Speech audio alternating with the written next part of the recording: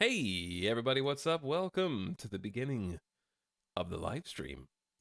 Thanks for stopping in. This is the part where I play another song. Was the second that I can find one. Uh, there we go.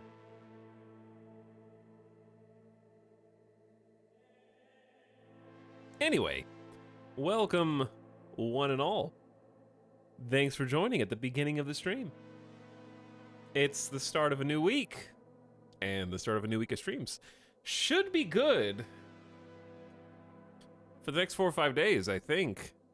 We should be kind of having a pseudo normal lineup. I'm planning on at least the next few days being stream days. Had kind of a hopscotch last few streams, I guess. Playing some Graveyard Keeper on Saturday, which I think I'm gonna go back to this week.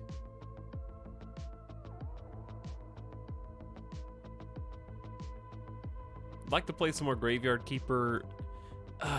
I'm not sure if I can knock out Raft in one stream, but now, like, I've gone so far that I think I have to beat it because I've got to be within a couple streams of that being a done deal, and that's been, like, hanging over my head for a long time now. And some new stuff. And by new stuff, I mean new old stuff that I've been picking up on Steam sale. Got some surprises in the back pocket for you that you'll just have to stay tuned for. And I'm not saying no to doing big ambitions one more time. I'm in the mood for like a management game. I'll tell you what I'm really in the mood for. And I know you guys are going to have suggestions, but I don't think that there is a game that fits the exact thing I'm looking for. What I really want is a restaurant simulator that is... It's hard to describe the style of restaurant simulator I want. I want like a restaurant empire game where I get to decide where all of the tables and chairs are. I get to decide where the counter is. I get to decide how much to pay the employees. He wants lemonade stand. He wants lemonade stand. Yeah, that's what I want. How'd you know?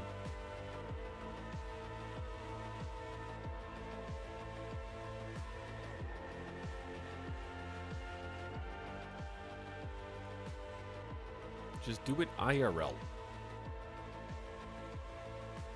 Sims 2 open for business.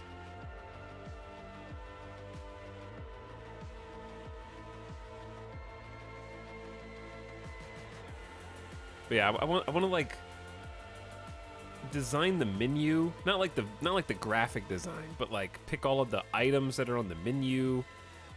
I have to keep up with the stock. I want more of a bird's eye view. Like, Big Ambitions is close to that, but you still take over a person. I want like a management sim where finances are important, taking out loans, maybe getting investments, doing marketing campaigns, demonstrations on the street to try to bring in customers, hosting birthday parties, and I don't know. That's not necessary, but you get the idea. The whole thing. But I want it to be like the restaurants.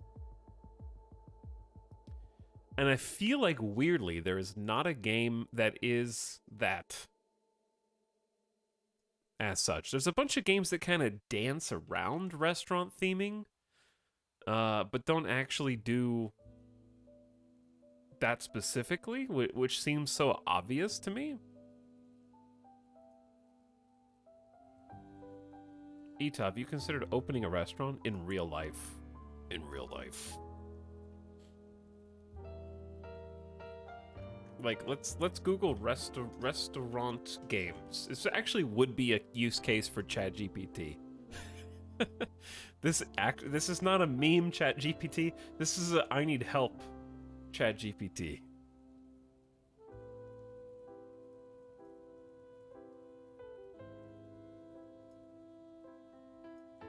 Hold on, I forgot who I was.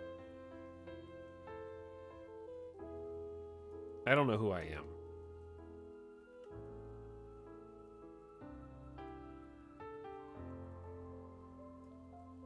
Okay, it remembers who I am. Users are not able to retrieve conversation history at this time. We are working to restore this feature. Yeah, I know.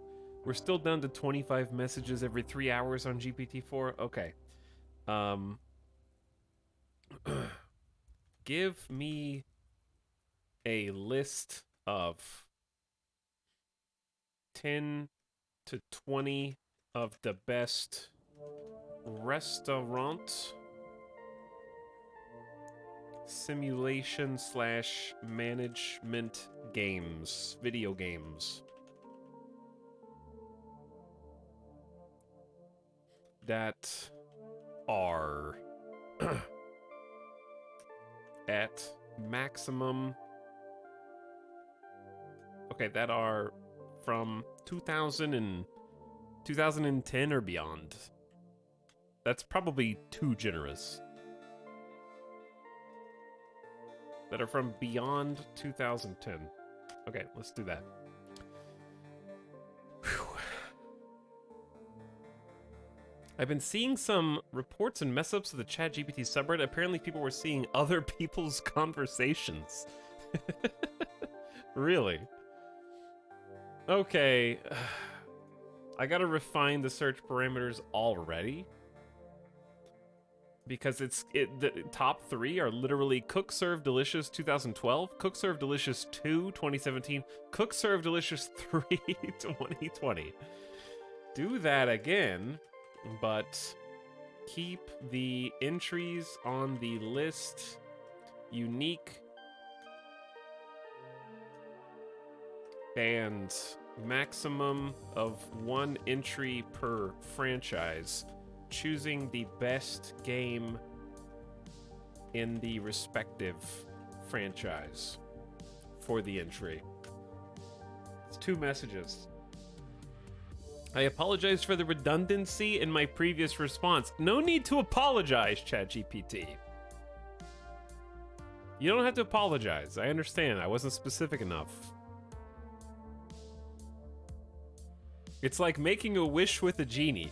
Yeah, I think talking to ChatGPT for things is a good educational sort of training course, crash test in talking to a genie. This would prepare you for making a wish. Okay, here we go. 10 unique restaurant simulation slash management video games from different franchises released after 2010. Number 1, Cook Serve Delicious 3, 2020. Number 2, Overcooked 2, 2018. Number 3, Chef, a restaurant type. Okay, keep in mind this data is capping out at 2021, so it doesn't have any data after 2021.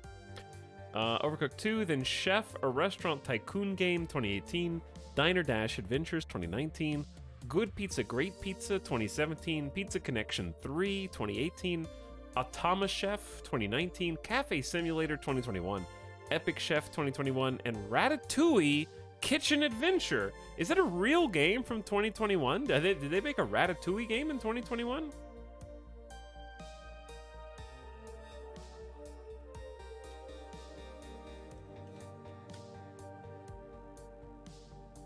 Or did they just make that up? What's it called? Ratatouille Kitchen Adventure. That sounds made up, dude. Let's see.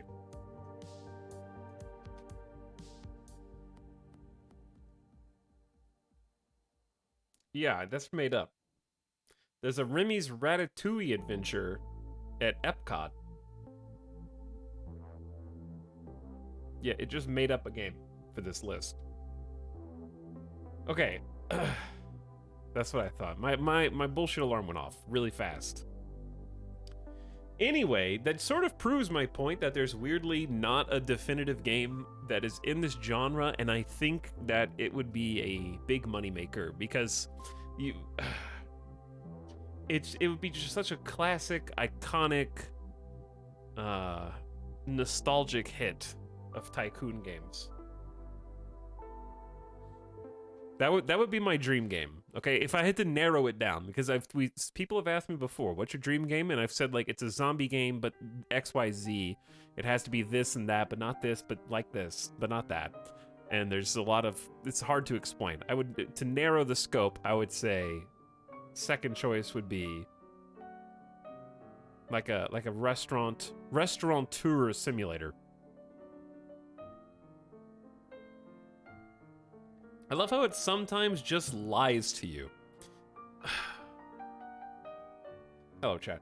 ChatGPT, I think, is like being a teacher. Like, I'm a teacher, and ChatGPT is a student. And I ask ChatGPT to do homework. And when the homework comes in, the student knows that there is non-zero chance that I'm too busy, and I have too many classes with too many assignments and too many papers to grade, and I might just skim to make sure that they did what they were told to do, and maybe they just get a full credit. But if I am persistent and observant and spend the appropriate amount of time scrutinizing the submission, I will find that most of it is correct, but they slid in one thing because they couldn't find data for the final point.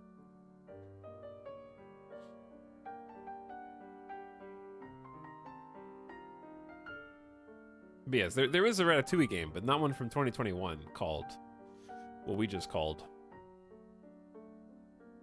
Anyway, sort of proves my point. There is not a restaurant simulator game in the style that I want, that I think would be very, very fun.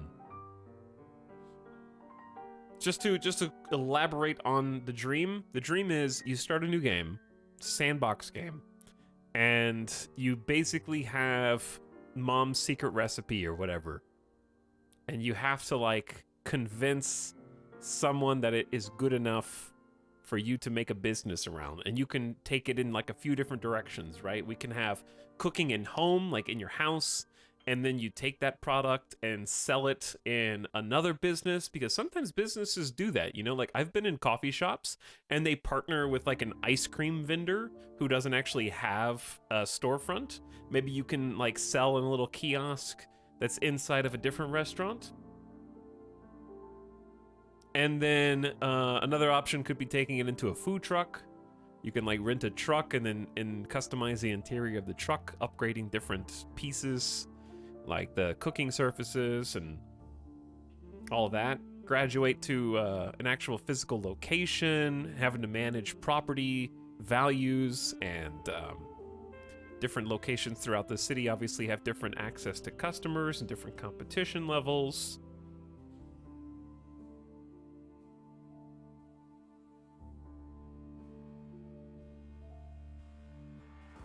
And then obviously you work your way up to having like your choice of restaurant and then opening a franchise. And then expanding into like a franchisee. No, you aren't. You're leasing it, I guess, to franchisees. I think that would be fun. With the caveat that you're specifying like literally the entire recipe for all the food and having to get product. Similar, like I did enjoy that was a aspect of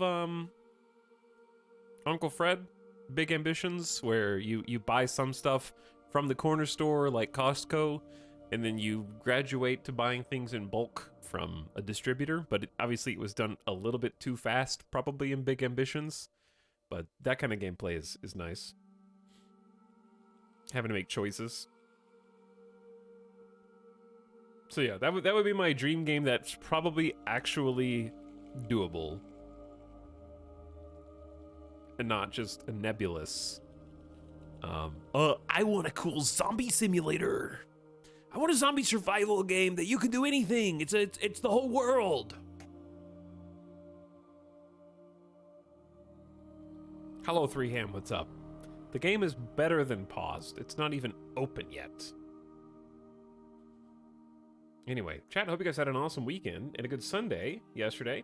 We're gonna play Hearts of Iron 4 today. I haven't even mentioned the game, so if they're a VOD watcher and there's no title, you're gonna be confused. But yeah, this is it's going to be Hearts of Iron 4. And I thought it was time. We have taken a wonderful break It's been around 5 months since we last played Hearts of Iron. So I think that enough time has passed that it's good to jump back in, kind of lowering the tolerance, you know, lowering the tolerance for the game so things feel fresh again is always lovely. And gonna play some content that we haven't played before. I think doing an Italian campaign, because I mentioned when the last DLC, which was by Blood Alone, I think, came out, that I wanted to do an Italian campaign, which is a major power in Hearts of Iron and World War II, and haven't really done much in the way of major powers. So different angle on the same game, which is low-key one of our most played games ever. Weirdly, this didn't occur to me until today, but Hearts of Iron 4 is actually, I guess I'm addicted. I think it might be my favorite. I think it might be my favorite, because on my all-time list of games, which, by the way, because of the Steam sale, I have crested 1,000 games on Steam played. I think played is the keyword. I think I have more than 1,000, including some unplayed. But of all games, Hearts of Iron has recently crested to number 4 all time, behind Rocket League. It has about 300 hours to go to catch up to my total playtime on Rocket League. I played a lot of Rocket League.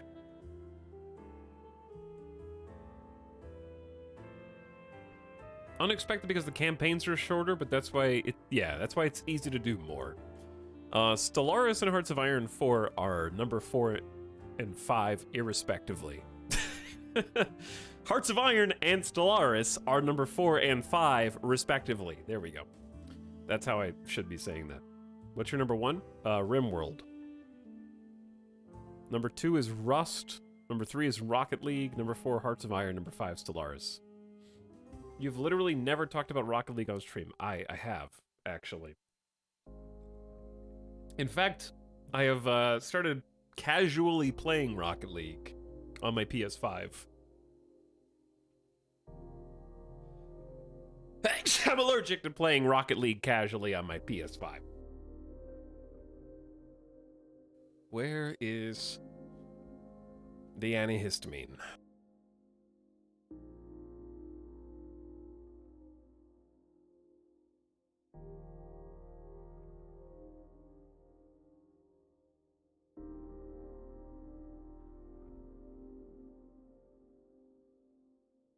I actually don't know where the antihistamine is, so it's somewhere.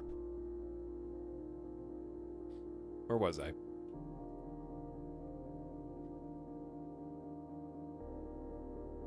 Solo or with friends. The majority of my Rocket League hours were playing duos with Booman61.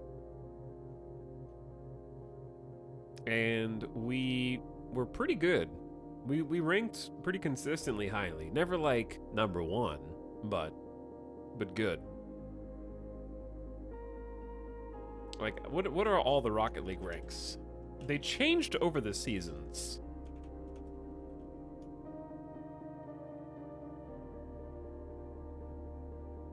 Like, I think that they've added more ranks, because I'm pretty sure that back when I played, there was not a Supersonic Legend didn't exist.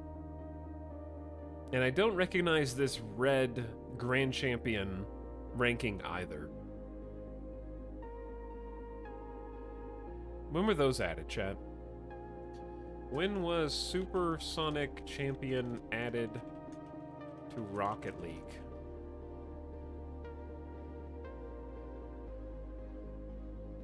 With the launch of free-to-play and the start of Season 1. The season commenced on September 2020. Okay, so yeah, 2020. So you played before then. Anyway, we were the purple rank, which I think is champion, which was towards the top. I think there was like 2 ranks above us or something. But yeah, we played like 700 hours. Pretty good duos. A lot of fun.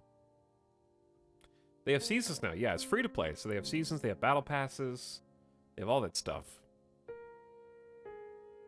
But yeah, I love Rocket League. I'm just playing it casually now in sometimes casual, sometimes 3v3 competitive. But like I don't like playing more than a couple games. Rocket League is great for just jumping in, playing a couple games, jumping out, going to do something else. Let ADHD brain just bask in the glory for a minute.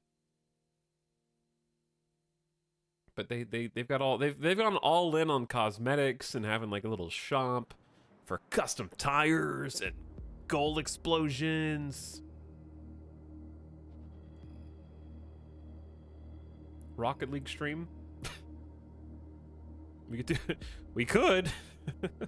I don't know if it'd be fun though. I'd probably be nervous. I feel like that's the kind of game that makes me sweaty and anxiety filled if people are watching.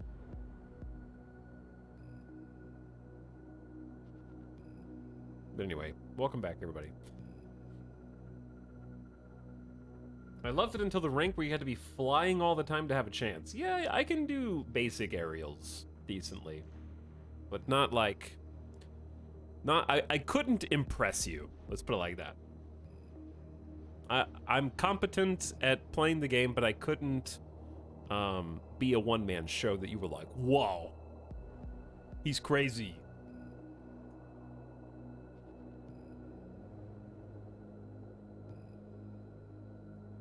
I'm invested in this run. Yeah. I am also invested in this run because it's going to be nice to jump back in to some Hearts of Iron after such a nice long break. What's up, Joshitos? Thank you for the 16 months of sub. Welcome back with Prime. You sub before the stream even started. Flyman. Hey, fitting name compared to what is in the background on the stream right now. Thanks for the tier 1 sub. Again, sync the snakes and insert witty message here. I refuse. That's your job. Hello, Sync. This is Venenator with the alien, please. For almost a year. You vibe into this? Probably. Alamain joins you. Loving the variety this past week or so. Yeah, I've just been, I think, throwing darts at the board and seeing what the brain feels like doing. But I've got a bunch of stuff lined up from the Steam sale. And some stuff I won't do that you probably expect me to do. Because some things I am just not inspired to do until after I put this computer together, which I still can't find a case that I want because the one that I want is still sold out. Unfortunately, it's very sad. Chat, quick question. Microsoft Windows 10 Home versus Pro. What's the difference?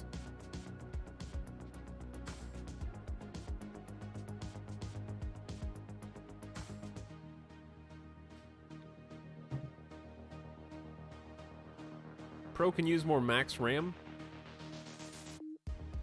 How much RAM can Microsoft 10 Pro use?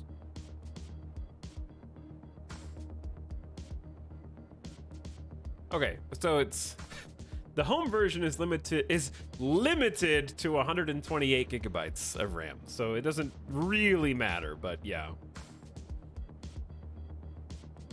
And Pro is 2 terabytes of RAM, which is not physically possible for us to do or use now. But you're technically right, yeah. I probably will still get Pro anyways, because I think it's more efficient. Home has 4 letters and Pro has 3 letters. So I think that we can all agree that that's a 25% reduction. How many hours do you have on Hearts of Iron 4? I have 464.9 hours spread since the game's release. And I am not a professional Hearts of Iron 4 YouTuber, but I do know how to vibe with sick pre-stream beats.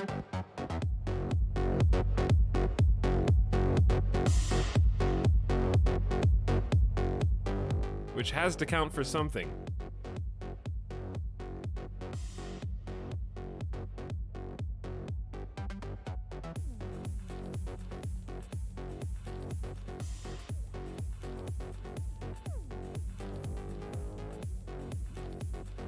Okay, allergies are acting up like crazy. Where was I?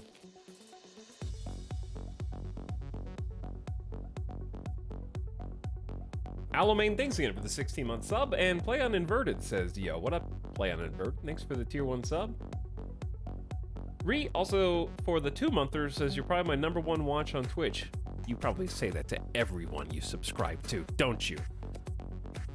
Welcome back. Thanks for subbing. Okay, chat, we've got some work to do, and we're gonna listen to the in-game soundtrack as soon as this song is over. So don't worry about that.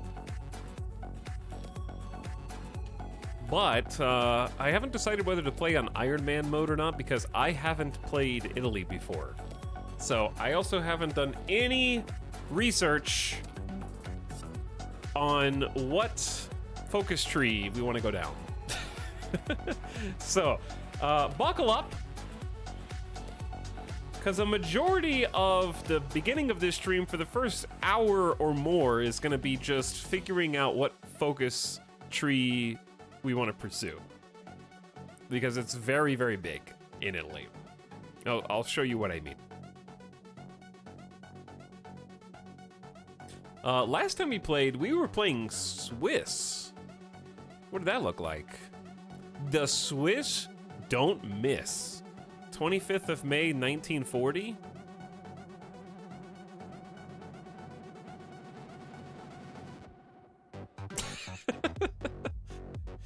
They didn't. I think you might notice Germany is missing.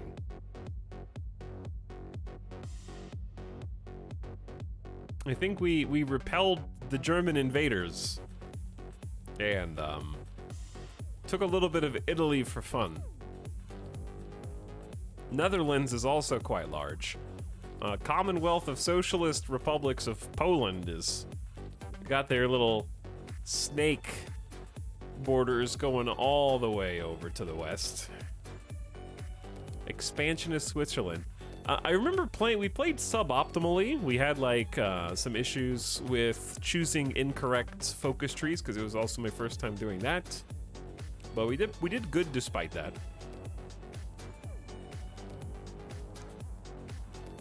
I think Japan got rebuffed. Yeah. United States. United States looks a little different than I remember, I think. Okay, let's get the in-game audio on. This isn't the map that they teach us in school.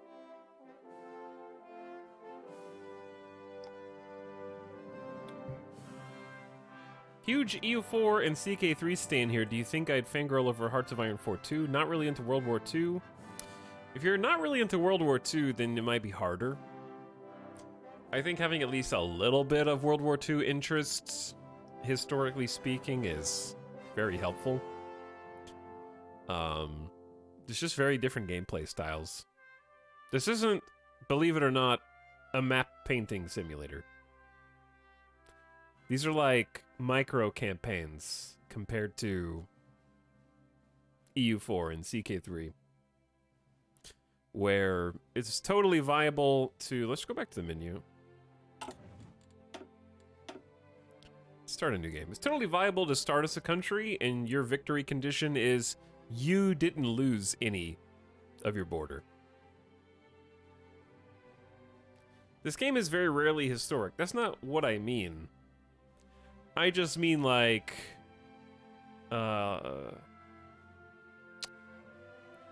what you're saying is doesn't necessarily change what I'm saying. Whether the game plays out historically or not, your knowledge of World War II is the straight man in the comedy. So if the game ends up playing out historically or not, you being able to know whether it is or isn't playing out historically often makes the content better.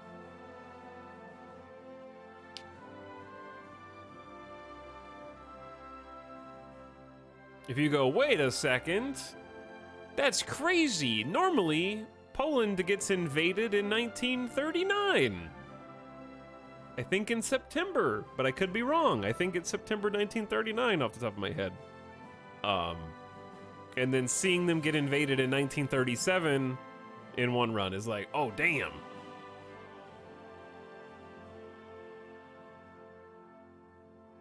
But yeah, I would say it's still not really a map painting simulator. Compared to the other Paradox games, Hearts of Iron is more of a logistics and resource simulator,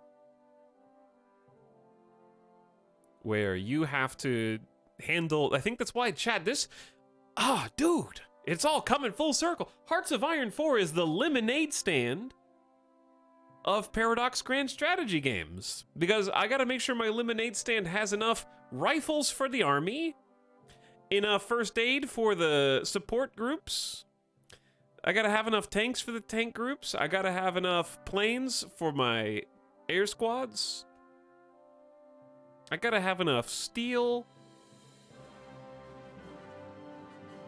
gotta have enough rubber for my plane production. It all makes sense now. It's managing the books. Okay, here we go, chat. We're gonna play 1936 start because 1939 start is for impatient nerds. 1936 is the only way to play the game. I would say the Hearts of Iron 4 is probably the most addictive of the Paradox games for me, because it's probably the most replayable and the most quick. Okay, true or false, chat? Everyone agrees that the best part of any grand strategy game is starting a new game, right?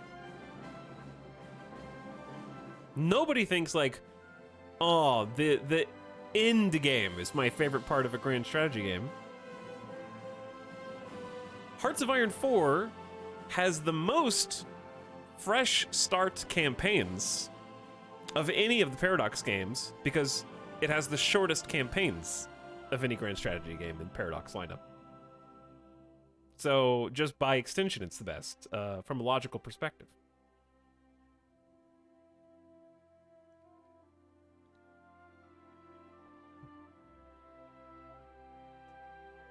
I'm more of a mid-game man myself.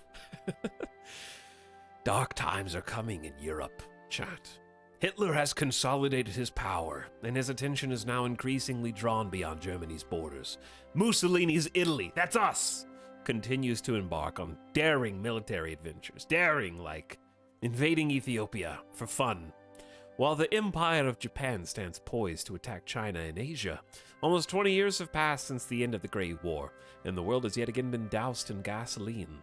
A single spark may be all it takes. In we go.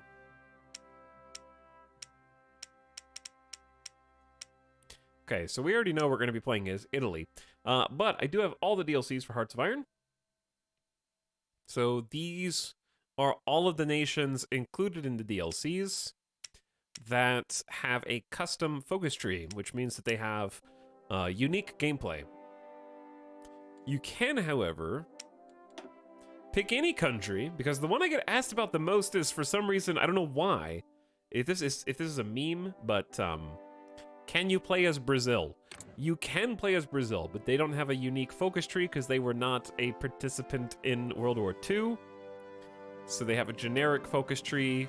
So playing Brazil would be indistinguishable from playing as like Honduras in World War II, except you have more natural resources in space.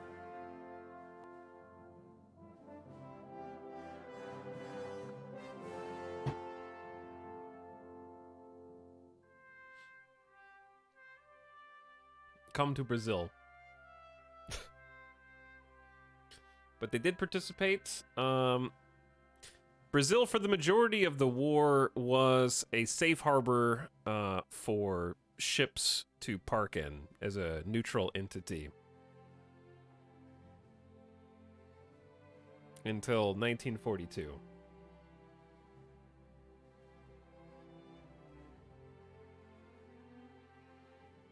However, you can play as Brazil if you play as Portugal. So you have to play as Portugal and then basically take over Brazil.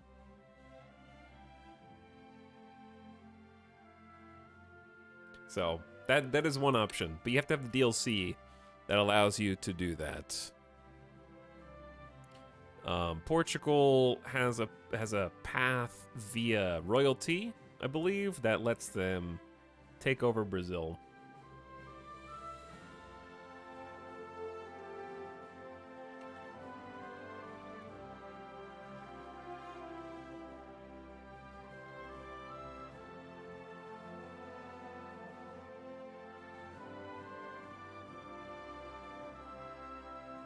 Because, okay, so I believe that is the main reason why.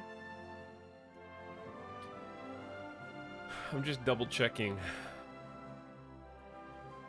Yes, okay, so Brazil started as an ally in 1942. In Hearts of Iron 4, the campaign is typically over by 1942. So I think that's probably the main reason why they haven't been included yet.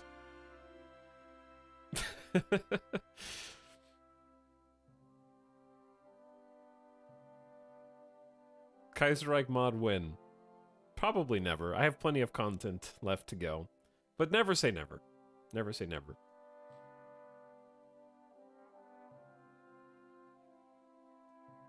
Anyway.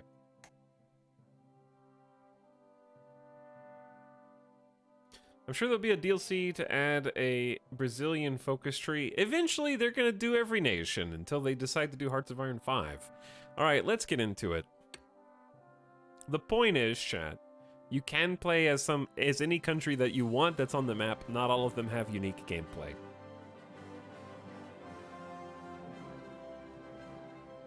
Welcome to Italy.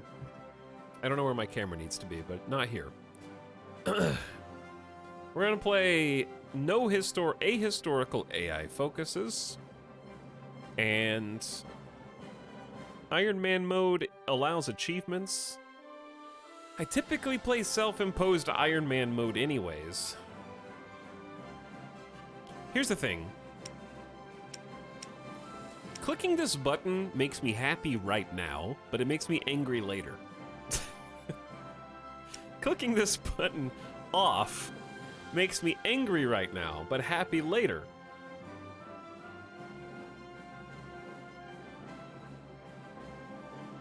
So what's better? I don't know what's preferable. Think of the achievos that I'm definitely not going to earn. I say let's go ahead and play Iron Man mode, and then inevitably I'm going to want to restart the campaign if something goes awry right at the beginning. If we could just reset with the knowledge that we have. Because playing a major power correctly on the first try, basically impossible. Because you'll see why in just a moment. Let's go ahead and start. I don't think I need to change any of the custom game rules. I also believe that regular difficulty is perfectly challenging the way that it is without turning anything up. The AI doesn't actually get smarter here. It's just arbitrarily putting debuffs on your campaign. And I've played enough of the other campaigns on normal difficulty, like Ethiopia, which is also part of the By Blood Alone expansion that included the renovations to the Italian focus tree. Ethiopia was brutal as a campaign, and that was just regular difficulty. We also have... Switzerland was pretty tough. We just had some lucky breaks. Czechoslovakia and Poland are incredibly difficult, even on normal difficulty, so I don't see any reason to turn it up, because I think that the game is already hard enough as it is, even when you're familiar with how to play.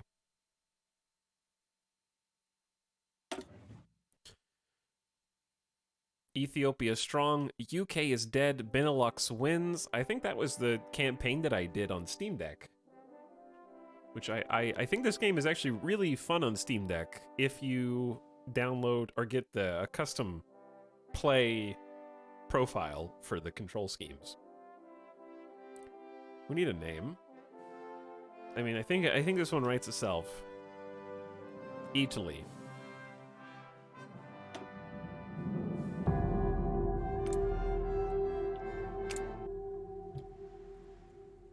Easy peasy. All right, games paused. January 1936. This is where we're going to rest for a while. What are your top 5 games that play well on deck? I don't know. I'm not Mojo. I haven't played them all. I only just recently started playing my Steam Deck again. And it's a lot of fun. It's a really good platform. I also figured out how to make it work on TV better. They added a feature where you can change the resolution per app, which is great for the dock. So if it's a 2D game, I can have it play at native 4K. And if it's a 3D game, I can play it at 720p where the frame rate's better. So I thought that was pretty cool. I have been playing, my Steam Deck right now exists so that I can play anime RPG tactics game, Symphony of War, which has been extremely addicting.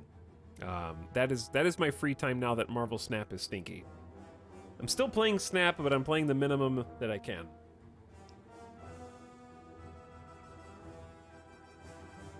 Okay, welcome to Italy.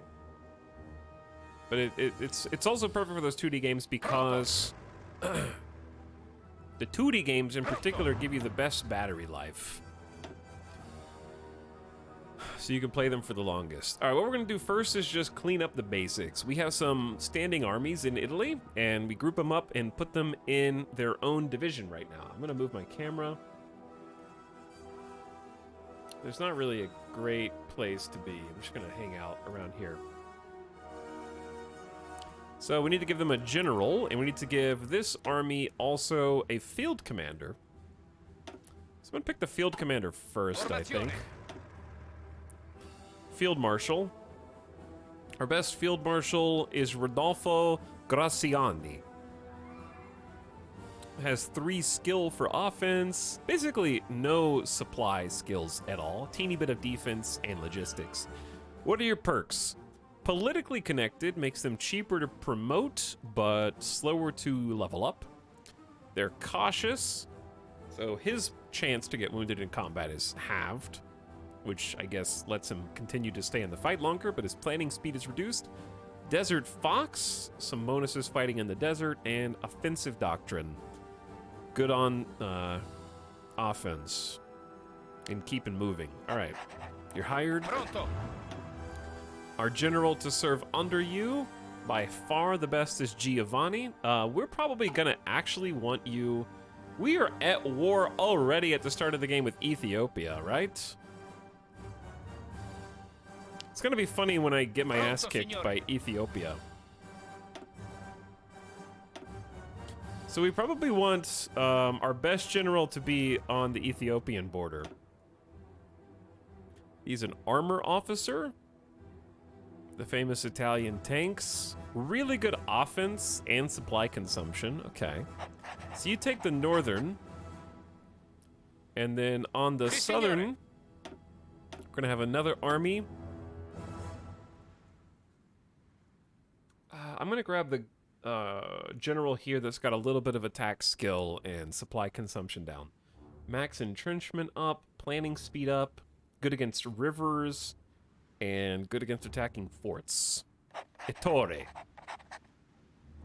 Let's give them some front lines as well. So the Italian campaign is actually really good and bad for first-time players.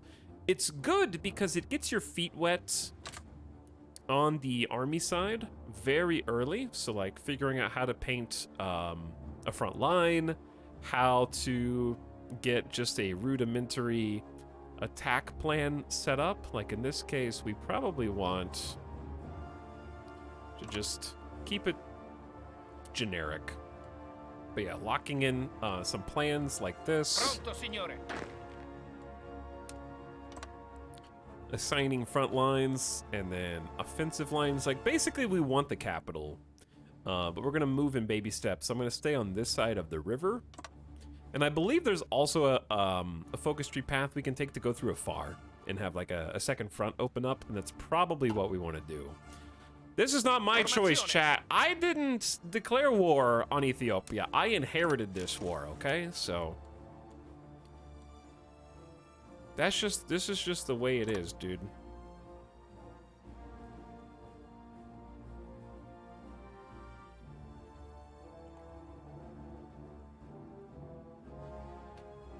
A minimum amount of Marvel Snap allowed by the FDA. But the reason that it's bad, I think, for new players is because if you have the DLC especially, you're going to get overwhelmed very quickly by a few factors. Number one, the focus tree is huge. Number two, I'm sure they've introduced new mechanics that are specific to Italy. Number three, you have to manage not just the home front, but a war here and your African holdings in North Africa. And they're going to be the target of acquisition by your neighbors, France and the United Kingdom. Who could have seen this coming? Now, let me just click on Italy here. Excuse me. Why is it doing that?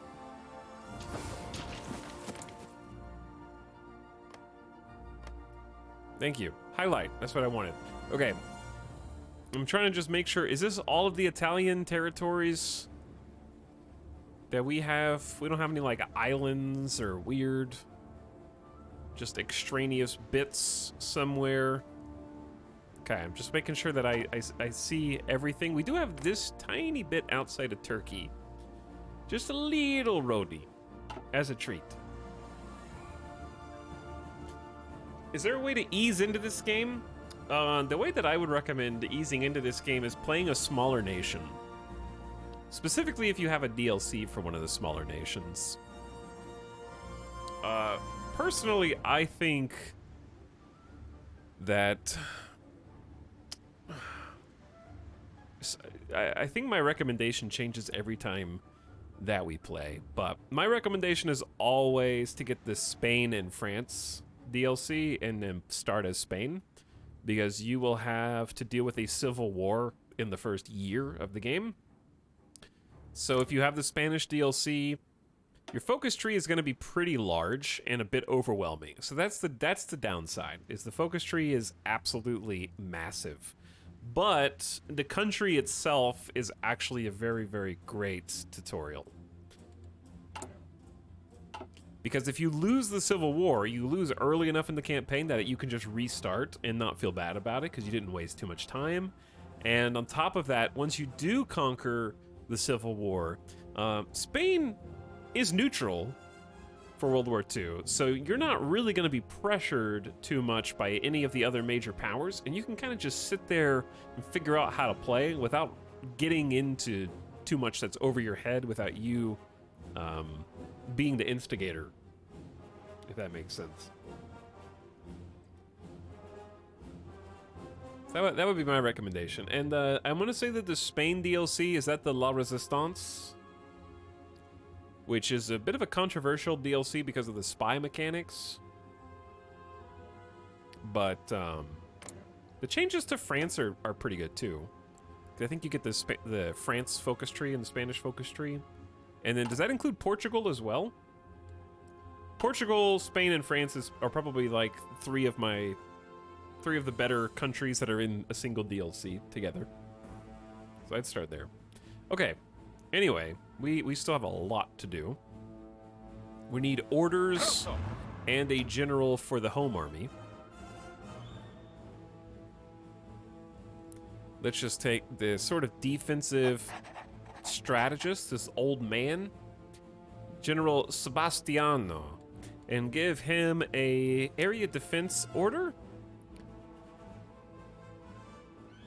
And we're just gonna go all the way up the boot. Just kind of spread all these forces out. And specifically guard, I would say, victory points, naval bases, forts, and air bases. That needs 43 divisions. Okay.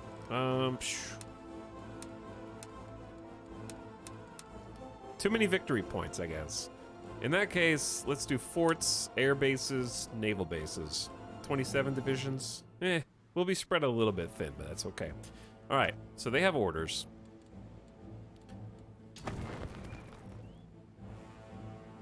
take a look. So we have Sardinia over here, and that's a difficult one to defend because it is accessible from so much. We have Sicily down here being kicked by the boot. Sicily is also a common invasion point for the Allies. Obviously, protecting Rome, our capital, is the most important. And if we end up at war with France, then Piedmont is the first to go on the west. And depending on what Yugoslavia is doing at the time, we have to watch the east. And above, we have Austria. If we end up taking a path that conflicts with Germany, then Austria is going to be how Germany accesses our borders. Don't forget your island near Turkey. You mean the island that we looked at 2 minutes ago? And said, oh, we have a piece of Turkey. And someone in chat was muted or alt-tabbed or away from their computer. And then came back and typed about it. Yeah, we got it.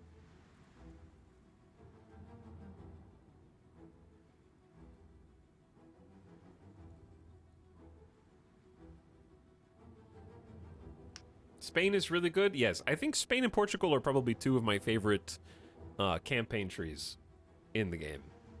So I don't like the spy mechanics in La Resistance, and I don't really use them, but I do love the national focus trees. Okay, next step.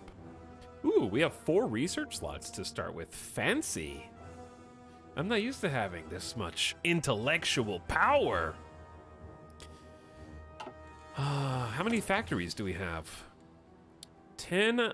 We have 11 available for construction. We own 21, so about 50% are being used to produce consumer goods based on our economic policies. With our current economic policy, the people expect 24% of our number of civilian and military factories to produce consumer goods. This need is filled by civilian factories only, so we have 11 where we can use for trade. Okay, I actually just learned something. I feel like I learn something every time I play Hearts of Iron. I didn't know that consumer good usage was based on your combined civilian and military factories. Okay, that makes more sense now. I never really understood where that number came from because reading tooltips is hard. But we need to get our construction factories put to use. And I'm probably just going to do what I normally do and sort of work up to having at least 15 civilian factories, but I don't know if that same strategy is going to hold in Italy like it does everywhere else. So when we go to build a civilian factory, we're building the ability to build buildings faster. Civilian factories build everything else on this construction queue. So if I want to build a military factory, it depends on how many civilian factories we have. So for example, right now, we have plenty of space in Italy to industrialize and build, but we want to focus on places that have better infrastructure right now. So these, okay, 2 things. Number 1, music. Every time it gets to this song, I remember to chill. Let's start at the beginning. Shuffle is off. Let's relax a little bit, shall we, Hearts of Iron? Take it down a few notches. Whew. Song is too intense. I can feel the stress just washing off of me like rain. But yeah, we're gonna find somewhere that has space. So there's 3 building slots left in Tuscany. And I say let's just go ahead and queue up a civilian factory there. So, because we have 21 civilian factories, and consumers currently need 11 of those to be used for things that make the average civilian happy. In this case, toasters. Everybody loves toasters. We have 11 left over to build with.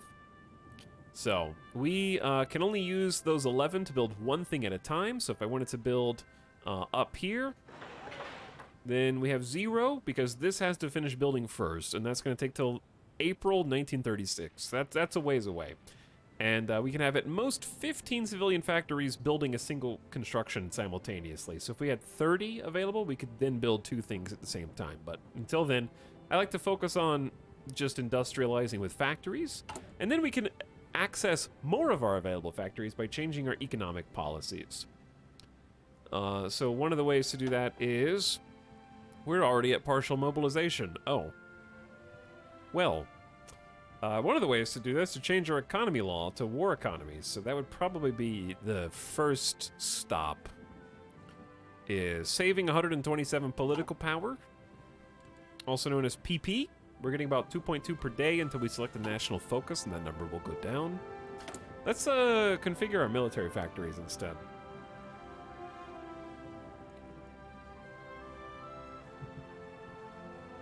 We've got 20 military factories? Wow, I've never played as a major power. Okay, well, I played as France once. That campaign didn't go very well. We got tier 1 infantry equipment. Making some Carcano M38s. Let me take a look at logistics. We have a deficit of 5,500 rifles. So we need more rifles. That sort of goes without saying. We're also actively at war right now with Ethiopia. So we're going to be using those rifles that we do have very fast. I'm going to say we should up this ante by at least double. I say let's just do 10 factories on infantry equipment 1 because you got to put guns in the hands of the soldiers on the front lines. Yes? Do we have support groups? We technically have engineer companies, and that is it. Are said engineer companies already entrenched? They are. They are. Okay. Oof, these divisions. Oh no.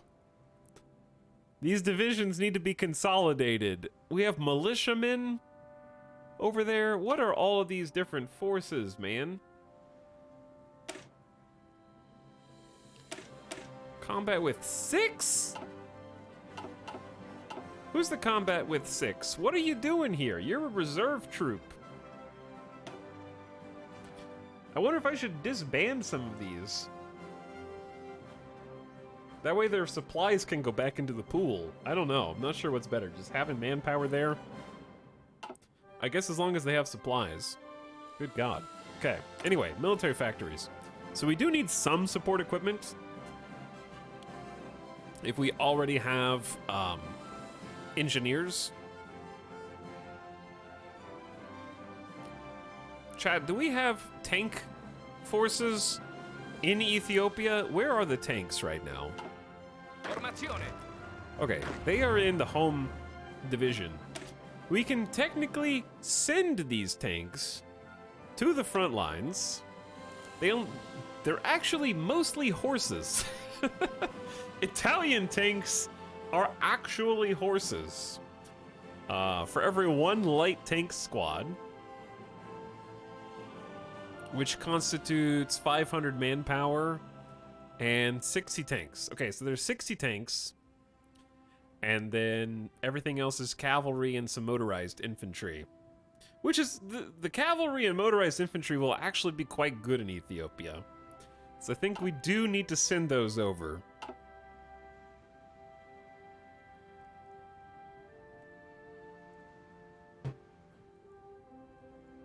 I think that would be advisable. So, how much steel do we have?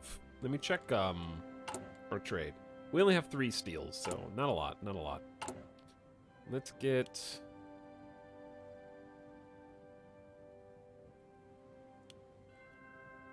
Dude, we got Fiat 626s. We've invented trucks. It's amazing.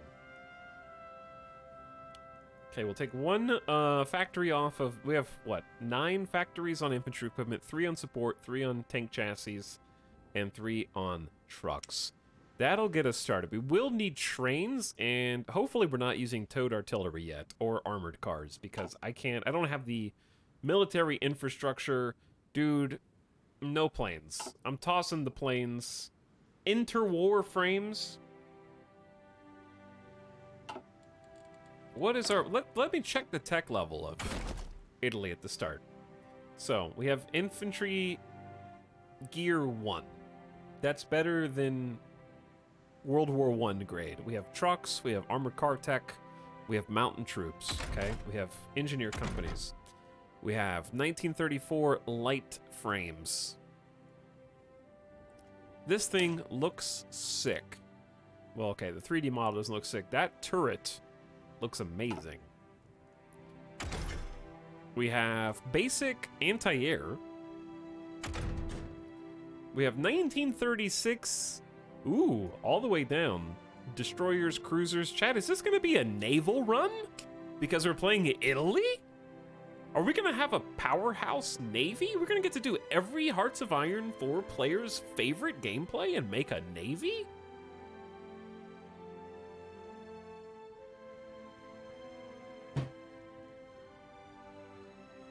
Have we decided what we're doing? No, I haven't even looked at the focus tree yet. So I'm just settled in. I'm settled in, chat. We're vibing for a while because I'm playing on Iron Man mode and I can't reload the save, so I have no incentive to unpause yet. Okay, well, we're gonna make a navy, and we already have basic naval support researched. So we have heavy, medium, and light batteries. This page got cleaned up quite a bit in the last DLC, which is nice. Air-wise, we have 1936 airframes. Now, this is the gameplay I haven't done at all. Because we played as Ethiopia, and then we played as Switzerland, and I don't think that we did any of the new airframe customization. So I don't know how this works at all, but we do have 1936 frames. We have bombs, so we've learned how to make bombs. Light machine guns. Okay. Engines 1, Engines 2, and aircraft construction, which enables bits and bobs. I don't know what these are. Dive brakes. We're going to read all that when we start designing planes, because we're not going to worry about that right now. Engineering, we got nothing. In industry, we got, some fuel storage. Okay, well, in that case, I'm just going to start with the standard. We have 4 research slots. Let's get industry going first, because I think we have to. We suck at everything industrial. Basic machine tools. The reason we want basic machine tools first is because it unlocks the rest of this industry and gives us more space in regions that we're already developing, gives us better output, and lets us specialize our industry on either dispersed or concentrated. I'll probably pick dispersed again because I like it. And I think we talked ourselves into it last time. But also, efficiency cap goes up, which is currently maxed at 50% efficiency, so bring that up to 60. Okay. Now, in the other slots, construction speeds up, very important. In the third slot, we want to research so that we can research faster. Duh. Research speed plus 3%. Also unlocks the radio and more research. And I don't normally have a 4th slot, so this is actually very convenient. I can just spend this 4th slot on probably making our infantry better, because that's our bread and butter right now. It's just boots on the ground. So making their offense and defense 5% better is a solid choice. All right, there we go. All right, we have free dockyards. 4 free dockyards. Why do we have 1 and 2 dockyards developing so many ships? We're developing 1, 2, 3, 4, 5, 6, 7, 8, 9, 10 ships simultaneously. I've never had this many dockyards at the same time.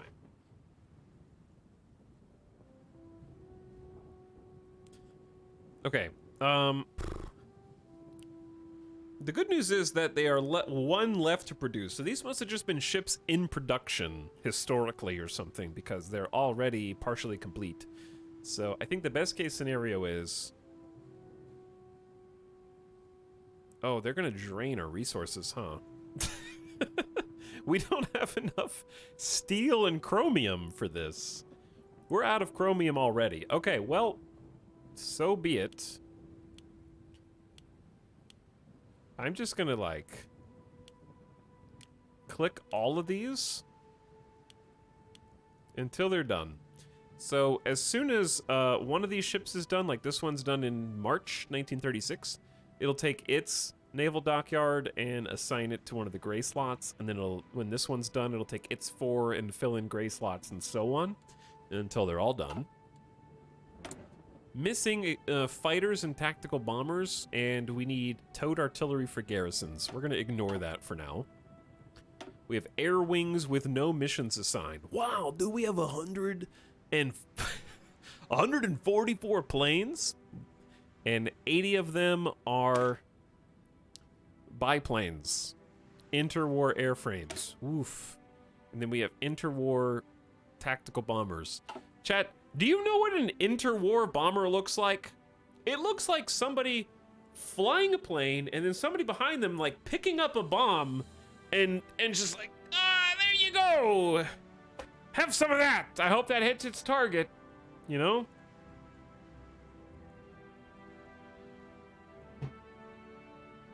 I've just been carrying this in my lap for the entire flight. Throwing grenades out of balloons.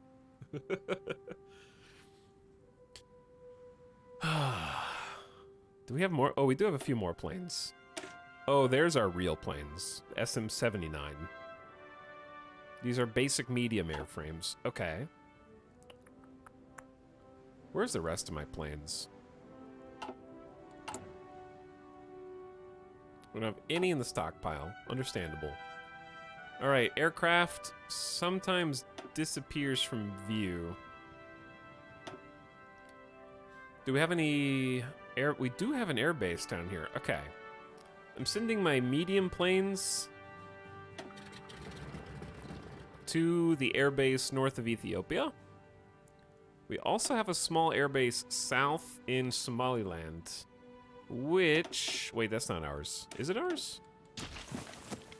It is ours, but we don't have any planes in reserve. Which means I can't create new air wings. Alright, well, we need all the help we can get. So whatever these planes are in Tripoli... You know what? Let's just disband these air wings. Return the equipment to the reserves so that we can fill in the gaps. I'm gonna do that for all of these. We need to consolidate. Formazione. Why did 2 divisions just appear out of thin air?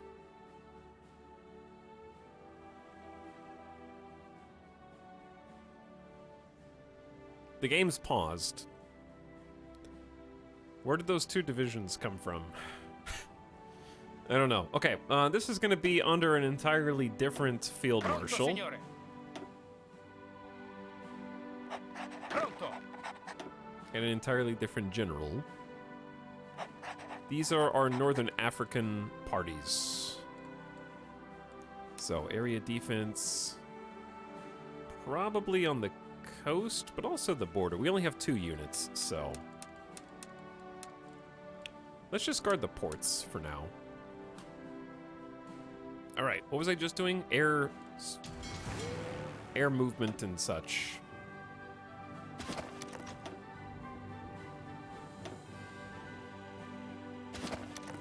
Okay, I'm just gonna free all these up.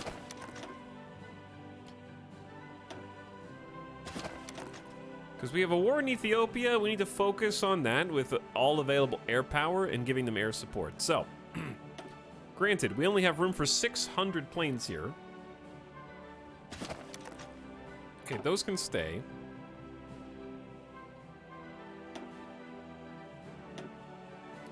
How do I change these numbers? You don't. But I can create new air wings. Chat, I didn't get to play with airplanes since they changed how air squads work. What do I need to know? Because I remember there was a big sweeping change to how you distribute air power. Numbers are fixed at 100 now.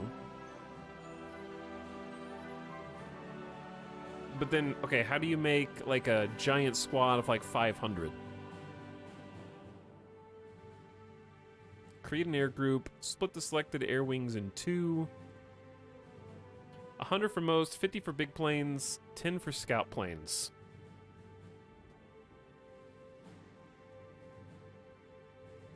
Can merge. reserve, regular, elite, specialized. Only plane models already in the air wing are allowed to reinforce. Allow only current plane designs to reinforce. Okay, those are good. No retreat. Missions are executed at day and night. Split the wings. But did anything else change other than the numbers locked at 100? I thought something else changed.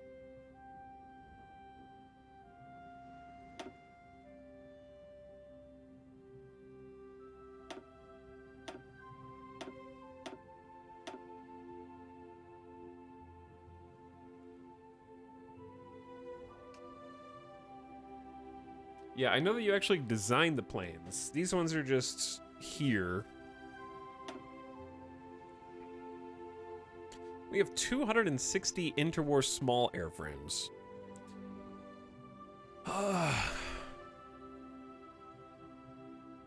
The medium ones have way less agility and therefore dodge. But they have significantly more air defense. I'll probably just take the baby ones then. Okay, there's 600 there, hopefully. And then down here we have room for 200.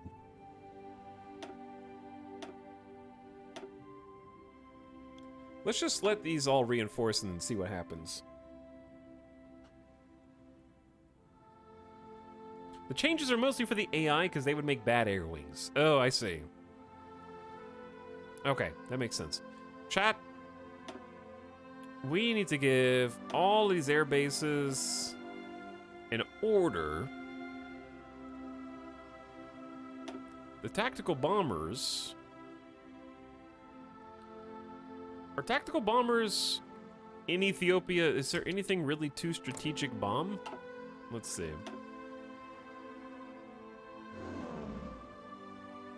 How much fuel do we have? Ooh, I don't know actually. Hold on. Let's stand down. Stand down. Because I don't know if we're going to run out of juice. Not enough manpower, insufficient resources. We are at war. Decisions available. No basic training. I know we have to assign the air forces to do what we want them to do. You can attach air wings to your land armies with the button above the generals. The button above... Oh, I see, I see. Interesting. Okay. Good to know. I think that's the part that I was missing. Also, what's up, recent subs? Hello, thanks for the gift sub. War of the Worlds, gifting us up to Heroics. Back for 5 months. Appreciate it, War of the Worlds. Ninazi, howdy for the 8th month, and appreciate the tier 1 sub. Wait to Dawn, welcome back for a year. Happy 1 year. Boom You, excited to be here. Thanks, Boom You. And Anxiety Prime says, sorry I'm late. Have we started playing yet? This is the playing. The tactics and the decision making at the beginning this is the most important part. Because it's time for the fun to begin, chat. Look at this Italian focus tree. Wow, they renovated it so that it was this is so much. Just kidding. It's actually this much. Just kidding. It's actually this much. Hold on. It's actually this much.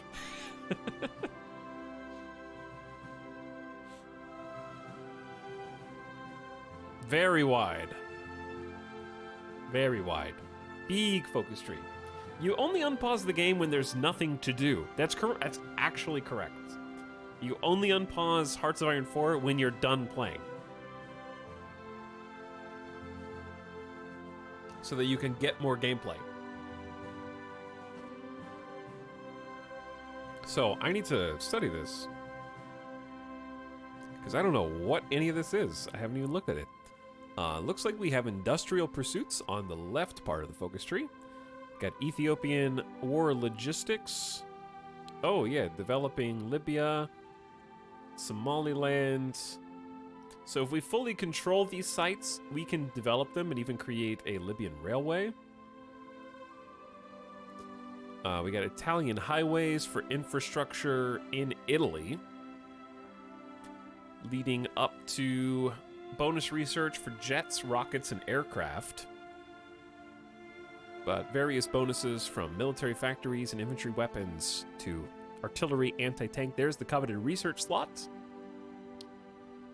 We got army focus, so all of these are going to buff army and infantry in some way.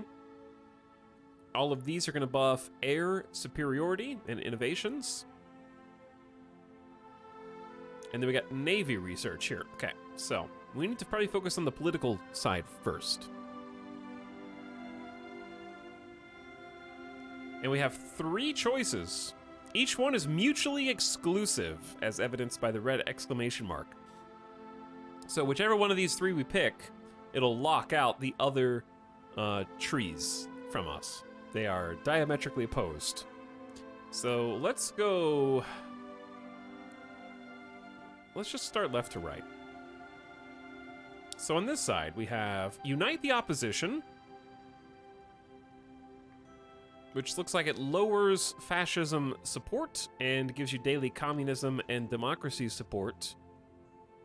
So this is changing to the Italian Republic. The monarchy is old and rotten. And then that branches off to the Popular Front and communism. And then that branches off to either following the Soviet Union or mutually exclusive, where it says the Soviet Union has failed the proletariat and the Marxist ideology. I'll do it myself.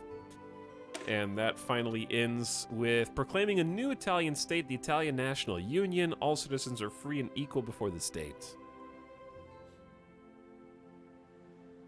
Okay. And then sort of wedged in here, various army bonuses. Mafia abroad. I am about to shank all the other nations with my pocket shiv. The influence of mafia families with whom we have agreements is growing. Send agents associated with them to the great capitalist powers where their businesses can prosper in service of our interests.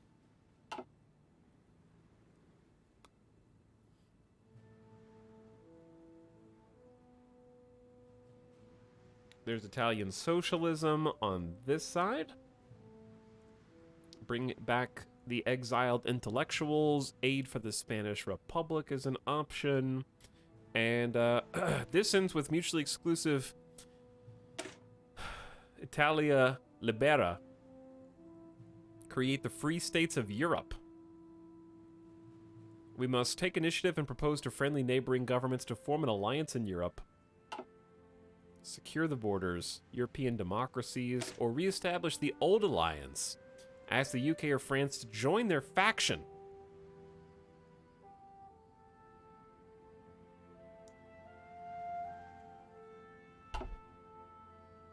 Okay.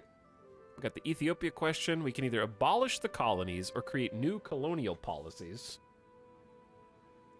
The Italian Confederation.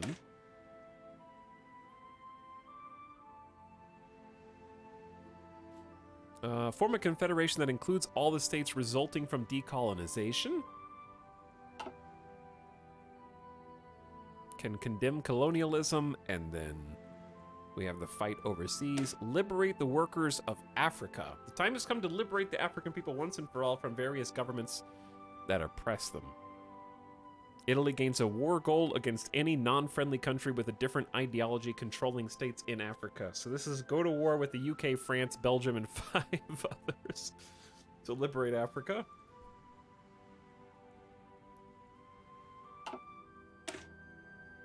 Create up to 10 Italian colonial units in controlled African states. Okay, then we've got the middle row. The new Emperor of Ethiopia. Benito Mussolini, conqueror of Africa, avenger of Ottawa, is without a doubt the most important Italian statesman since the days of the Roman emperors. The pinnacle of masculinity, entirely without fear. We should ensure that every Italian knows they should forever strive to become as similar to Mussolini as humanly possible. So handsome, so masculine.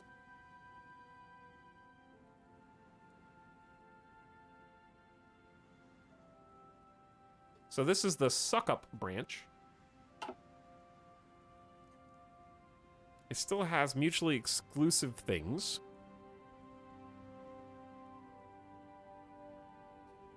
3 random generals will join. Benito Mussolini becomes a field marshal. Toward a greater Italy. Claims on Tunisia, Dalmatia, conquer France.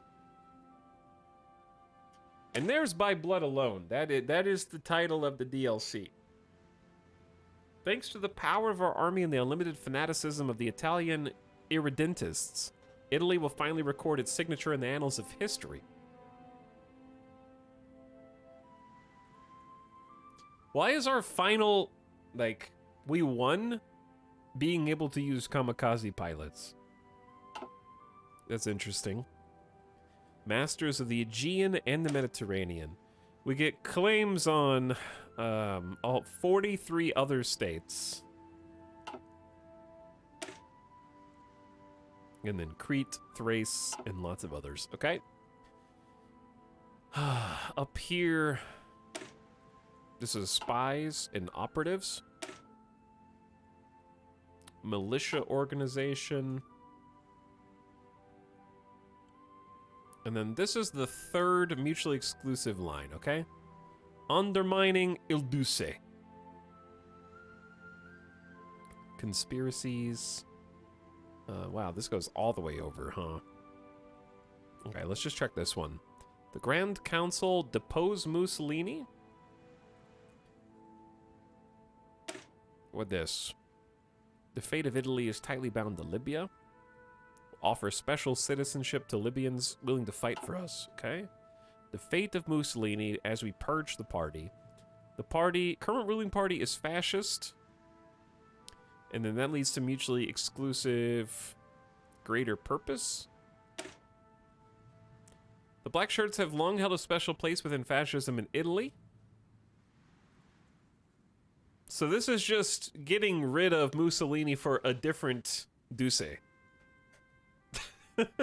He's not the fascist we wanted, apparently. Okay.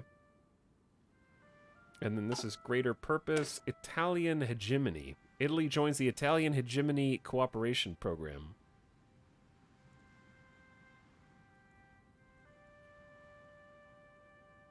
We must inspire and unite all the different nations.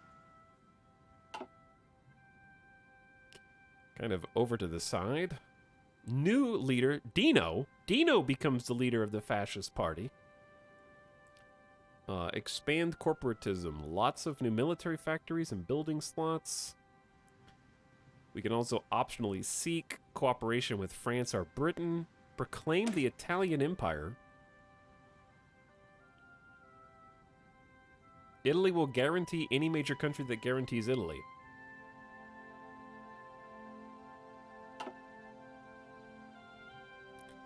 Then we have industry, nuclear bonuses. This is this monarchy path? Power to the king. Disband or utilize black shirts. Strengthen the Pope. Seek the Pope's support. Christian democracy versus democratic king. Mare Nostrum. It was by naval power that ancient Rome first defeated Carthage. By investing in naval power, Italy can strive for control of the Mediterranean. Build dockyards, which leads to Rome. All roads lead to Rome. Italy gets to annex War Gulf, Switzerland, Austria, France, and 2 others. King of the Skies, tanks, boats. Iberian protection and South American alliances. Italy invites South America to join us in alliance. That would be funny. Okay. And then we've got the other direction, foreign affairs, which leads to Balkan ambitions. There's Slovenia, Dalmatia, Yugoslavia, etc. Or we don't have to subjugate them, we can use diplomacy to get allies and subjugate the rest. Befriending Portugal, inviting Portugal to some sort of alliance. And we can either claim Turkey, befriend Turkey, war with Greece, befriend Greece. Befriend Japan. The Eastern threat. The Soviet Union poses a threat not only to our own interests, but those of Western powers. Chat, what sounds the most fun here? I don't know how to group these into this. There's actually just so much here because it's so wide that we need to decide which direction to go. This is the major decision that will define the rest of the run for today. That seems like the most historically accurate wing, the right side. It does seem that way, yeah.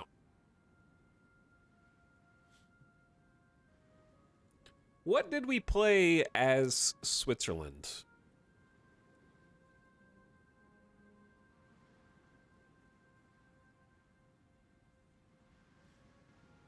I can't remember. Were we Democratic Switzerland? Maybe. I think chat just heard the word mafia. The thing is, the paths that chat typically picks are not the most fun, I've noticed. We've had that issue before. Chat latches onto one keyword, and unfortunately the mafia one has just two small things and then nothing else, really. Poll and do the opposite. Sometimes you need to pick focuses based on what the rest of the world is picking, but that's lame. I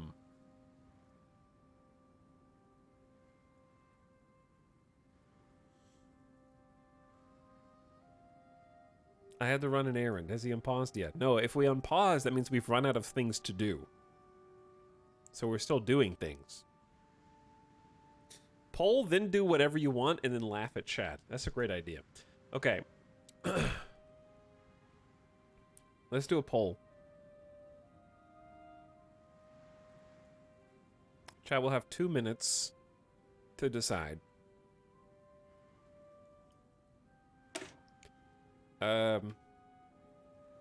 Choose Italian future.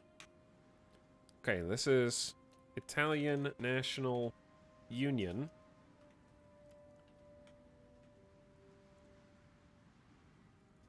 Actually, I'm just gonna... They don't let me type enough characters.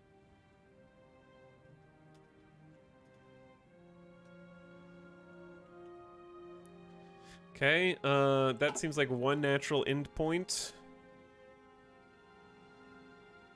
We've got... This is mutually exclusive, I think. Which is socialism.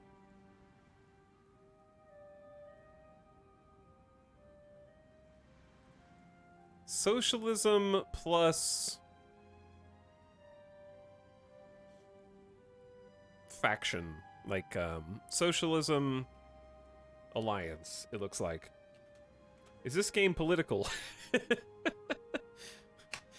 Yes, but not in the... I don't know. Yes.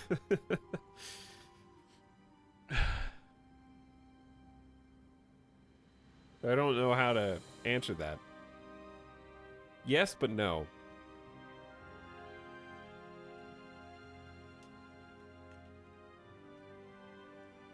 Okay, we have socialism alliances. We have... The only reason that I don't want to do the Liberate the Workers of Africa questline is because we just did that campaign as Ethiopia, which I think was better. It's really odd to conquer Ethiopia and then be like, actually... Like, we kind of just did Liberate all of Africa 2 campaigns ago. And it was fun. I enjoyed it. Politics and my politics simulation?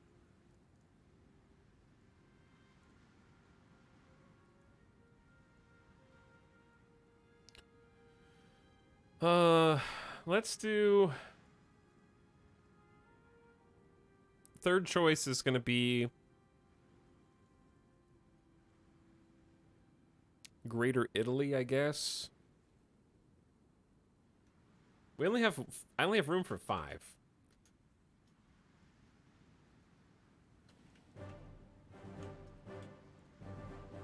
We'll say one of the fascists, because I think that there's a few. There's Il Duce, like Mussolini himself, that leads to the by blood alone. Somebody over here, Dino, and then there's like one other guy. Oh, Italo Balbo, Dino Grandi. Yeah, those are the other two. I think so. Those are the other two fascists. Okay, then we have monarchy.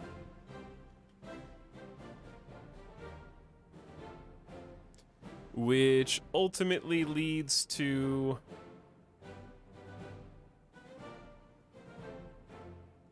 Mare Nostrum and possibly South American alliances. Okay, and then last we have kind of historical, I guess. Is this historical? Historical ambitions. All right, chat, tab in, put your vote on the line.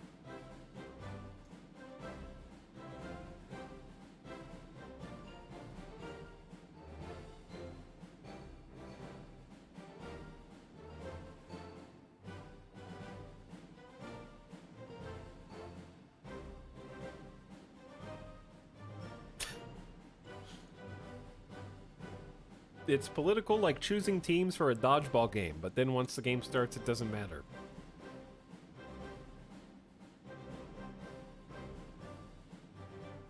It is like choosing dodgeball teams. Also, Jack, give me 1 second while you guys vote.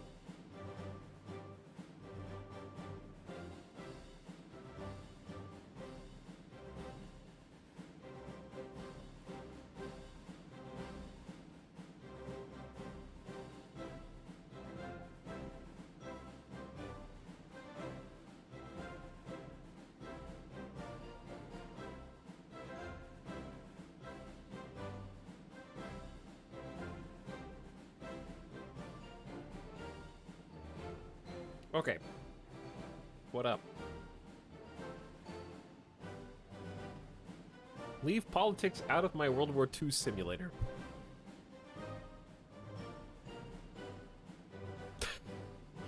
Go Pope or go broke.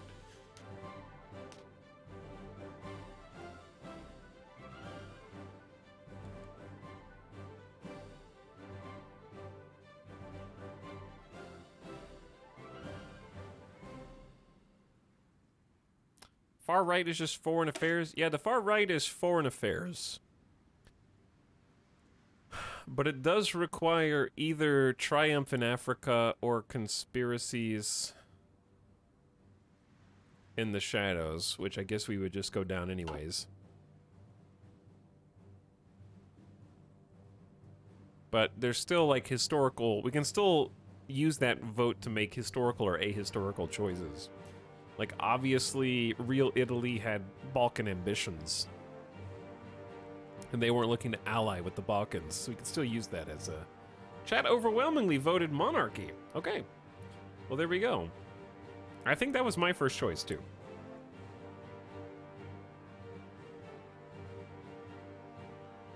So, monarchy is here. So let's start with this. We have to depose Mussolini.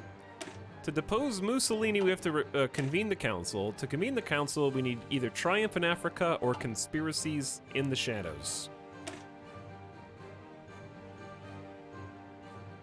Political power plus 25. Change in popularity of fascism down. Undermining the Duce. Mussolini's mad desire to conquer Ethiopia has once again led to the brink of defeat. While victory is certainly still possible, it must be clear this will not be Mussolini's victory. Requires struggle in Ethiopia. Our progress in Ethiopia is well behind, but we cannot allow a minor setback such as this to demoralize us. Italian arms and the fascist system will prevail, whatever the cost. Fascism down, stability down, political power down. Can be auto-completed after failing the missions Conquer Northern Ethiopia and Conquer Southern Ethiopia. So I have to fail to get these. I don't know if that's a good thing or a bad thing. These will also be auto-completed.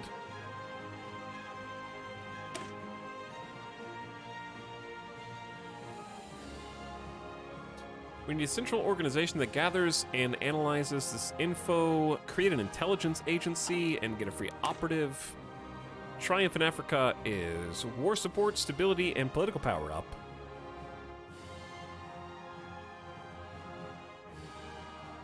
If we do this, it starts 35% towards Benito Mussolini. So do I have to fail on purpose to make this happen, chat? Or am I supposed to just try the normal amount and then whichever one happens and leads us? Or am I supposed to, like, not attack, which feels like fail RP?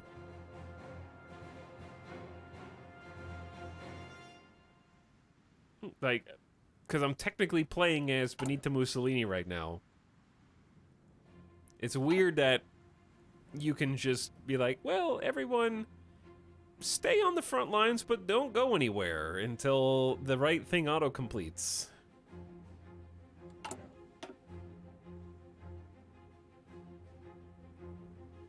I guess the benefits are you get a net gain of 6% stability and 50 political power, and you get a free intelligence agency. And then you get another 5% stability and another 50 political power. But then you have to compete with 35% progress toward Benito Mussolini getting the Grand Council votes.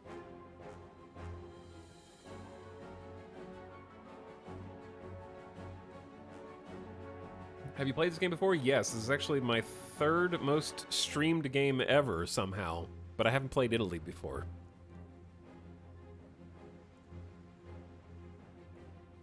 All Paradox games are complicated in their way until you figure out what to look for. Are you Mussolini? You're technically playing as the nation, I guess. Which reminds me, chat. I don't even know what my starting national spirits are right now. We've got Vittorio Emanuele III, stability plus 5%. The Soldier King reminds the Italians of their recent victories in the Great War. His presence and their loyalty to him is a great source of unity for the people. Vittoria Mutilata. Justify war goal times. So it's faster to justify war goals, and we tend toward fascist diplomacy. Our allies betrayed Italy and stabbed us in the back when they broke the Pact of London. We sacrificed so much blood at the Isonzo for their victory, and they in turn denied us what was ours by right.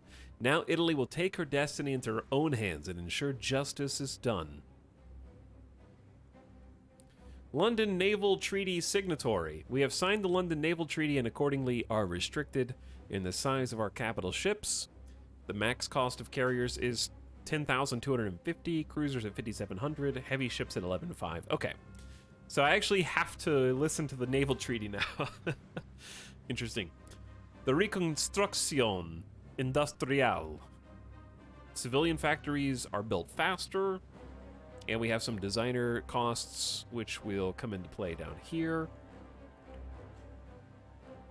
Military industry. Why is this so bad? Okay, but back to this. Our efforts to save our domestic industries after the Great Depression have proven successful. By investing in Italy's industrial capacity even further, productivity will rival those of the major powers. I want to be a major power too! Our domestic military complex has fallen behind our rivals in productivity and tech. We must strengthen Italy's military industries if we want our forces to be successful in the battlefields. Wow.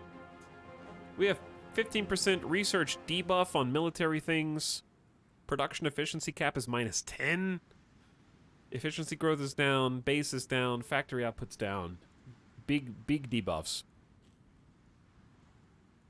The Italian army fought in the First World War and was on the victorious side, but has not been able to keep up with the military modernization. By adapting to modern times, we'll strengthen the army and be ever victorious. Divisions are slow, organization is down, we lose organization when moving, but we do get 10% max entrenchment. Wow, what a trade-off.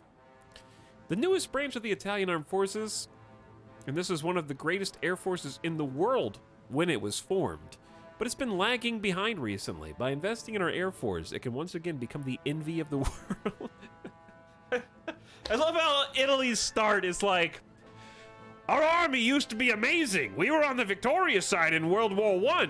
Our air force used to be the envy of the world. Our navy used to be the gem of the Mediterranean. Our industrial power used to be...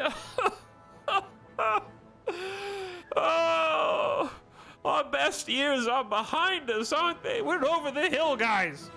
Everything is bad.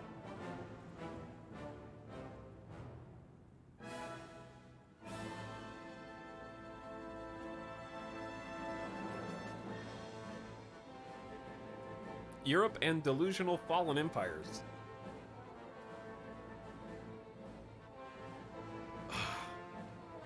I may need to go find another antihistamine in a second. Timon impression. I could do that. I've been told that I sound like Timon a lot, actually. Especially back on YouTube. Anyway, so Italy sucks right now. Their fleet coordination is down, fleet detection's down, spotting speed is down. Only their screening efficiency is up. And they get a combat bonus when fighting alongside the pride of the fleet. Only by securing naval dominance in the Mediterranean can we secure the shores of Italy, but to do this, we must invest heavily in modernizing the navy. Will do. All right, since these autocomplete, I don't need to spend our national focus on them, yes? So instead, I should probably spend national focus on something useful, like either military factories or infrastructure.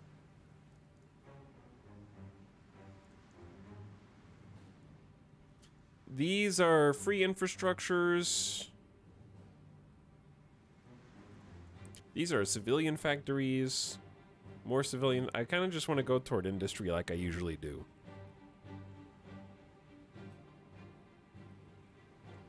Whatever I choose needs to be good. Chat, we need to decide this first. Are we going to try and win the war in Ethiopia? Or are we just going to sit there with sitting on our hands doing nothing? I think that sitting on our hands doing nothing is faster to get towards the monarchy. However, I think that winning the war gives us noteworthy bonuses, but also maybe a debuff later. Let's try winning the war at first, and if I decide that we screw up, we'll just restart the campaign, and it'll go a lot faster the second time around. So in that case, I'm gonna do army primacy. In the last and final instance, a war is won by putting soldiers onto enemy soil and taking the things the enemy needs to wage war. While the Navy and Air Force are doubtlessly useful, the Army will win the war. Plus 25 Army XP, we get 2 free military factories and a land doctrine reduction. What's the Ethiopian war logistics focus? This adds infrastructure and naval bases to Ethiopia. And then gives us political power, unlocks occupation law for colonial purposes. So most of this, I think war logistics is good because it gives us like emergency infrastructure. Maybe we start there. Because the infrastructure will be useful in helping us get more supplies as well from the ports and stuff, but I don't think anything under that actually helps with the war. It's all like developing the region. So maybe we'll just do war logistics first for the free infrastructure. It's Eritrea, Somaliland, and Jubaland, which are Somaliland infrastructure, which is presently at a 2 out of 5. So that'll bump it up to a 3 out of 5, which is good, because more infrastructure is supply power. Pronounce Eritrea again. That's just how I say it. I'm sure it's wrong. Who cares? Chat, we have actual Eritreans in the chat right now. T-Walrus is A deeply offended Eritrean. Okay. Let's do...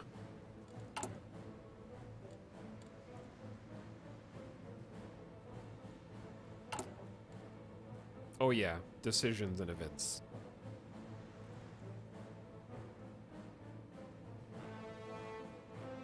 The League of Nations have so far failed to take action against us, only offering symbolic opposition to our conquest of Ethiopia. However, the longer the conflict drags out, and the more regular troops we commit, the greater the risk that they will actually start to meddle in our affairs. We must finish this war. The League of Nations is not going to do anything anyways. In order to limit expenditures and avoid another mutually ruinous arms race, the great naval powers of the world have signed a number of treaties, limiting the overall size of their fleets and the size of each individual ship. As signatory, we are subject to their restrictions, but as long as our opponents follow them as well, the balance of power is maintained.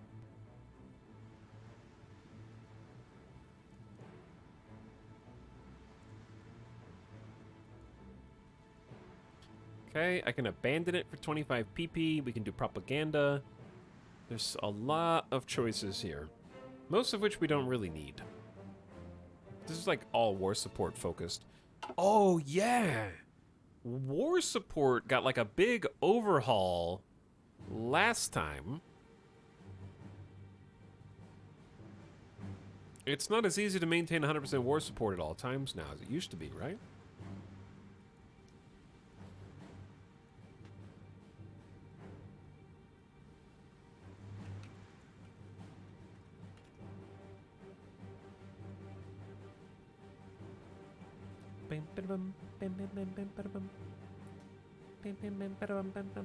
Okay, where are we?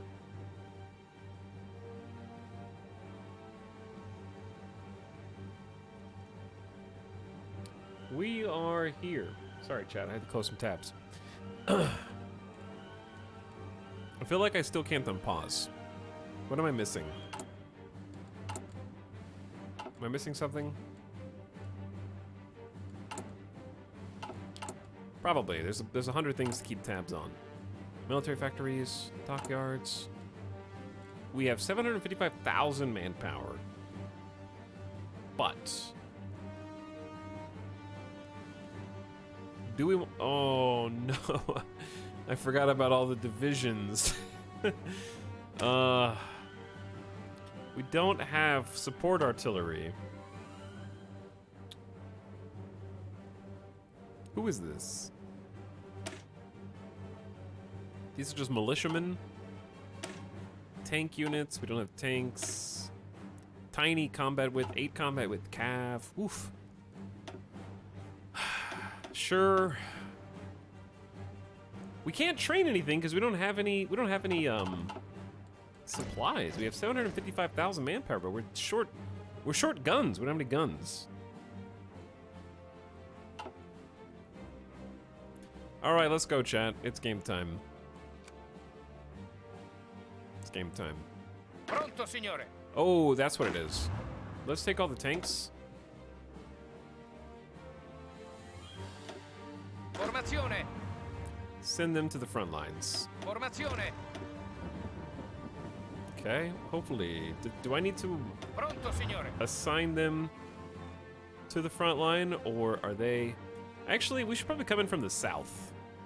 Yeah, there's a lot more open desert and terrain on the south. Let's do that instead. He unpaused. Not yet. Si, signore. Not yet. All right, and then the Mountaineers. Oh, Si, hell signore. yeah. Formazione. Mountaineers can go to the north side of Ethiopia Formazione. with the horsies. Perfect. Formazione. We are stripping all of the home defense forces to the bare minimum. Okay, that'll take them some time, but let's go ahead and unpause. And my question I'm going to ask myself is it better to go ahead and attack now or wait until the reinforcements arrive? We are now on pause, chat. Formazione.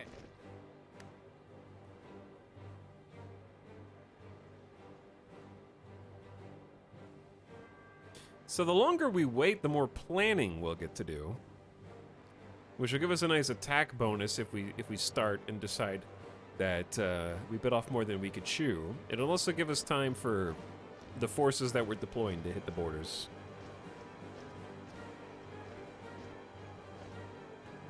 Just lend-lease guns. How do you lend-lease guns when the League of Nations frowns upon your entire military operation? Hey, France! Hey, can you start a... Oh, wait. They have to be at war. Oh, wait. World tension has to be at 50%. You sillies.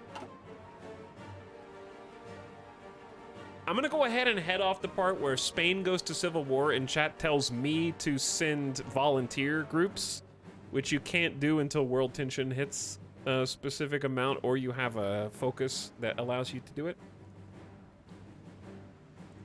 Because it happens in every campaign that we stream.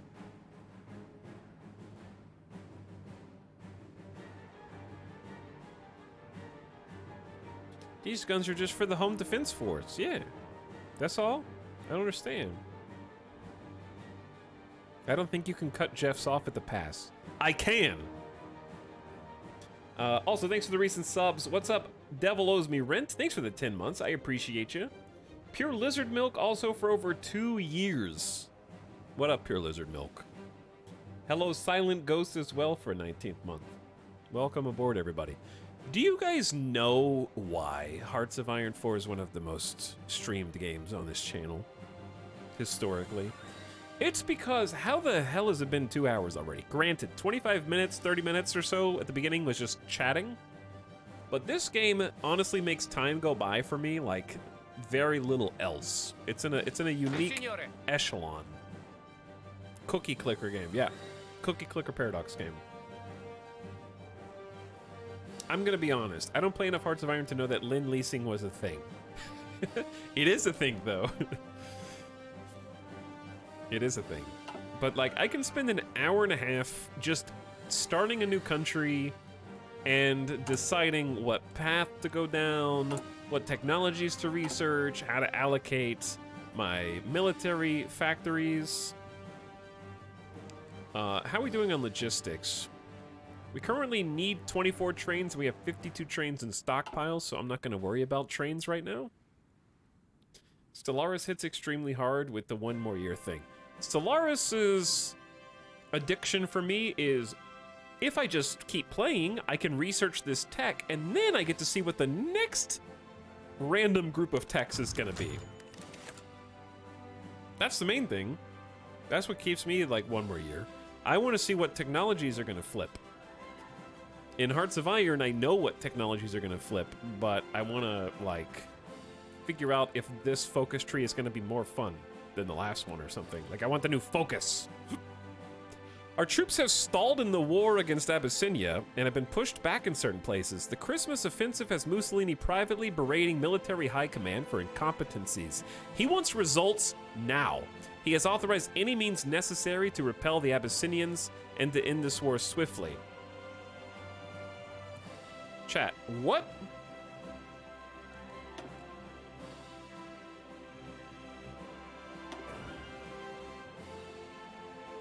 I'm sorry, where is Abyssinia? Because the search result is taking me to the UK. And Aberdeenshire is not it. It's just Ethiopia. Okay, so they haven't pushed me back. We just haven't done anything.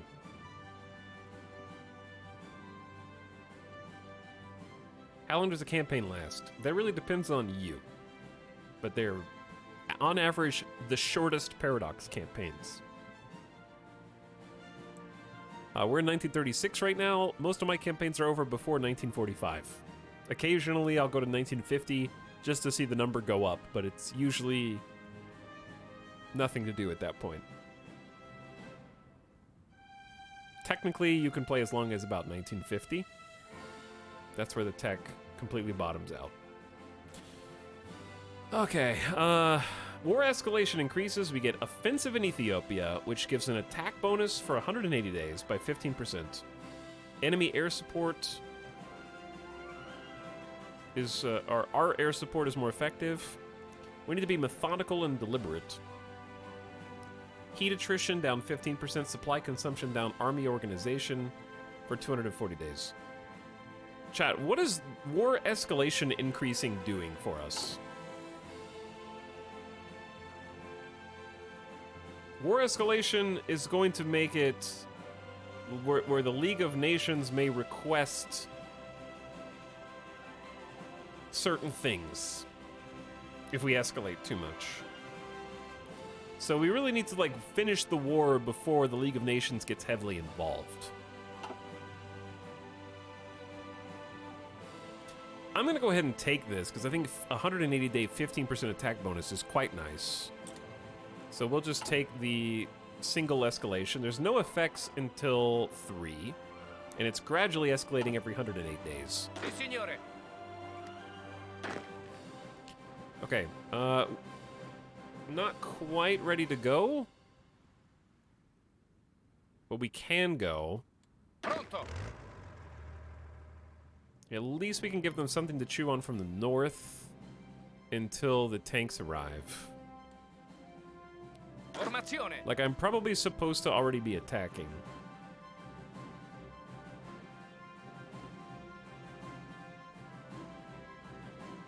No, the game was right. You're supposed to take Scotland.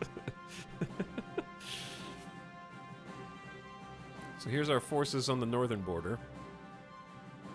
Chad, how does Ethiopia do the thing that lets them go through afar? Is that a focus, or is that something else?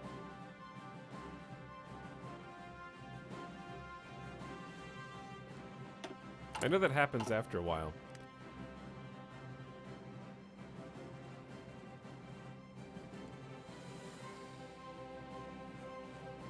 Pronto. All right, Mountaineer divisions are jumping in now.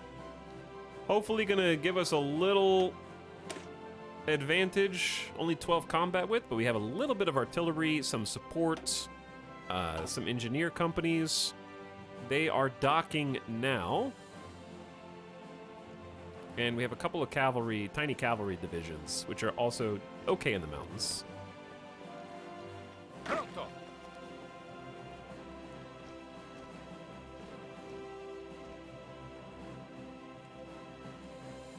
Why is this front line so large? Supply is going to be a problem. All right, let's go ahead and get some air superiority, which should be incredibly easy. I don't think they have any air force to speak of. Go air superiority here, and then I'm going to grab more interwar fighters and send them over here. They can't really go that far because obviously they're interwar fighters. Then we've got tactical bombers. We're going to do tactical bombers here with strategic bombing. Actually, let's just do close air support. And then we have 72 more modern tactical bombers. Actually, let's send the modern ones here. Sorry, I got this backwards. We'll do air support here and then send the other guys to this region. Okay? And then we have actual close air support. They should all have missions. Weren't you Ethiopia last campaign? No, I was, Sweden, actually. No, I wasn't Sweden. I was Switzerland. I don't think we played Sweden. Switzerland. Same thing. Right, chat? All right, close air support for you guys. And we have a little bit more that we can deploy.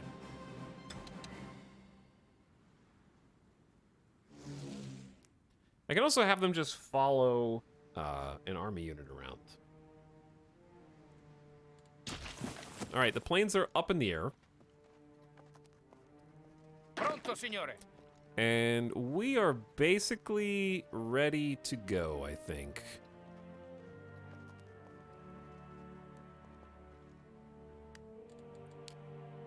Because my problem is the front line here is... I guess they're going here for this front line, huh? Formazione.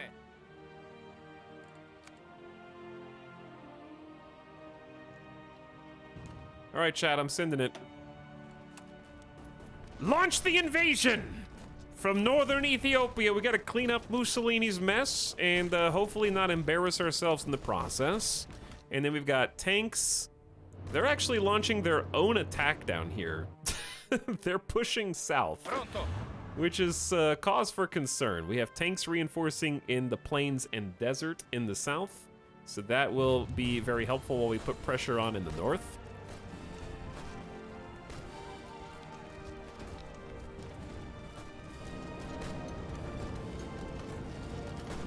And we should be taking the hills in Tigray very soon. All right, I need these tanks to back us up.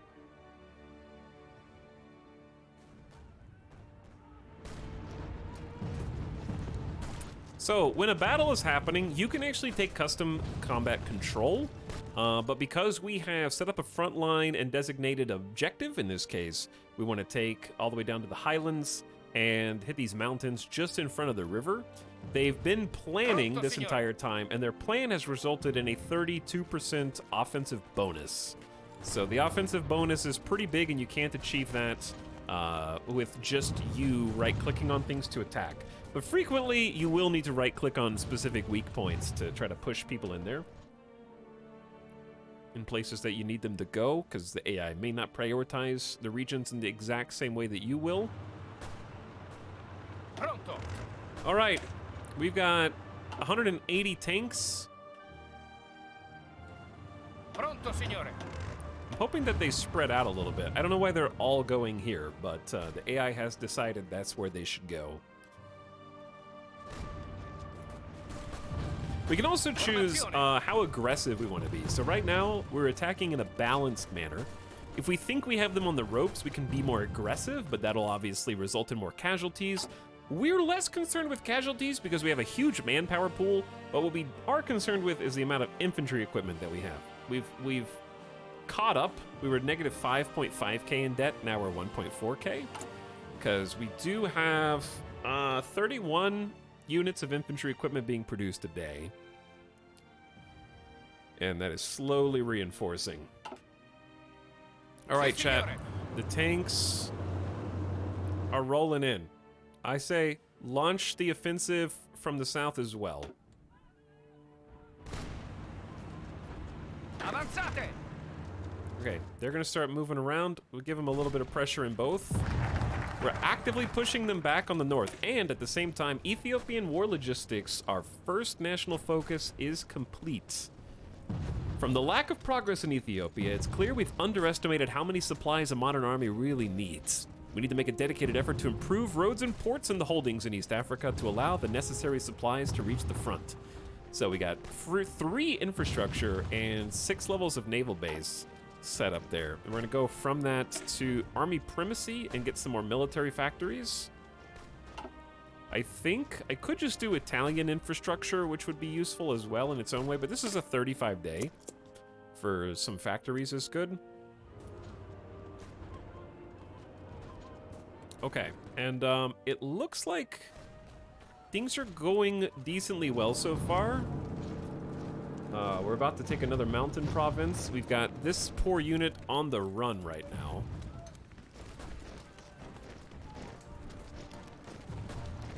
Now, after this little war is over, I need to reorganize all of our infantry and army because they're a little bit scattered all over the place. Italy moves to annex the Sultanate of Assa. Rumors swirl that the annexation of the Sultanate of Assa by Italian forces may be imminent. Italian troops have been seen amassing on the border of the isolated nation, and sources indicate pressure is being exerted diplomatically in Assa to force a capitulation with no bloodshed. It remains to be seen whether Mohammed Yayo can resist Italian pressure, but the situation does not look promising. It's time to deal with them. The Sultan of Assa has for a long time been under strong Italian influence. Just like during the last war, he's remained neutral despite formally being part of the Ethiopian Empire. In fact, the only reason the Sultan still has power is Italian goodwill. The country may have sold its coastline to Italy, but it's still an obstacle to our conquest. The capture of Tigray might be enough to convince the Sultan to surrender. Send an ultimatum demanding total subjugation. We can deal with them later. Okay, chat, I want to have my cake and eat it too. On the one hand, I want to be like, oh, we're trying to go monarchy, so reducing the popularity of fascism is good. But also, what if we were a monarchy and we had all of this land down here? I'm just saying, like, what if we just porque no los dos this? Let's just have a little nibble.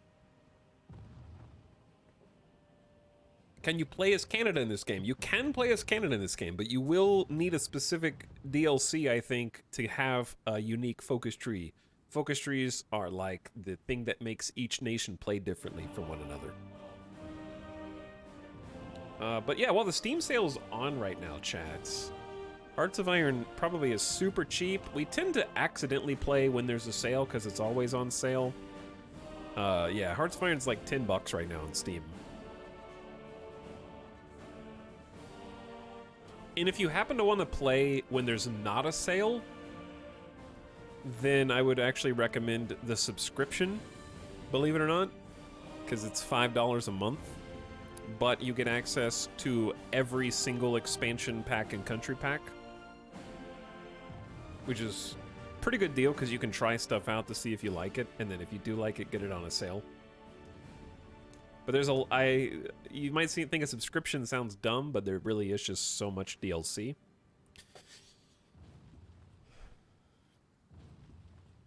Yeah, Hearts of Iron has some really great mods. Good modding community.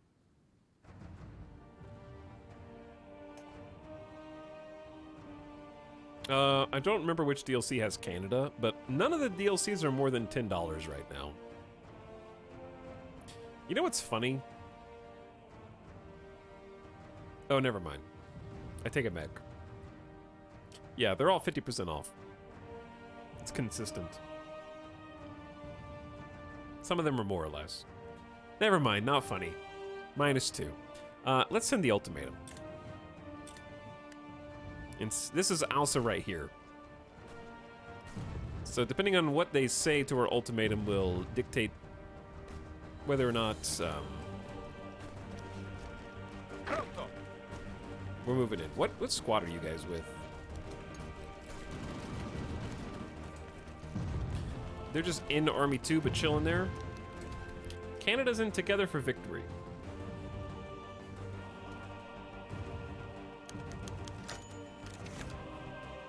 It seems one of our generals has pushed himself too far, and as a result of the bad climate in the operational area has fallen ill. He's sick for 30 days. All right, that's our southern general, who is utilizing the tanks. Oh, they submitted.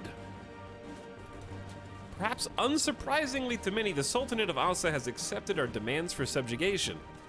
While the Afar government held out hope avoiding occupation, it became increasingly clear the colonial powers of the region would not be coming to their aid. Nor would neighboring Ethiopia be able to spare military personnel to support them. With the situation so bleak, the government bowed to Italian pressure to spare the people becoming the victims of unnecessary bloodshed.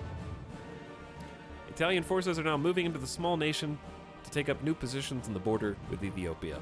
It's unclear whether the occupation will be permanent or how it'll impact the wider Italian conflict with Ethiopia. They have chosen wisely. Okay, so here's what we do. Quickly expand. Oh, I need to do like a new front line.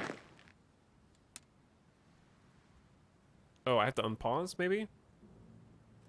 How do I bring them into the war?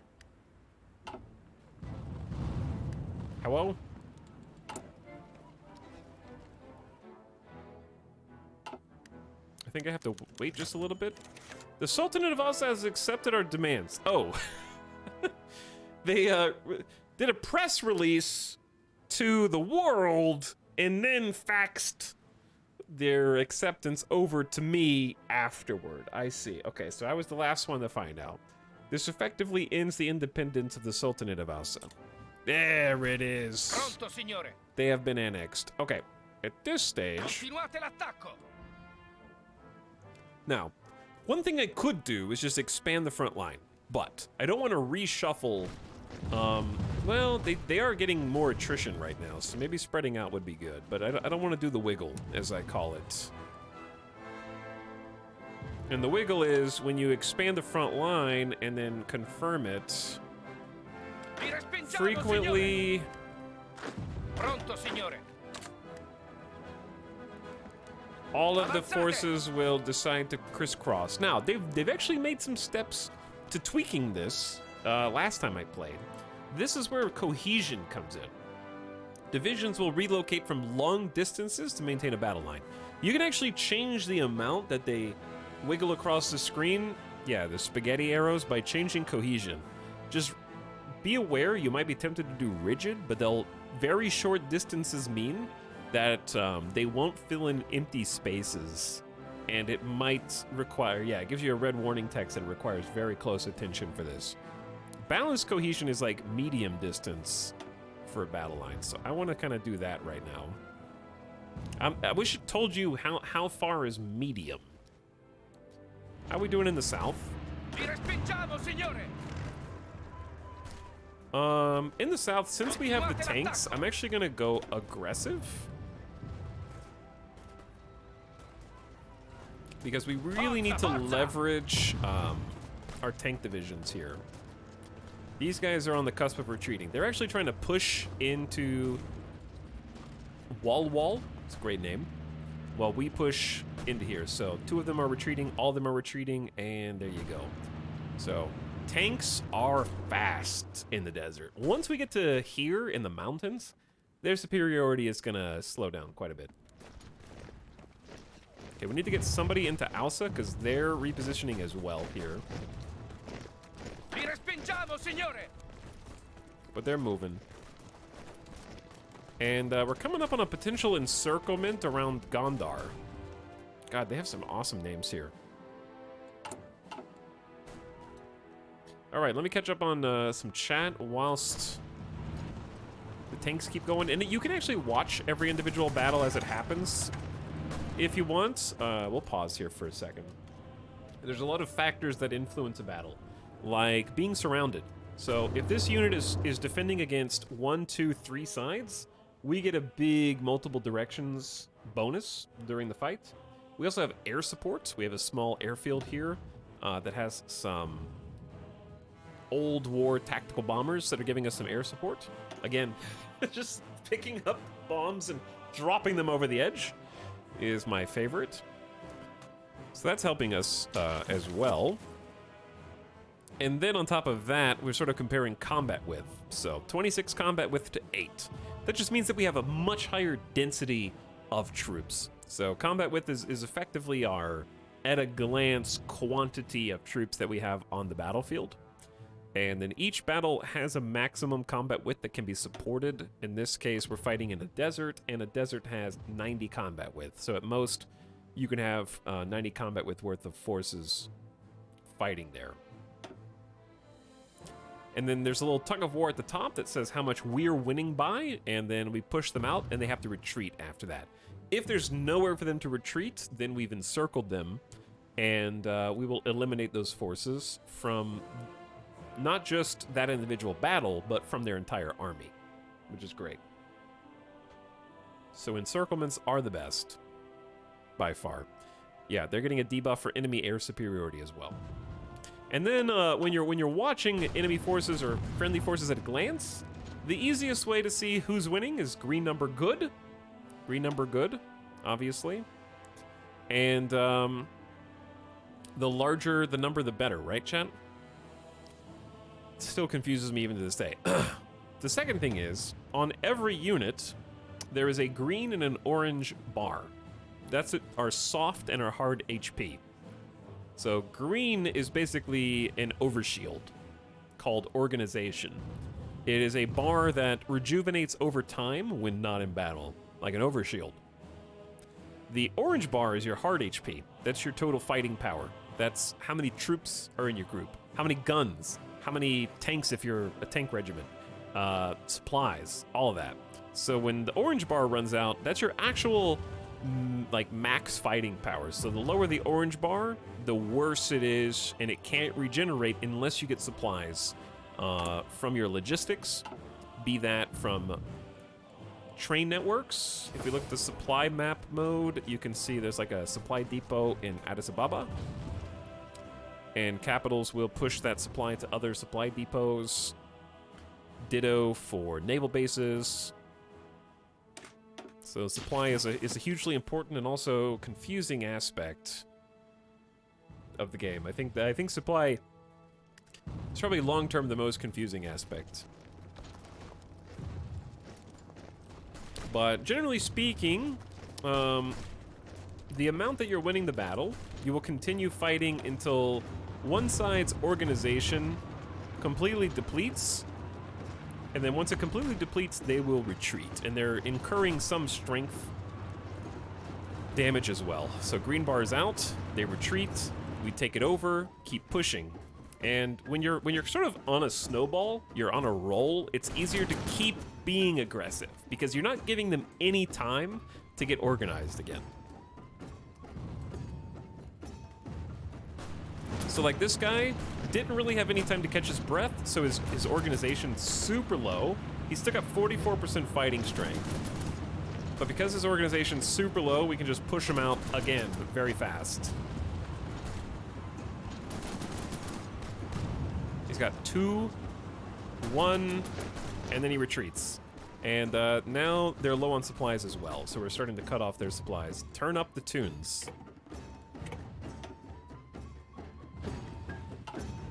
It's kind of rude of us to be playing Ethiopian Highlands while we're invading Ethiopia.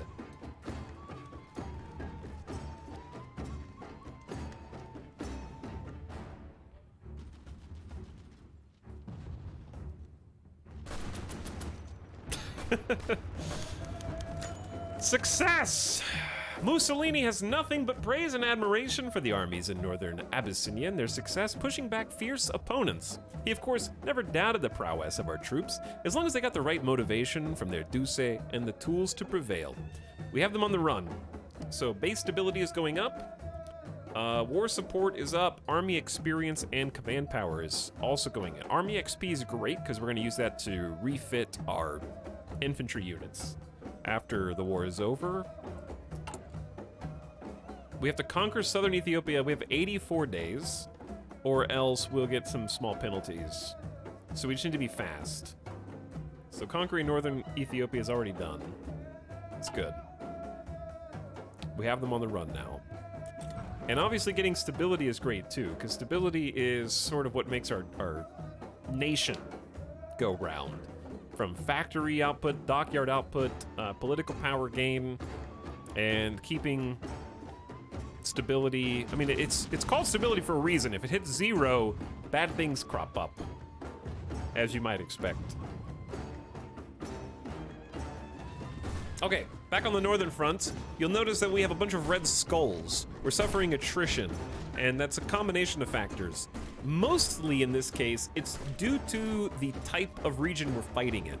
Just because we're fighting in the mountains, that's a 30% attrition rate. Bad supply is starting to set in, but it's still decent enough because our supply in the north is fairly close to the supply hub in Asmara, and as we get further away, you'll notice that supplies start to turn orange and red. And the best thing to do to sort that out is gonna just be win faster, because there's really, it's Ethiopia in the mountains. Like, there's not a lot we can do for supply. All right, you can still jam to this, but I need to be able to hear myself think. So I don't really see us needing to take manual control. I think that we're already moving pretty good into different spots. The tanks are, of course, helping us out tremendously down here. And we're about to take another airfield.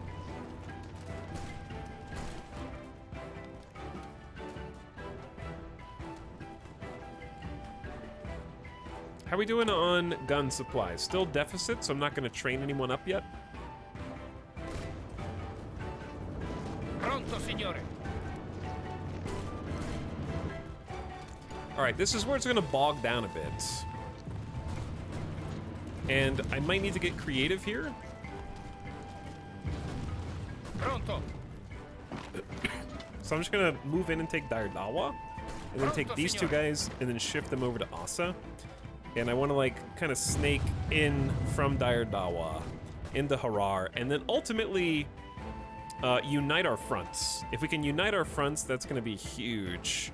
Pushing towards the capital is sort of our ultimate goal here. Vi respingiamo, signore.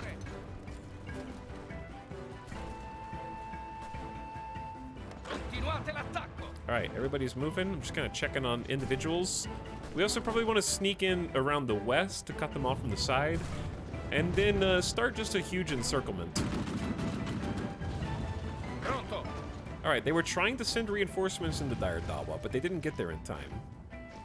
So this worked out quite nicely, and Vi respingiamo, signore. I think I'm just going to take manual control here. As soon as this tiny battle is won, Avanzate. which it basically is, I'm just going to go north. Formazione. And I have the game paused right now because I want them to start this battle simultaneously. Because if they start it simultaneously, they'll engage simultaneously. Whereas if we started a battle while it's unpaused from the north, and then left it unpaused, and then tried to reinforce from the south, the southern group would be in the reserves, and they would have to wait to enter the battle. So we want them to push at the same time.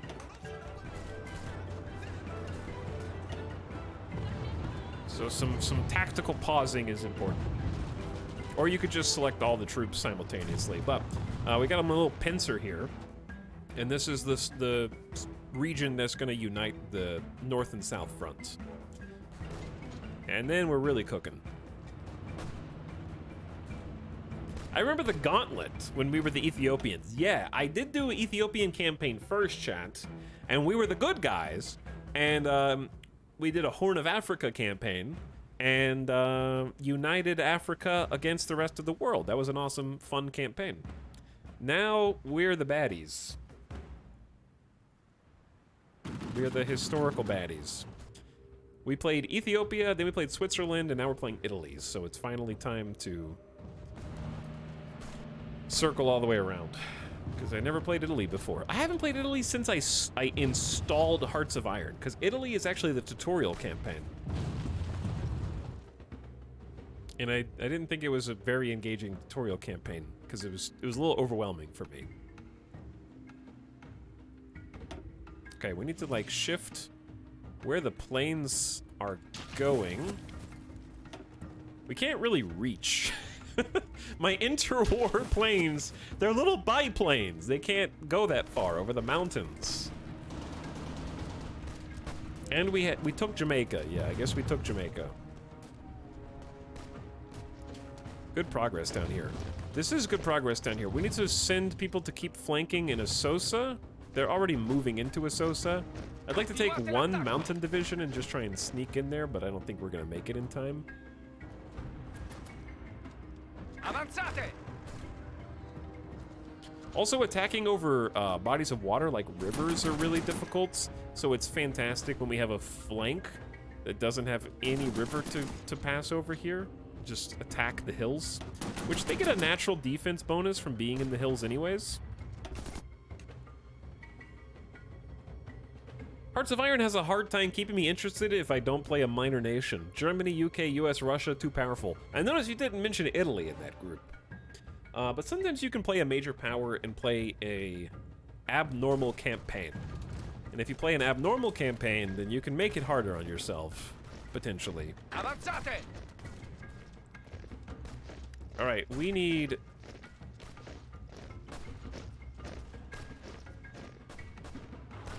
to sort of stop these two from abandoning Dire Dawa when we win this.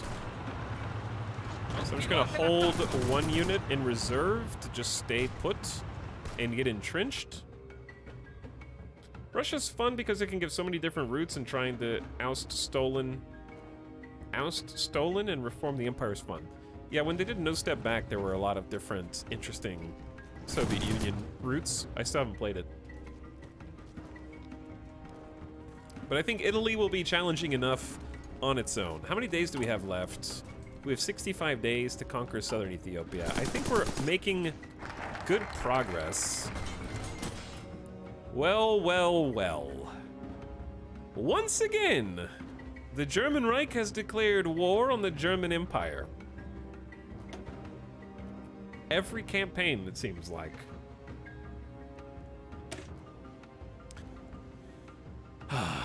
Okay, meanwhile, in the last final instance, a war is won by putting soldiers on enemy soil and taking the things the enemy needs to wage war.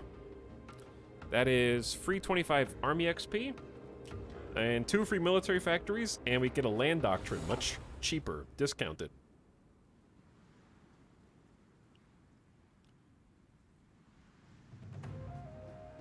I would like another, let's just take this other 35-day completion, because Army Traditions is good for our defense and organization. I don't know if I'm prepared to choose which one of these mutually exclusive paths I want, and we can't do anything political until the war in Ethiopia has an outcome. So I'm gonna just go ahead and take all the cheap 35-day bits, and then we get infrastructure in Italy. We get 365 days of faster infrastructure construction speed. Maybe we act on that and just try and max out some industry. Or infrastructure, rather. Germany embroiled in civil war. A sudden Wehrmacht coup led by famed Field Marshal August von Mackensen has triggered a civil war in Germany early this morning. Fascists, royalists, and Democrats alike have taken up arms against former countrymen, and military units have removed from the borders to see to the internal threat. The fascists, under orders of Hitler, have vowed to destroy the nation rather than see it fall to the treasonous Germans, betrayed by the military. We cannot suffer the same. Ahistorical runs, baby. Ahistorical runs. Which is also one of the things I enjoy the most about Hearts of Iron is there's a lot of, as the game develops and we get out of 1936, the world has this way of shuffling the deck of 52 cards. Sometimes you see the same card, like, in this case, August von Mackensen, who, by the way, always seems to win. I've never seen Hitler win in this civil war. You might see the same card, but the spread of cards, I feel like, is completely different every time, which is great. Pronto, signore.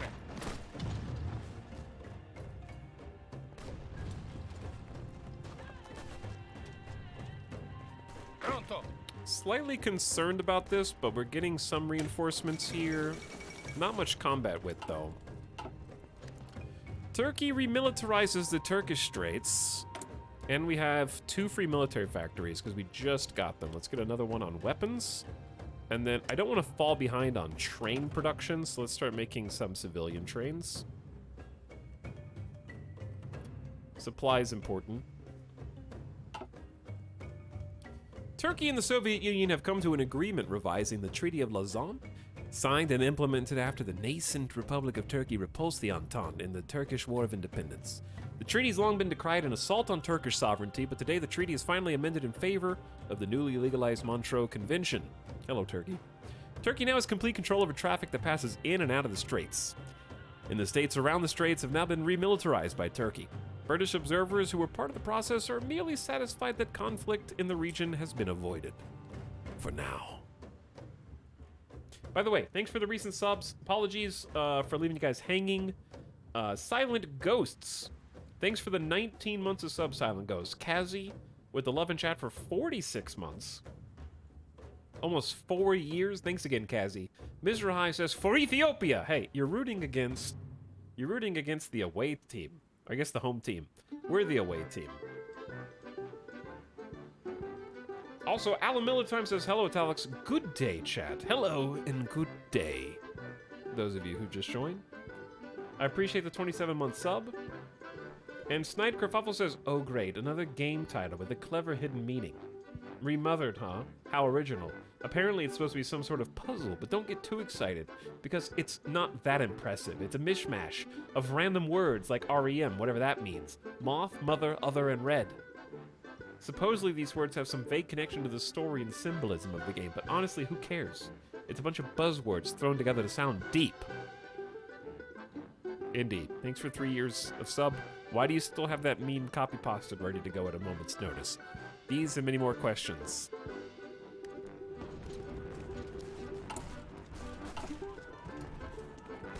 All right, we're definitely closing in on our original offensive line. Pronto, signore. And we're spreading out in the south, into the hills. Aggressively, just like we drew it up. Reinforcements are arriving. Forza, forza! Keep moving.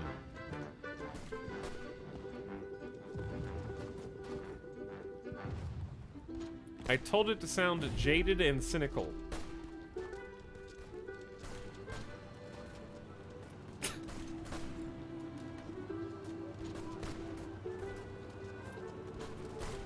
Mission accomplished.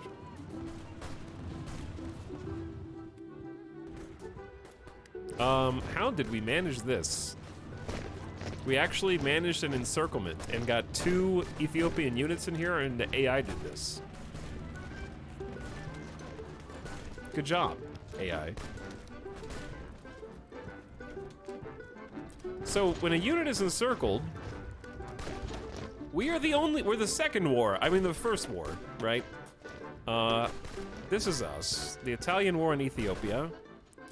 We've suffered 3,000 casualties. Ethiopia suffered 40,000 casualties. Now watch how far that number goes up when they lose 2 full units.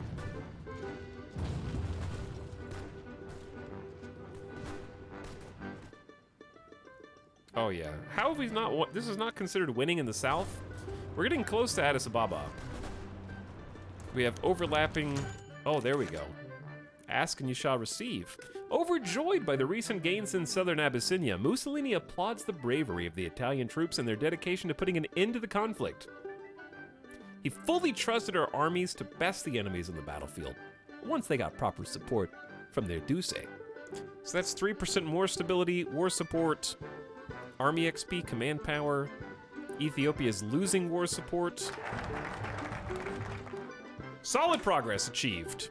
We've been making steady progress in Ethiopia without overextending our lines or exposing our forces to counterattacks. Victory has not yet been achieved, but it's only a matter of time.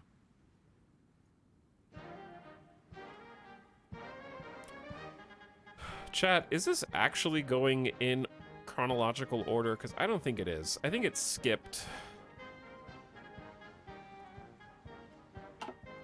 Music... Paradox music players. Damn, a more iconic duo. Okay. Fascism popularity is up. War support is up. 3% more stability and 25 PP, political power. How long is left? 28 days left on this.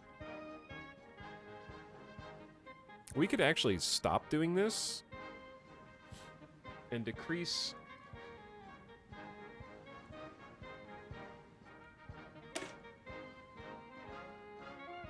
Okay, the war has to be over for this. The reason I decided... We're trying not to go down the fascist path. We're definitely not going down the Mussolini path. We're going to go down monarchy. So we could have just gone undermine the Duce by not participating in battle at all. However, the upside of participating in battle is we get all the army XP. We get all the stability. We get the actual combat experience for the individual units who are gaining XP and ranking up. So that will get them in better operational fighting form. So there are some benefits to that. Even though we're going to have to undo the popular support that we're giving the Mussolini in order to overthrow him afterward. But yeah.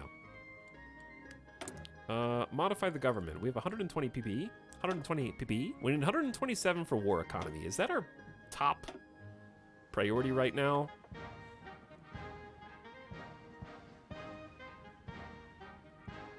War economy has to be probably the most important. Chad, I have a flickering light.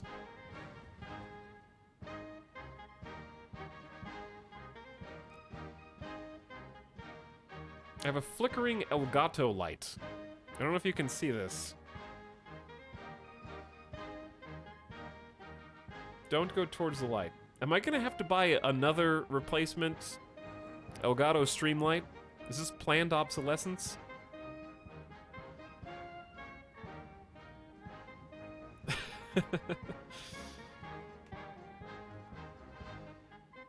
Hey, what's up, Sim?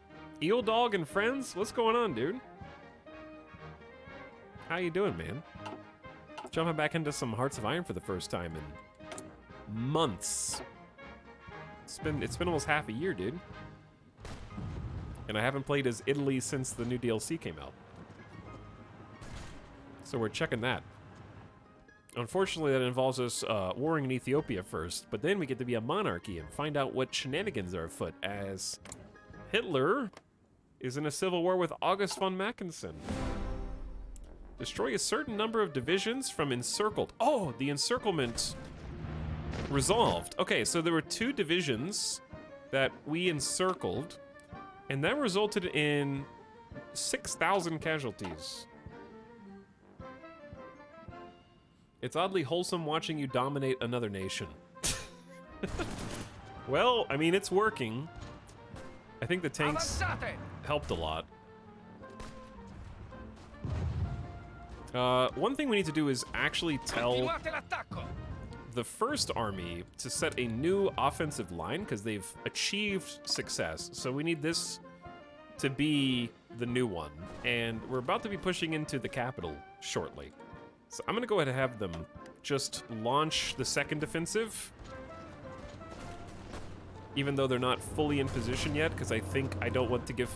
the longer a unit stays in a spot without fighting, they're entrenching, they're digging in.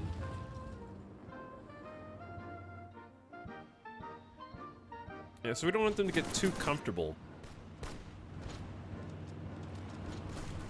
And we need to keep pushing from 2 sides simultaneously as well. But we definitely have them backed into a corner right now. But thanks again, Snide, for 3 years of sub. Logitex, welcome with Prime. Thanks for subbing, dude. I'm eating cheesecake and you're not. Okay. Tell me how you really feel. You know what I'm about to do? I'm about to go get a coffee that was just gotten from Starbucks just for me and not for you. Okay? And I'm about to go get that right now. And you're gonna have to watch me drink it. No fuel, maybe ground some planes. Yeah, I can ground some planes. They're not really doing anything right now.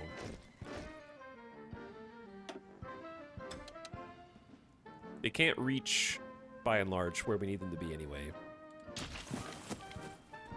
Oh, we did just get a new airfield.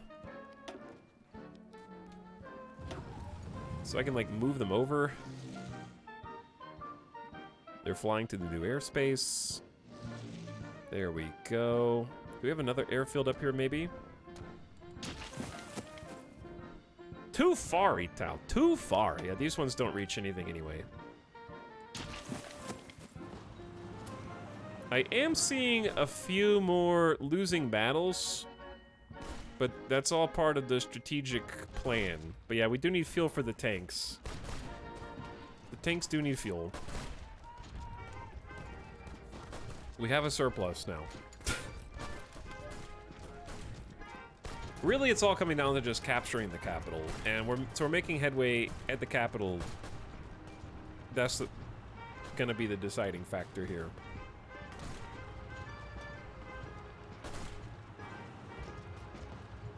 Ow!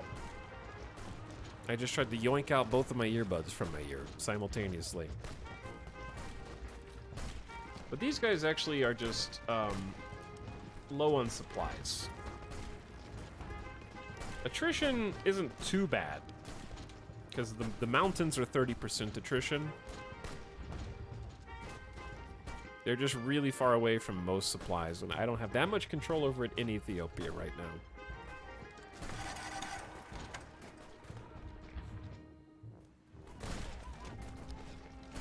And, we've got 1, 2, 3, 4 separate regions all putting pressure on this mountain province in Shiwa.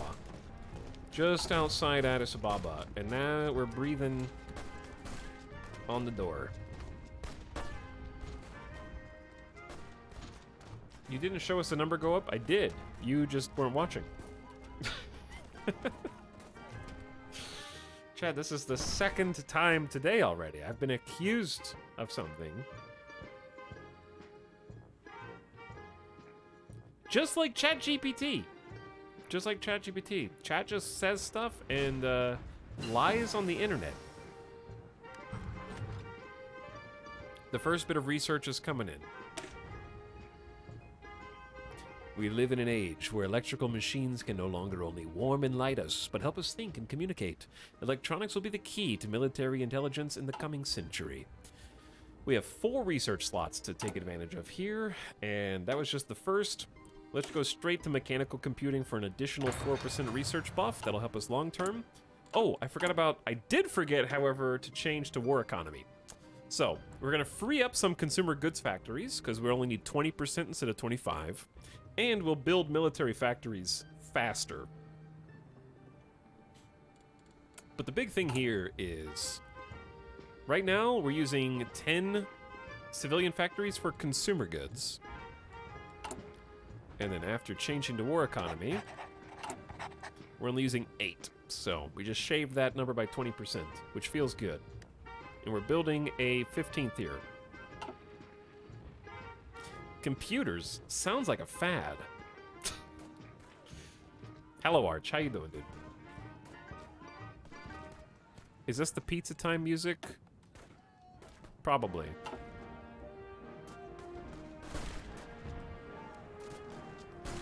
Okay, let's close it down.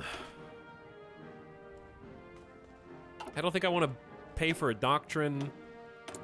Events or decision timeout. Oh, it's warning me that I have 18 days until the war escalates. Ethiopia might request a League of Nations embargo, and then they may request arms.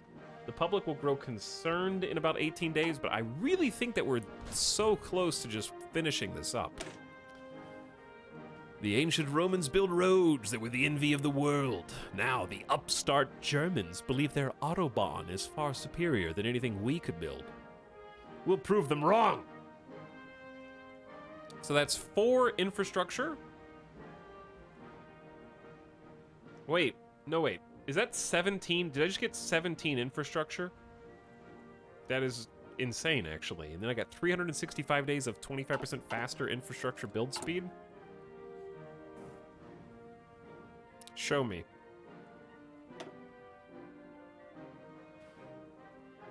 Or did I just... Wait. Did I misunderstand that? Hold on.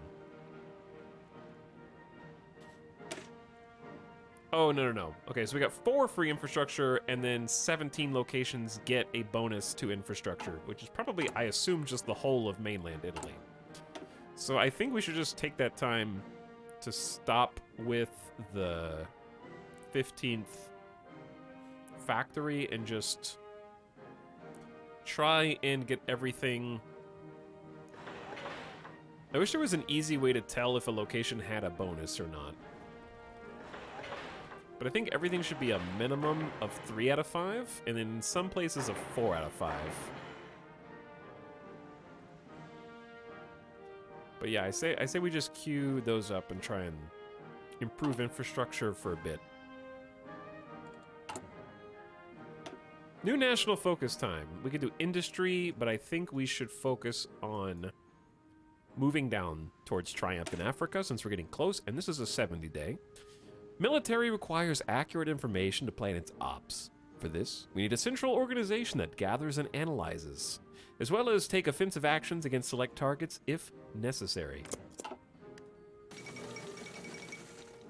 A group of young officers has succeeded in toppling the government of Japan and reinstating the emperor as the supreme ruler of the Japanese nation. It appears this was a reaction to perceived threats of widespread government corruption and adherence to hostile ideologies, already referring to the nation even more consistently in imperial terms. The officers have announced purges will continue until, quote, all unsavory elements have been removed from the military and the government. Emperor Hirohito himself has released a brief statement assuming leadership offered to him by the rebels. and made clear overtures of reconciliation with China and the Western colonial powers in the Pacific. Hello, Japan. We have Monarchy Hirohito. This timeline is already... Future Axis is in shambles. Yeah. The future axis is kind of in shambles right now. And we're taking out Italy from the equation as well. So I don't really know what's going to happen in this timeline. I assume evil allies. Always assume evil allies.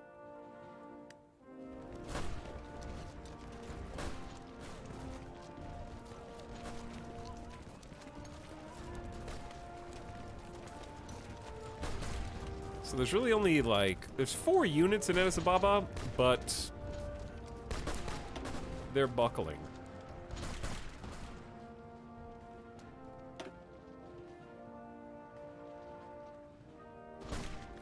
Kind of started leaving this area alone. Oh, they're doing last stand for 7 days. You know what? Pronto. 2 things. I just remembered that we can do those. And 2, our generals have leveled up, so we should give them... spend some of this command power that we're building and give them some perks. I say let's go infantry expert and get some bonus to attacks, since we're using that right now. And then our field marshal Rodolfo. Let's get... I like division recovery rate up 10%.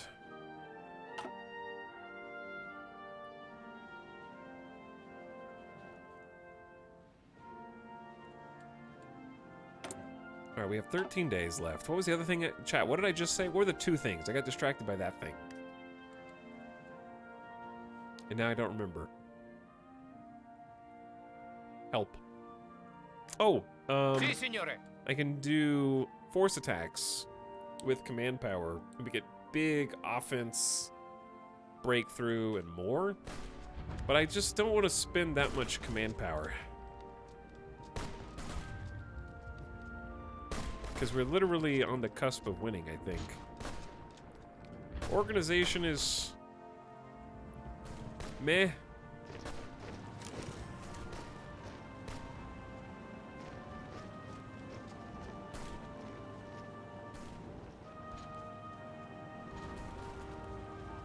But we've got them surrounded on 3 sides. Si, signore. And it's about to be 4, because we're kind of snaking in south of Shiwa.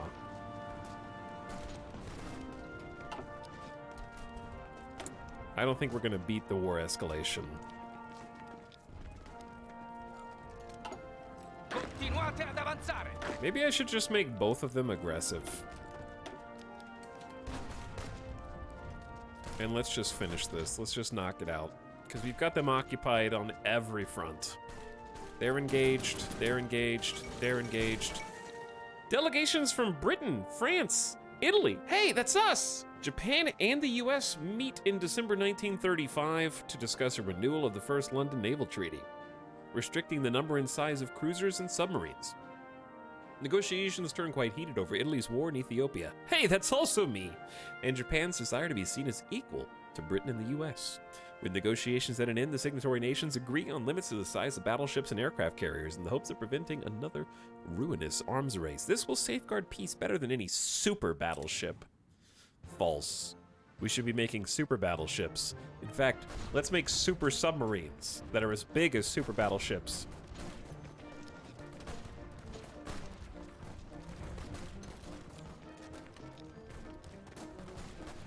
All right, soft underbelly of the capital. Pronto. We got all these squads yoinking this mountain terrain.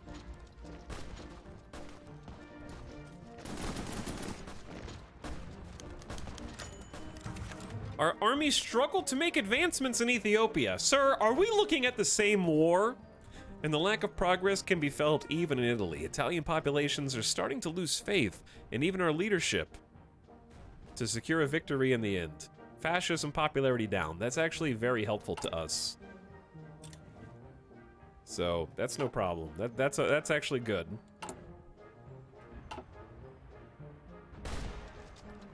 Chat, it's happening.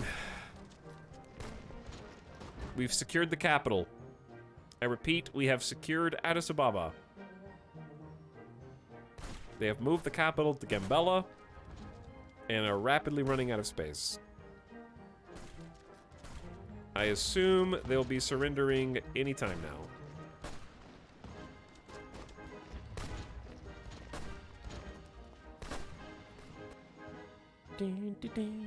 Delicious war score. Yeah.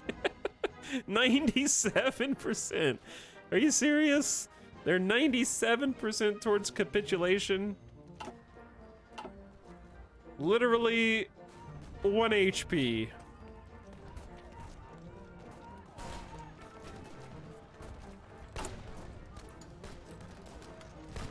So, war escalated, take Addis Ababa is complete. We don't need to withdraw.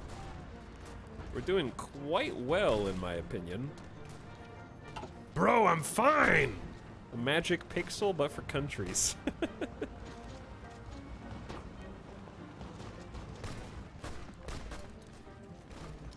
We're all running out of room here. The tanks are thriving. Well, okay, the hills, they're not that good in the hills, but it's still better than the mountains. And I think all the tanks... Si, signore. Nope, one of the tanks is driving through the mountains right now, because I haven't really been micromanaging them that much. There we go, chat. We did it! Wait, what? Despite capitulation of the Ethiopian forces, Haile Selassie refuses to surrender. Rumor has it he's been allowed to set up a government in exile in the UK, and a formal protest has been issued to the British government. You put down one nation and another rises up. I rated your stream. Please respond. I'm responding. Nightbot, relax.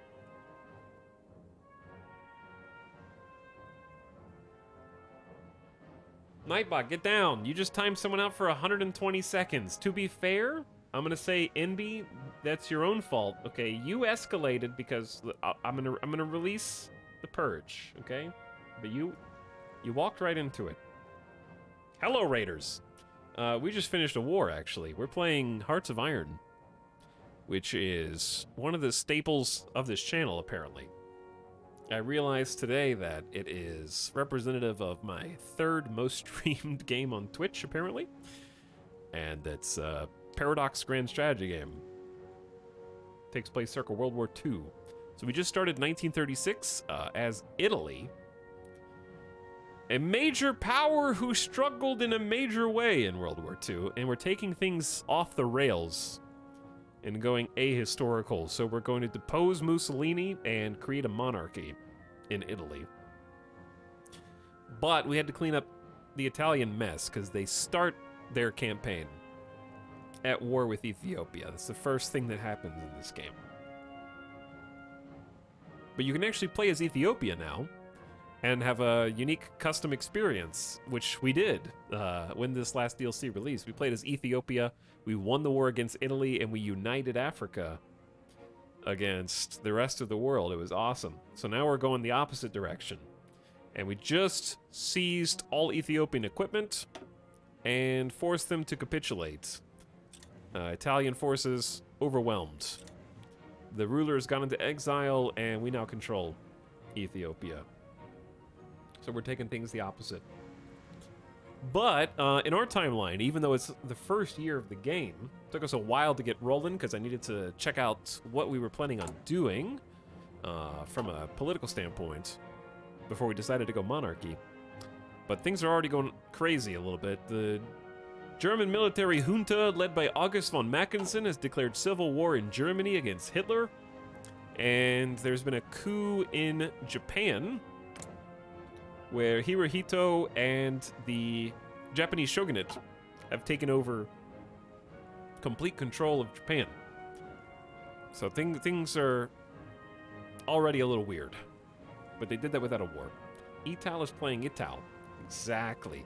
EJ was hanging out at the beginning of, or before my stream, I guess. Enjoyed getting to see some weekly challenges complete, and thanks so much for raiding. What's up, EJ Raiders? Chat, if you haven't already followed EJ, there's a button at the top of your screen to do so. Just don't click it if you've already followed, because then you'll unfollow. So, FYI. I'm going to continue to remind people of that, because I have no idea why Twitch allows you to unfollow from that button. That's just odd. What if I click it twice? You can do that too. You can do that too. But thanks so much for rating. Highly recommend checking out EJ's channel if you haven't already, and toss him a follow with the button at the top. Been grinding that Kerbal Space Program too. I saw the new patch had like 300 changes, so hopefully things are, like you said, things can only get better. I hope this is the first step on that chain. And thanks for sending everybody my way afterwards. We're in Map Simulator now. So what's up, everybody? Time to unfollow EJ. I won't stop you. Yes, this is an ahistorical campaign, and it's very ahistorical.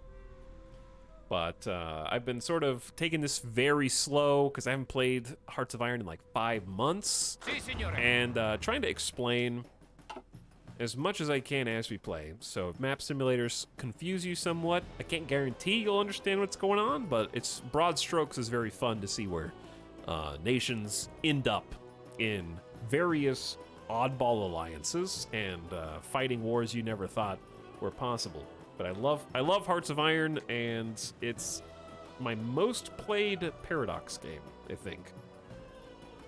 Barely edging out Stellaris. Hearts of Iron 4 is amazing. Love this game. I didn't know you were a fan of Hearts of Iron, EJ. It's good stuff. We're playing with all the DLC, no mods. There are some fantastic mods for Hearts of Iron, though. Okay, we have some reorganization to do. That's why I'm paused.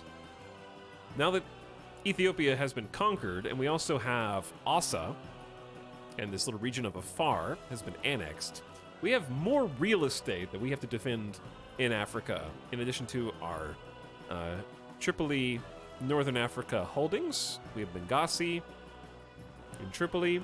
So what we need to do is designate sort of a African Defense Force, which we kind of have.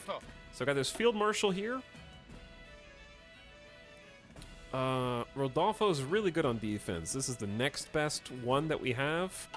So we're going to just move one of our generals who has... God, they got some really nice XP. How do you see... all army generals? I don't know. Okay. Yeah, like this guy's got just 1 and 2. This guy's got 5 offense now and tons of supplies. So he's going to be a home front general for sure. Pronto, signore. Nobody on the Italian forces has any good defense, I've noticed. Okay. Well, Si, signore. I'm just going to disband a couple of these. Formazione. And like I said, we need to get reorganized.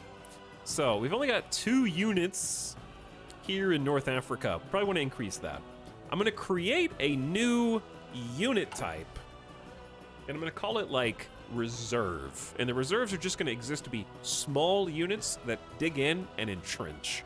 And typically to do that, we need to have an abundance of support equipment to support all the engineer divisions who can kind of get that bonus.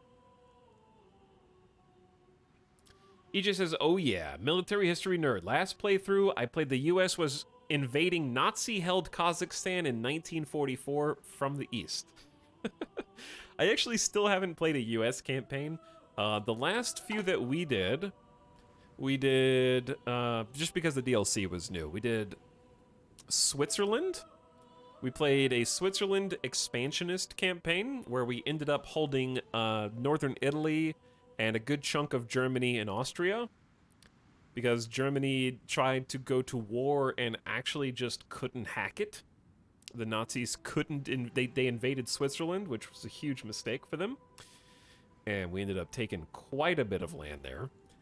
Then before that, I think we played democratic Switzerland, but expansionist. It's okay to be expansionist as a Democrat if you're taking the bad guy's land. So it was Nazi lands. That's fine, you know, no big deal. Just don't be my enemy. Then before that, we played, we played Ethiopia and threw back the Italian invasion and then united Africa and from the Horn of Africa against the rest of the world and even took some of Jamaica, I think. We took Jamaica as Ethiopia. Think about that. And then before, I struggle to remember what happened before that campaign, but we've been all over the place. Played Portugal, Spanish anarchists, did some Poland and Czechoslovakia. A lot of great campaigns with the DLC. So, let's grab tank divisions. I'm just gonna start... This is a mess. Si, signore. I'm gonna send the tank divisions home. Formazione. We need a decent force here. The problem is, there's all these templates. I don't know what they are. What is this?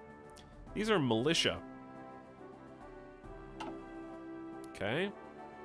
What is their relative strength? 22 defense, 3 breakthrough, 6 soft attack. 22 defense, 3 breakthrough, 6 soft attack. They seem roughly the same.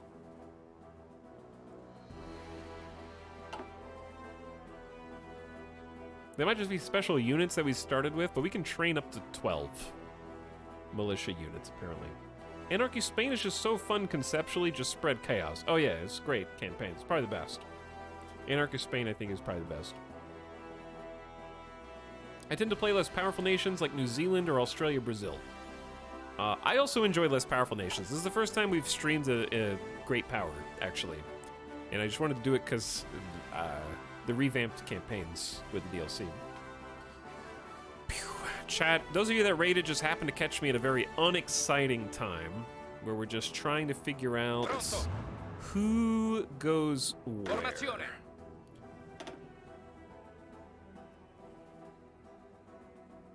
I'm trying to figure out who the weakest units are, and I'm going to leave them. Si, signore. Okay, let's take, like, my cavalry, very small groups.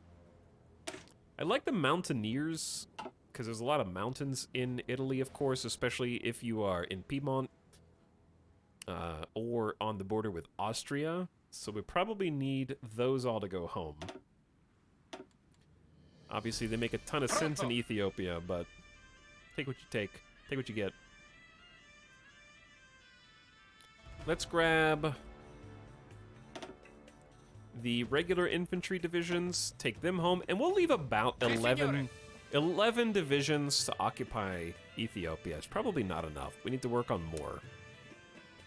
So we're going to set up a home defense regional plan. The problem is they can invade us from so many different sides.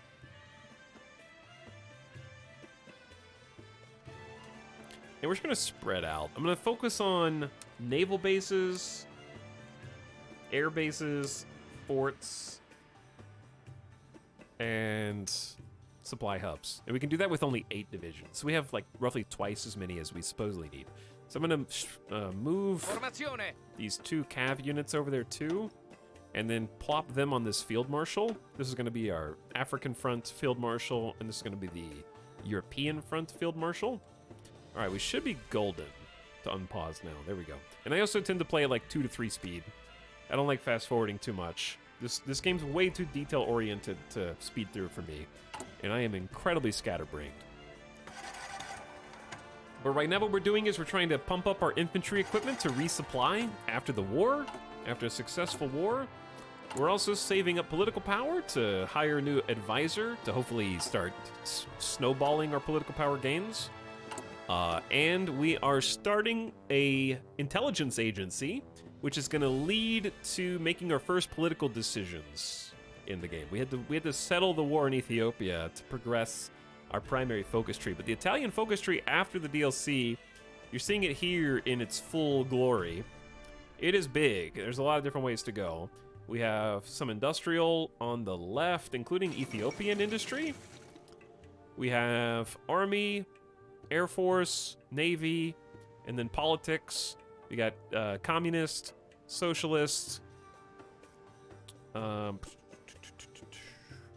We've got fascist under Mussolini, fascist under 2 other fascists. We have the monarchy, which is what we're going to do. And then we have basically foreign affairs, how we treat other nations. So a lot of stuff to pour over.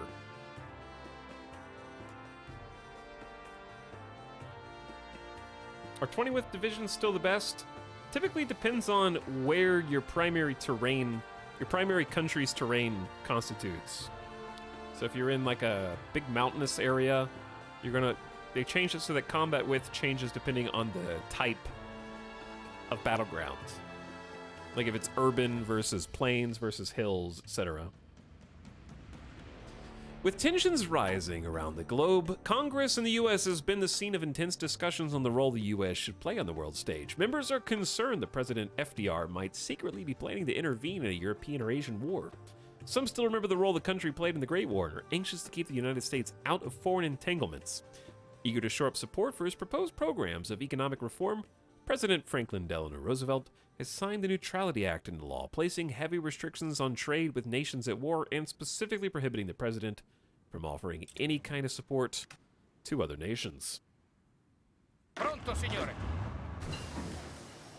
Okay, we've got troops are going back up through the Suez and heading home. Wow, research is also finishing here. Hey, okay, we gotta industrialize. Now that the war in Ethiopia is over, we need industry. So production efficiency caps just went up, so our manufacture of weapons, support equipment, tank chassis, and more has a little red bar. This is the new spot that we just unlocked, so we had a huge penalty, actually. We were sub 50% because of some of our national spirits. Industry in general kind of sucks. Yeah, military industry is 10% lower production efficiency cap, so we started with big debuffs compared to most. And now we can go up to 50, which is sort of the standard. And we're going to do that again. But I want to specialize industry first. So I'm going to go ahead and go dispersed industry. I tend to prefer dispersed industry. It's mutually exclusive with concentrated.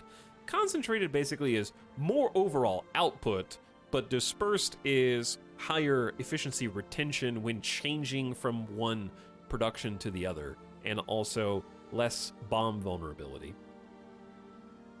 So we'll start there.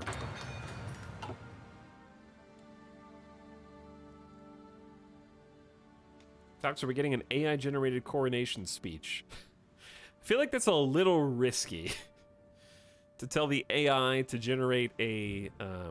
oh, you mean the monarchy? But yeah, I feel like if I was like, hey, do a speech as Mussolini, probably not gonna go well. So I'm just gonna avoid that from an AI perspective.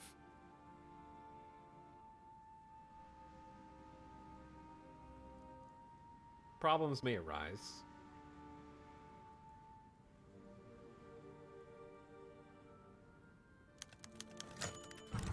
The Duce has publicly declared how the Abyssinians are crushed and on the run, their will broken after their defeat.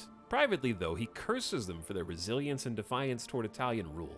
The Duce has given the order to crack down on local opposition with brute force and to institute laws to keep populations in check. He wants the entire country pacified and brought to the Italian fold as soon as possible. New mission. Pacify Ethiopia. All Ethiopian states have more than 60% compliance. We have 720 days. If we complete this, you get political power, stability, command power. And then some bonuses to construction.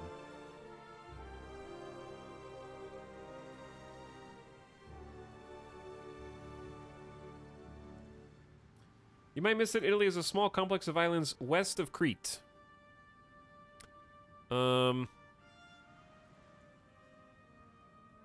I know that we have...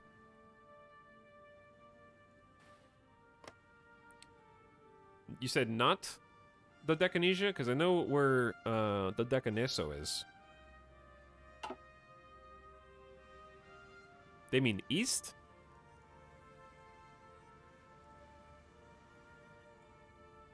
Yeah, I'm assuming you're referring to this, because we don't have anything west of Crete.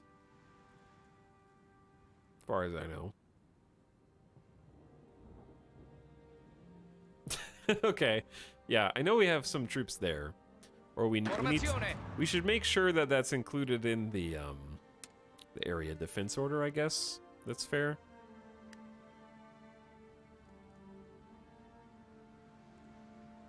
West, east, who's counting? I love this game. I hate this game. I love this game too.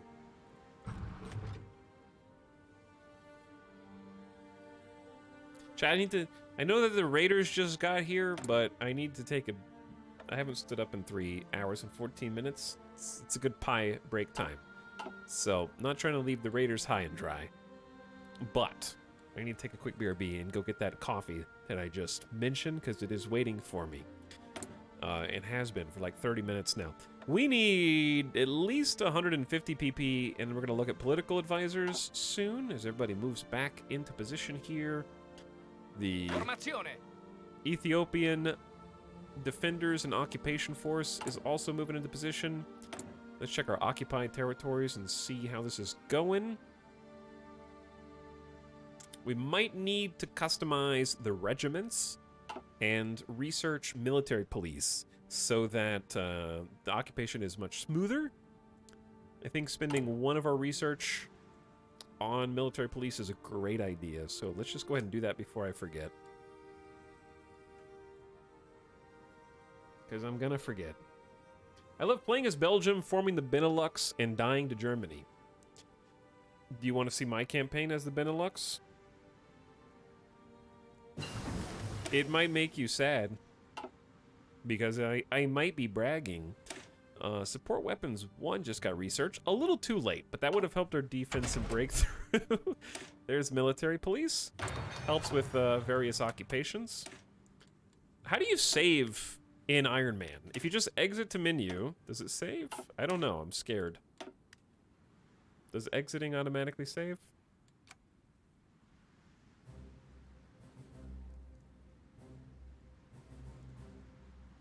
I think it's only auto-saves. How often does it auto-save?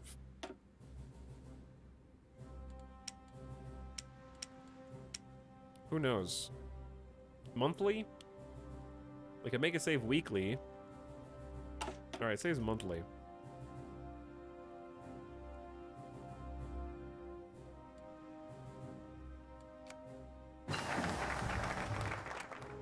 Okay, hold that thought. Hold that thought. We got things to do. Chat, I appreciate you being here. I'll be back in just a couple minutes. Obviously, I can't leave the game unpaused because Iron Man mode. So, I'm gonna pop the BRB up. I'll be back in just a few minutes. I gotta take the doggo outside and grab the beverage, grab a snack, and settle in for the rest of the night. We're gonna have a good time. I'll be back in a few minutes.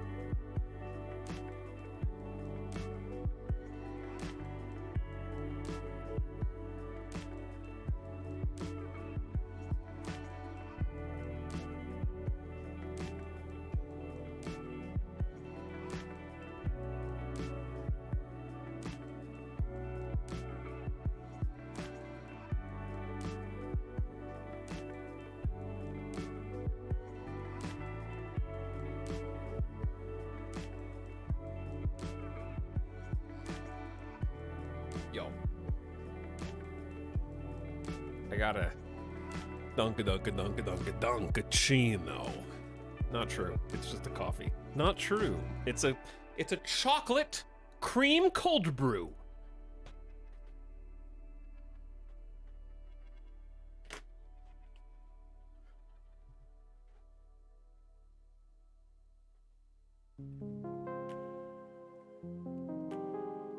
A what now? I'll show you.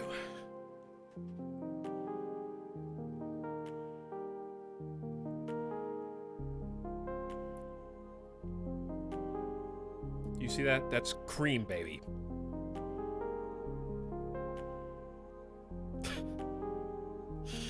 That is cream. Look at that. Look at that foam head. Choco foam. It's good stuff.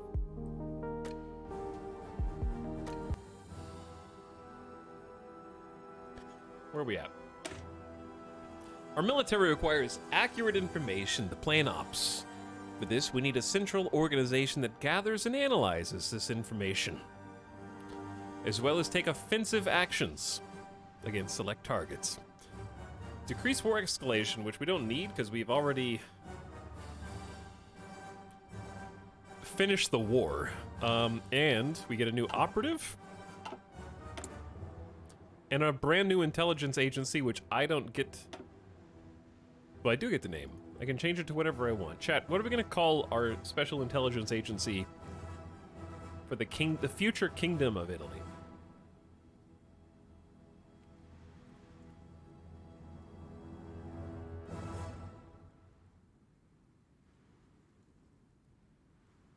Of all these symbols, I think I like the Rook Tower. The secret sauce. Yeah, the secret sauce is pretty good. Some kind of pasta pun, I don't know.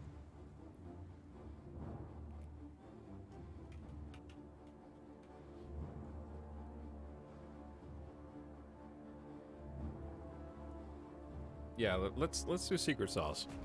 Okay, that's our new intelligence agency.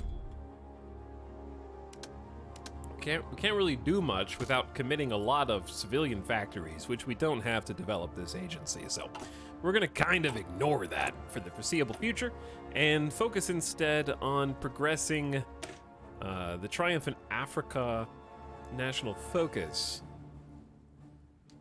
The shame of Adwa has been wiped out. Some 40 years after the humiliation we suffered at the hands of the Ethiopians, we've finally gotten revenge. Our forces have proven their ability beyond any doubt, and all the world must acknowledge our might.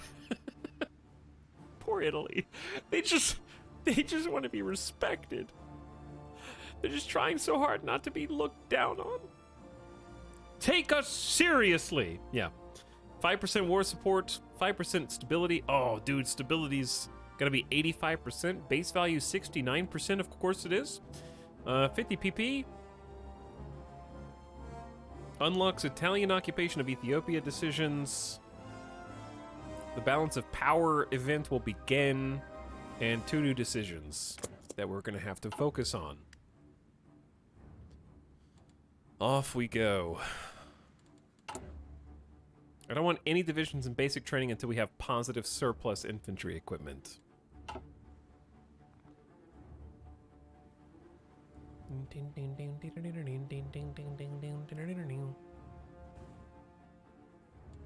Okay, chat. I just remembered that I forgot to get my antihistamine while I was on BRB. So, you just stay with the game unpaused, okay? Stay with the game unpaused. Give me 30 seconds.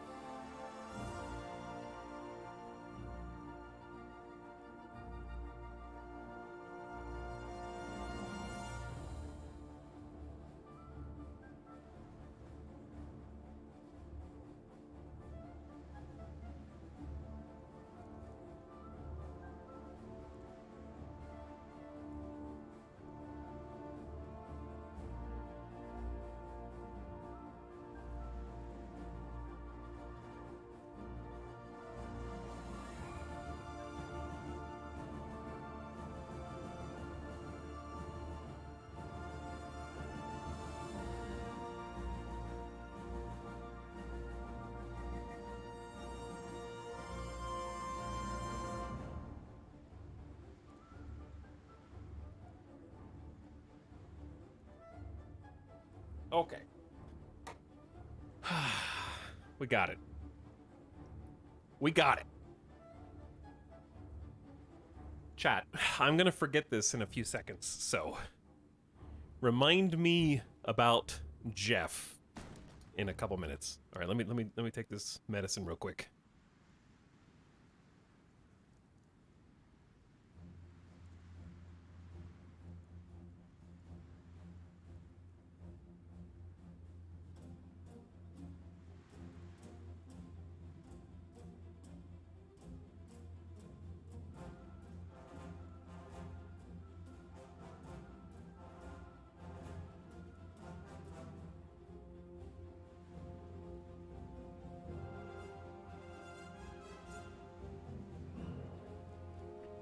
Okay.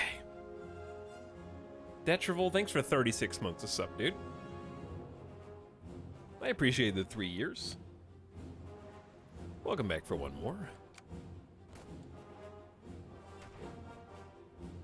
Okay, Jeff. Why is Jeff? Here's the thing about Jeff. If you haven't seen this, you're going to question what relevance Jeff has to the discussion that I'm about to have. But if you know, you know. On my day off yesterday, myself and Alice watched a movie. That movie was very good. It was Puss in Boots. I just decided on a whim. I was like, you know what? I want to watch Puss in Boots. I remember seeing the trailer, and I was like, damn, that animation was good in the trailer. I should go watch this. But I'm not going to the theater because I don't go to the theater. Yeah, it's Puss in Boots, The Last Wish, and damn, that was a good movie. And yes, the name Jeff has relevance, but that there's a tie in there.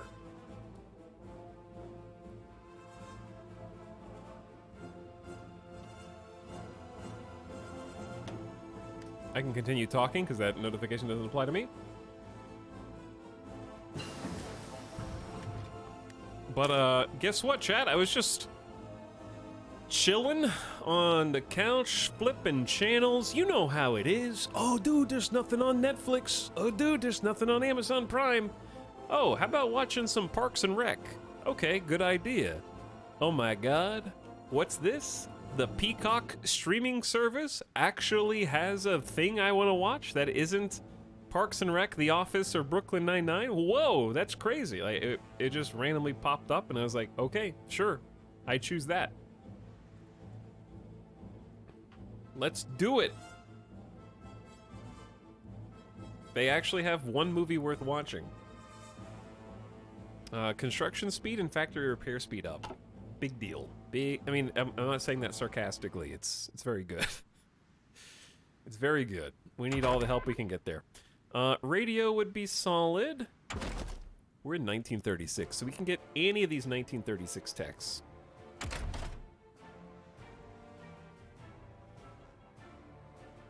We're gonna definitely need some more support units.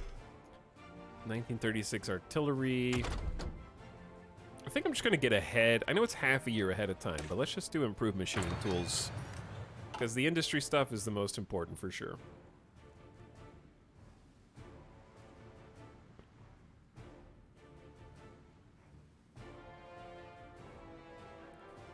I wanted to watch Puss in Boots because I saw it was 95% on Rotten Tomatoes, but all my friends laughed at me and wouldn't watch it.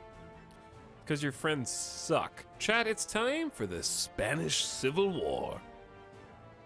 Nationalist Spain has declared war on Spain. Everyone's favorite event in every Hearts of Iron campaign. We've all been waiting for this.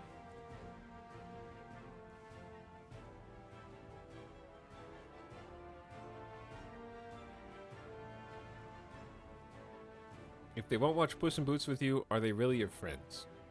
Mostly Lost says, my girlfriend and I saw Puss in Boots for our first date. Wow, more people in chat coming in chat just to pretend to have girlfriends. This is crazy. They just won't stop. An operative can be recruited. You don't have to prove anything to us. You're already in our chat. We already inherently like you for being here. Who should I recruit?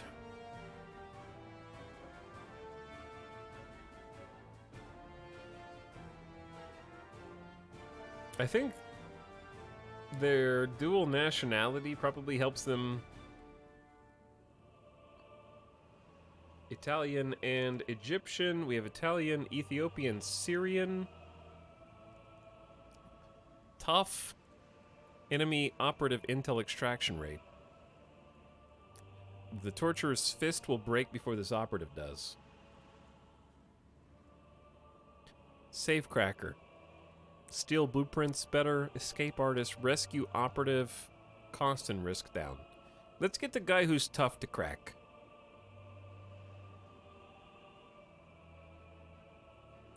Italian Egyptian nationality. Chat, what do I do with this guy?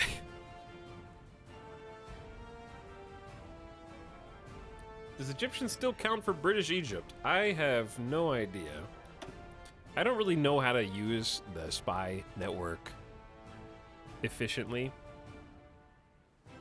But I feel like you can't really go wrong rooting out resistance. Help it, like, we probably just want to root out resistance in Ethiopia. Because we have an objective here. Infiltrate resistance movements in friendly territory to disrupt and dismantle them. Minus 10% resistance target. Like, that's got to be useful. Considering our overarching campaign goal. Okay, we have 160 political power. I'll talk about Puss in Boots more in a second because I have more to say. But there's always something to do here. I also want to re-chat for a sec.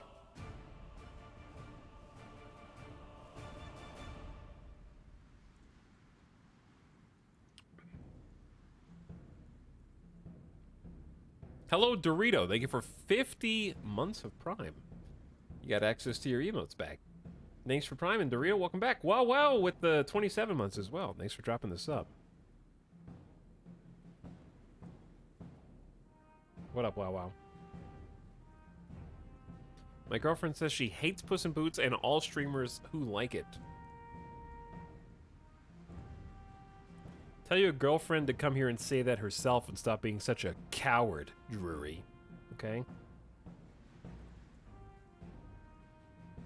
You don't have to speak for her.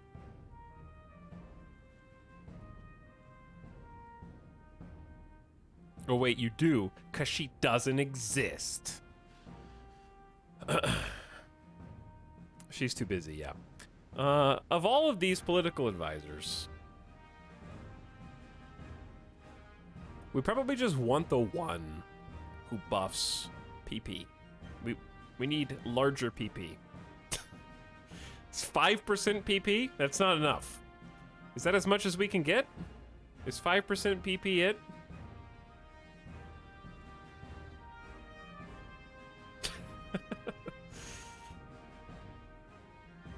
Military factories and dockyard construction speed, air bases, conversions and supply hubs, infrastructure. Maybe we just take the infrastructure. Oh, there it is. The silent workhorse. 15% PP. That's enough. That's plenty of PP to go around.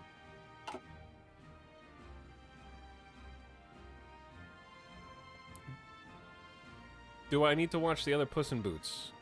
No. I have not seen the other Puss in Boots.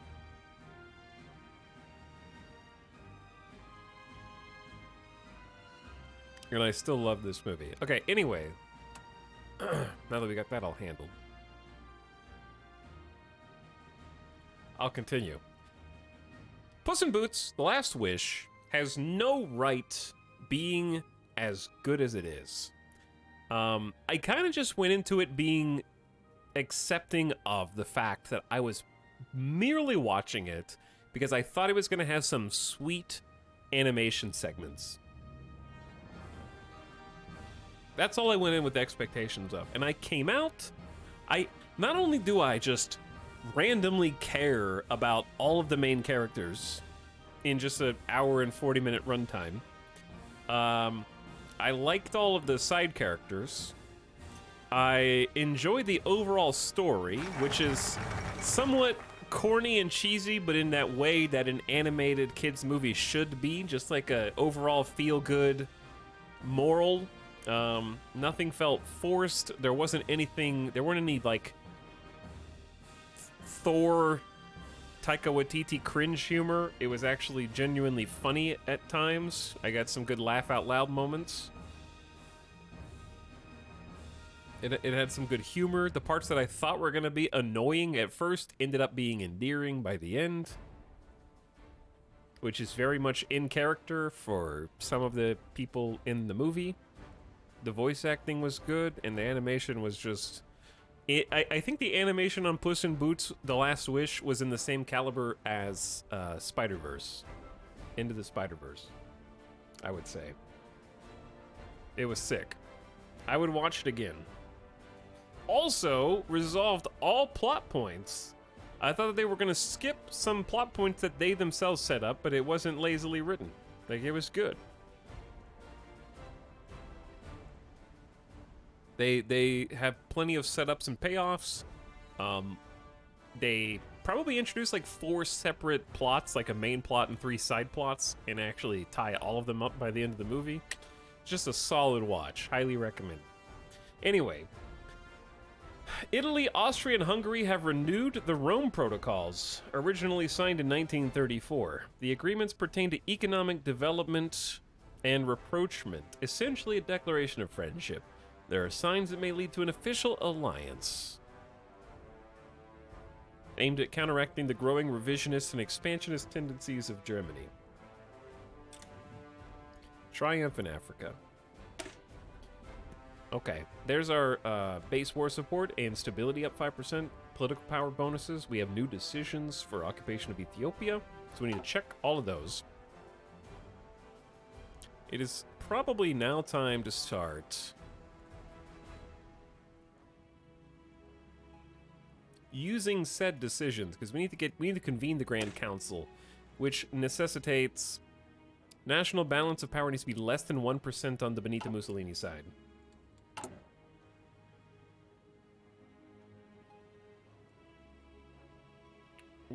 Where are those? Ah, here it is.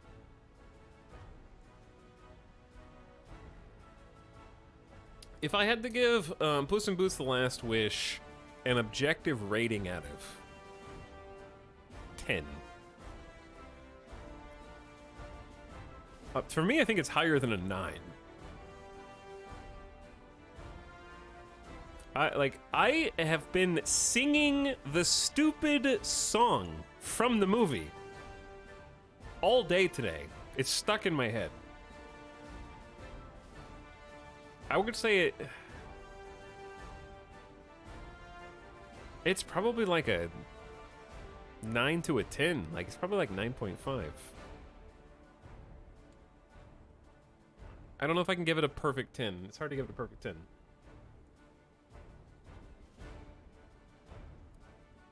The new Puss in Boots was the first new movie I've watched in a few years now where I genuinely felt sad that it ended. Who is your favorite fearless hero? Who is your favorite fearless hero? Ah, dear Lord. It's there, dude. It's right there. In my mind's eye. I don't know what all these do. Hold a military parade. Move this toward Benito Mussolini. This is 10. Italy is struggling on multiple fronts due to Mussolini's incompetence. Perhaps time for new leadership. Slander his name. We want to do that. Criticize the war effort. Our valiant troops are struggling because of incompetent leadership, bad logistics, and inadequate equipment. That causes command power, which we do have. That's another 10%. Question the army's loyalty. That takes army power. Question the Air Force's loyalty. Praise the army that moves toward Benito Mussolini towards... Take over the Ministry of Foreign Affairs. Take over the Ministry of Justice. Okay, these are all in favor of Benito Mussolini, so let's just start with the easiest one. Slander the Duce. Perhaps it's time for new leadership. Wait, can we just do them back to back? Is there no timer cooldown? We just have to have political power, huh? Well, then I'll criticize the war for 2. So now it's 15% on Mussolini's side. And I still have 17 political power. What's the next easiest one? This one's only 5% toward the council. I can do both of these, but I need 30 PP. That's probably the only way to do it, actually. I think I have to do all of them. Okay. Goodbye, free army XP. We got it down to 10%. We have to get it down to less than 1% somehow.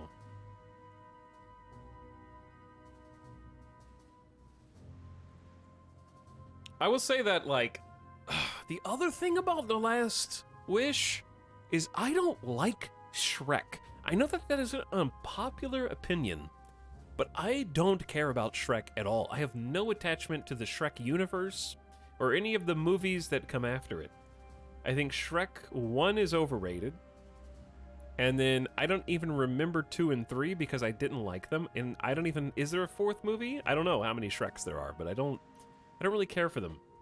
If I never watched them again, I'd be fine with that.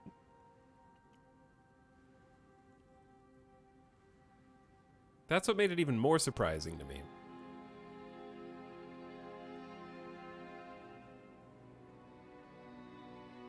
D-Faces in chat. So when I say that I really liked, and I thought it was potentially a 10 out of 10 movie, Puss in Boots: The Last Wish, I don't say that lightly, okay? I have to say that reluctantly because, again, it has no right being as good as it is. I think it's unironically the best movie that I've watched.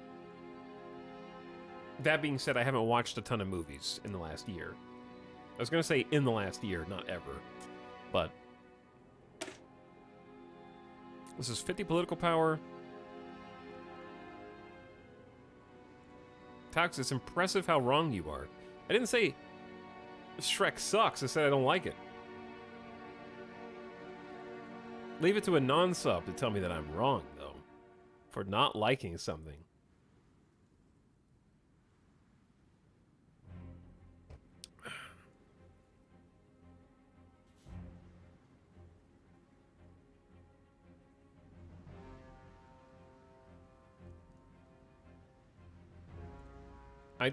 Donkey ruined the movies for me? Yeah, I just found Shrek annoying. Like, all the characters.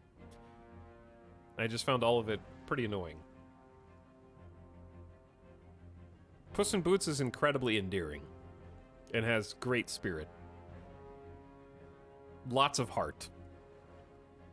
How dare you dislike funny green mean man? I don't know if I'm supposed to do foreign affairs right now. That's why I'm stalling. I think I'm just gonna do... industry, because I'm scared to do these, because I don't know which of these will lock out a different choice.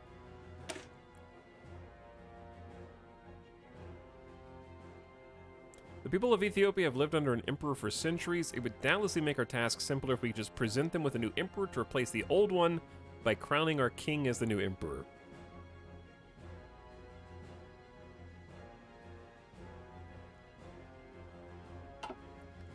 I need to figure out what these do.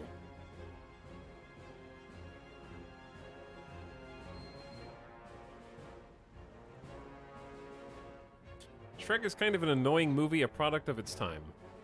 Yeah, I agree. Ita, what was your favorite movie as a child? That's a big question. There are many. Here's the thing. Everyone likes the movies that they grew up with as children. And for me, Shrek was a movie... I was still 12 years old when Shrek came out, okay? But... it just didn't care, even at 12.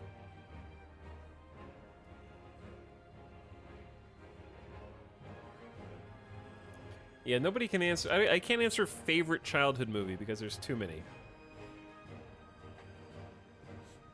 There are a lot.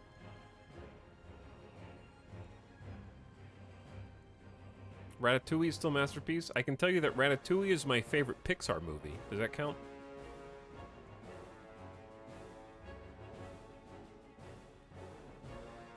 This seems like generically good. The war has been more costly than we would have liked. We get 2% base stability and 365 days of consumer good perks. It just seems generically good.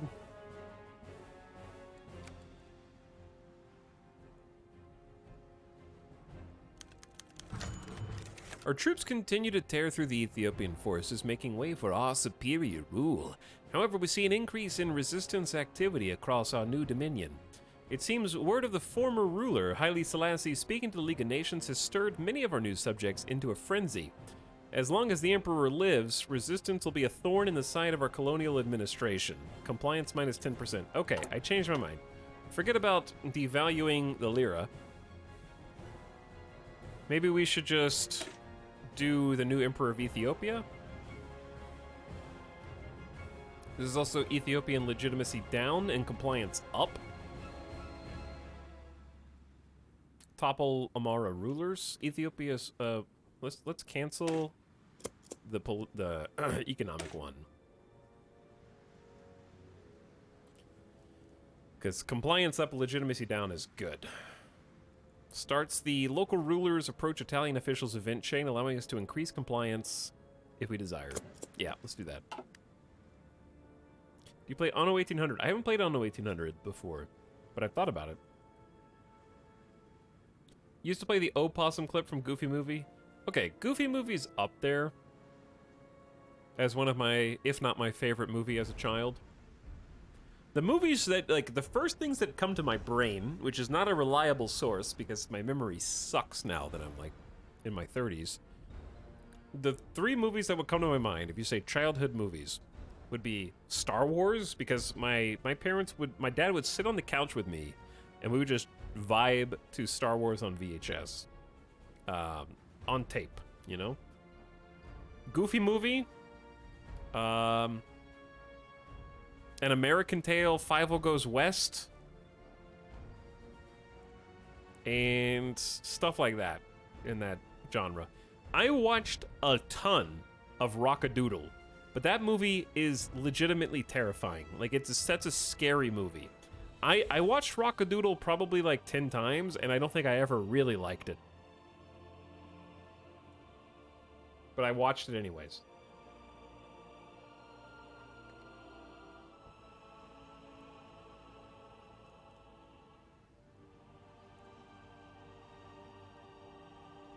Emperor's New Groove? Okay, Emperor's New Groove is probably one of the best.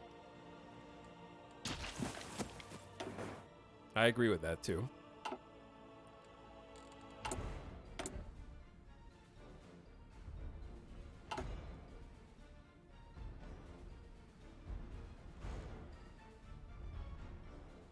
What? Okay, I forgot the Land Before Time existed. Yeah, that was probably... Land Before Time was probably my favorite top 5 movie as a child, too. See, that's what I mean. There's too many. There are too many. Chat, why am I still at war?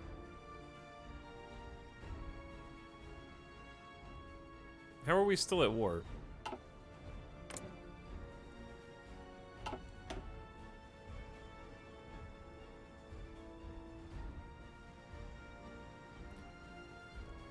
Did Ethiopia join the Allies after they capitulated?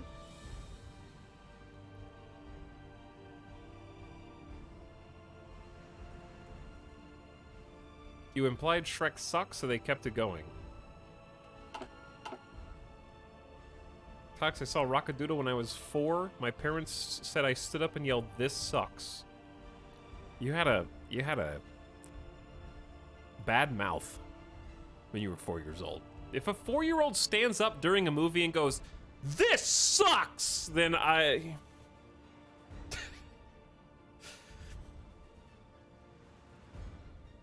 Go to your room. Go to your room and go to sleep.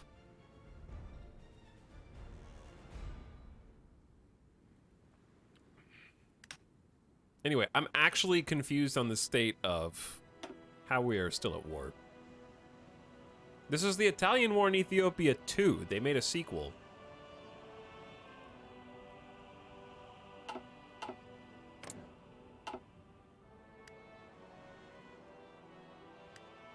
Do I need to be on the border? They can't just go to war with me at 8% world tension, right? I'm very confused.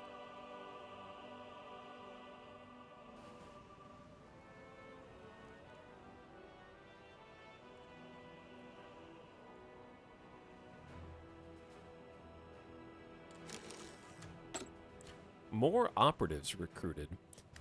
Sabotage linguist, good at picking up new languages, and a demolition expert. Italian, Ethiopian, and Syrian nationalities. Sure. Francesco De Martini.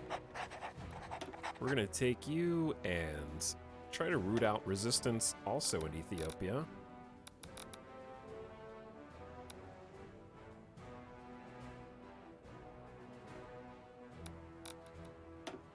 The first guy is already here.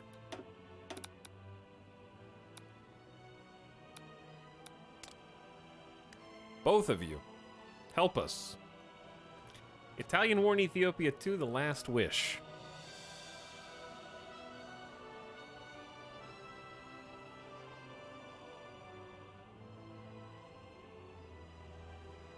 Spain Gamba. We start the Spain Gamba once all 4 wars are afoot. I guess we could start it earlier.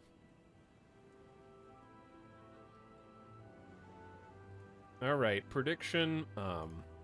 Which Spain will win civil war? Option 1, nationalist. Nationalist Spain is fascist. Then we have... this is going to become Republican Spain, right? Which is democratic. Then we have Carlist, which is Carl. And then anarchist.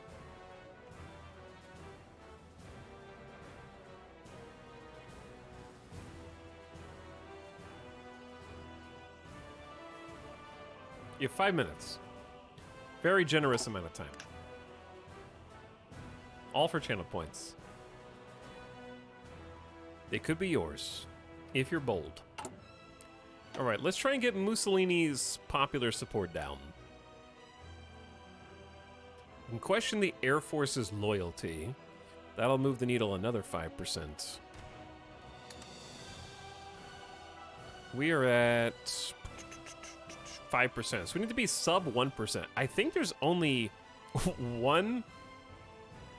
Do I have to question the Navy's loyalty to do this? How am I gonna get 10? Oh, I know how to get 10 naval XP. Let's get the ships. I should have been doing this. Where are my navies? Okay, we got some squads here with... Dude, what is all of this, man?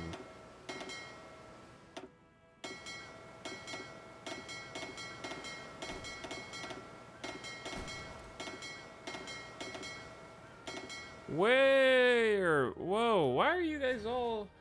Ding dong, ding ding, ding ding. Yeah. This is too many. That's too many groups.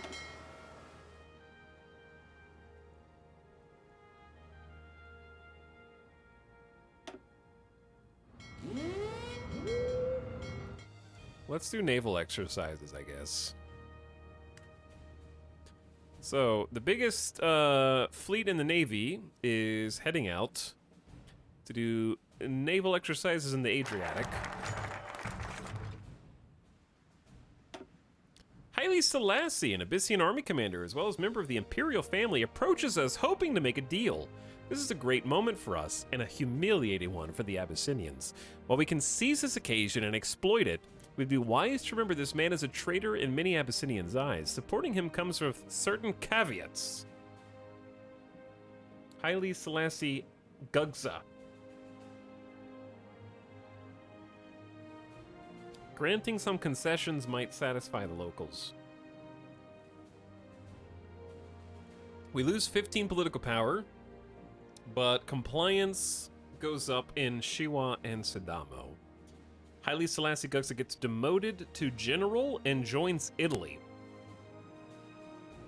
Make Gugsa the governor of the region. This creates Oromia, a new puppet of Italy. Stability minus 15%. Joins Oromia. Haile Selassie and his followers must be subdued, lower resistance. There will be no negotiation with any local rulers. I genuinely don't know what's best here.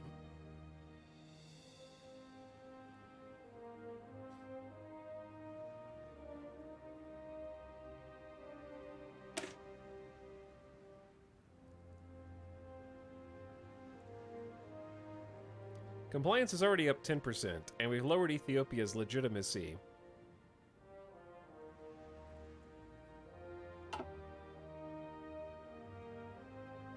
What I'd like to do is maintain control. What? Chat, I think I need to actually reload the game because I believe I just clicked. I don't know what I clicked, actually. But something was clicked. And a month just rolled over. So there should be an autosave. Oops. Just gonna quickly close out and reload real quick. Whoopsie.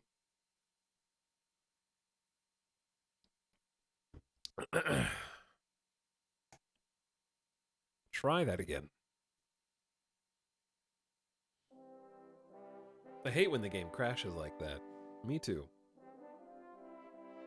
So unfortunate.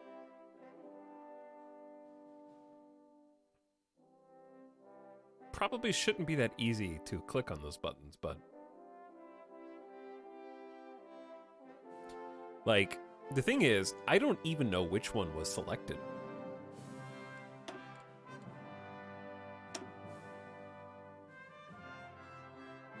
You should be able to see the game again. Any second now. Hello? Chat? Where's the game?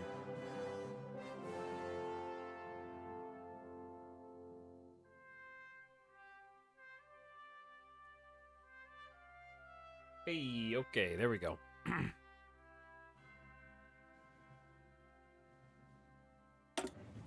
There's a non-zero chance that it actually saved over it.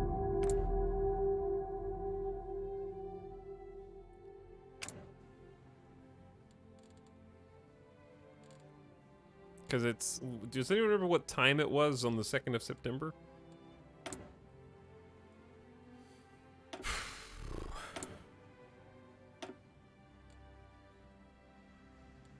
Iron Man Omega Lol.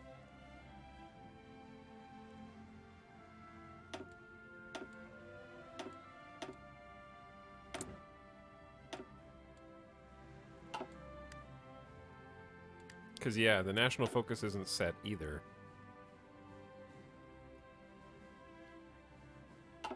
Did it actually save? What did we click?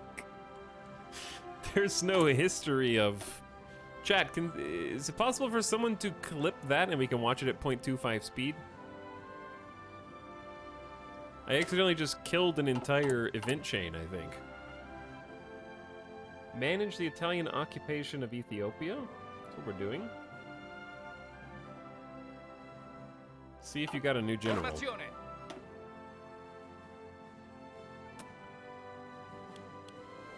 Could he be level 1? I don't think so.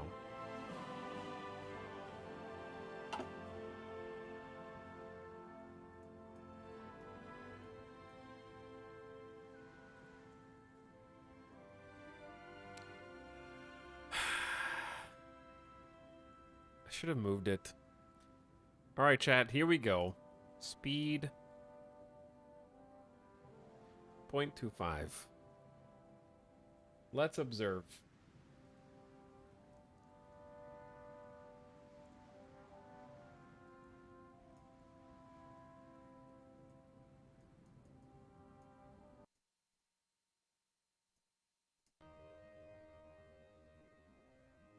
Maintain control. Maintain control. Mouse is right there. The mouse is right there. There will be no negotiation with any local rulers. Yep, I apparently clicked that one. That sucks. Oh. What?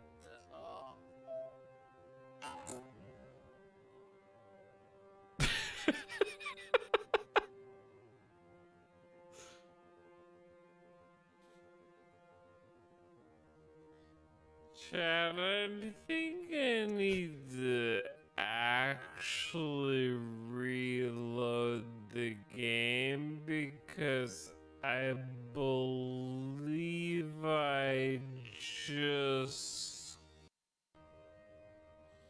Well, okay, that's been settled.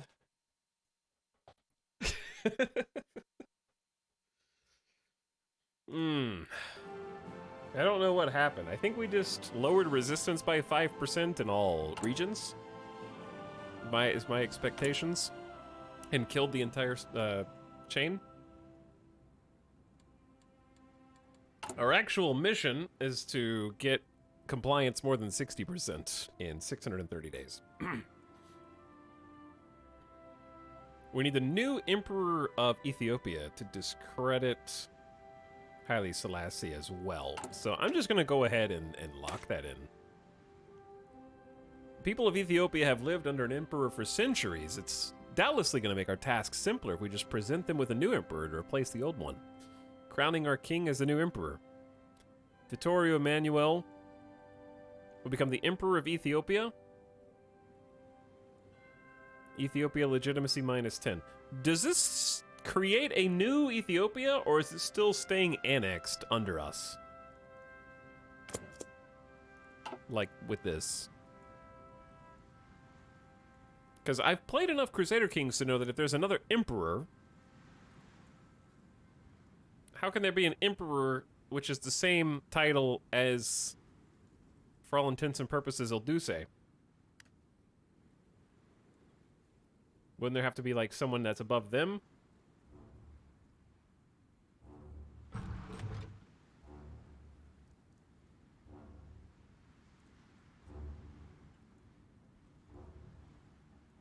Because you can't have someone whose rank is higher or equal than the current leader.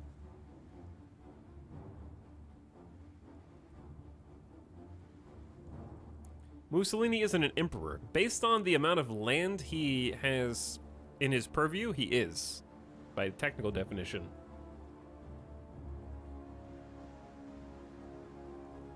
Like, he is a... he is the ruler in our game.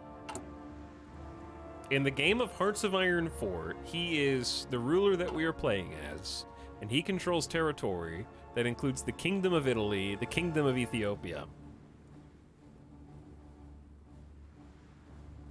So in Crusader Kings, if you are playing as a king and another king takes over a kingdom, they become a separate entity unless you are an emperor as a higher rank.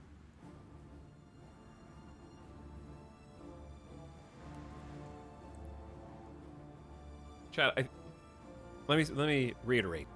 In the video game Hearts of Iron 4,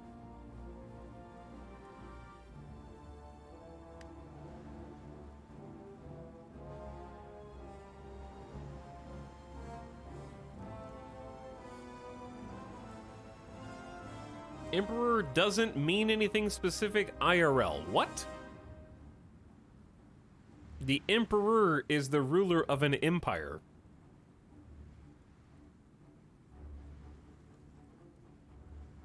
What are words?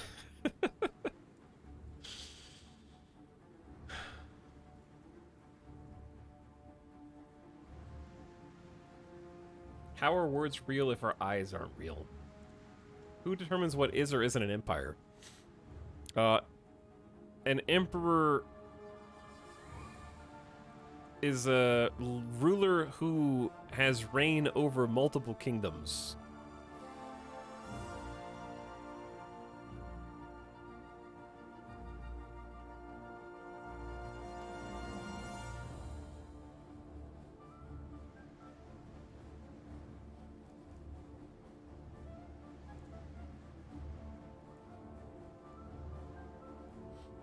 The Italo-Ethiopian Empire, much like the Austro-Hungarian Empire.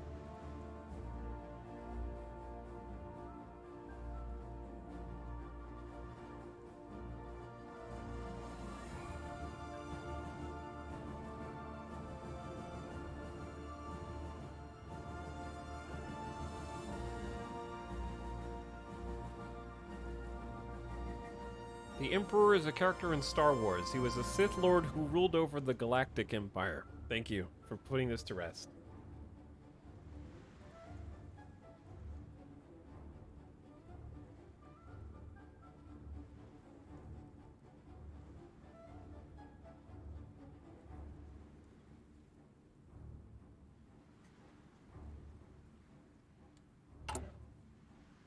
Anyways. My question was just making sure that we weren't accidentally creating another, on the paper map, group and faction that we had to independently manage.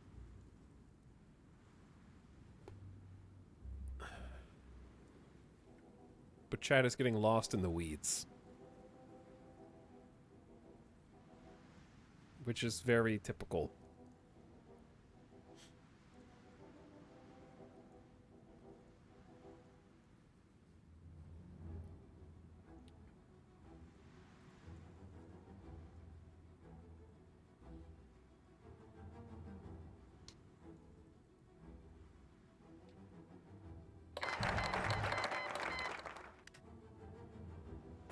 Because I can't undo things that are done in this campaign, as we've already seen. So every time I make a decision, I kind of need to know the outcome ahead of time. Otherwise, we are going to be stuck in Iron Man hell, like we almost already did.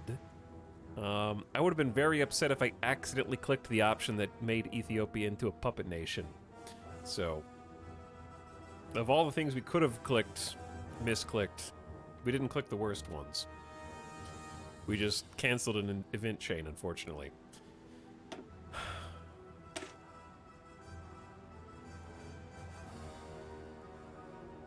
Okay, non-aligned leader Vittorio Emmanuel III gains Emperor of Ethiopia. So, non-core manpower is up 2.5%, stability is up 2%. We're at 93% stability.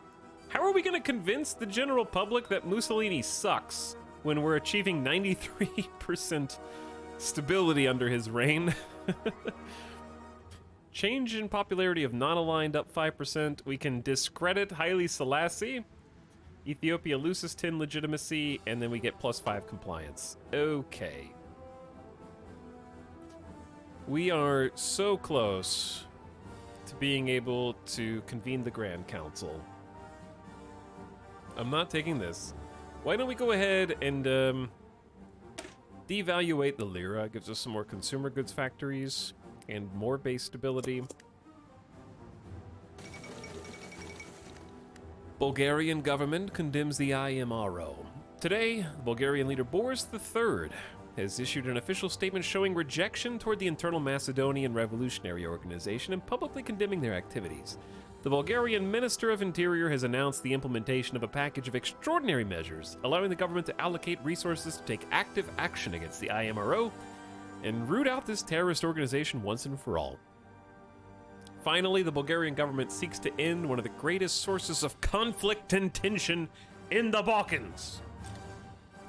Of course they'll succeed. How do you see how much legitimacy Ethiopia has?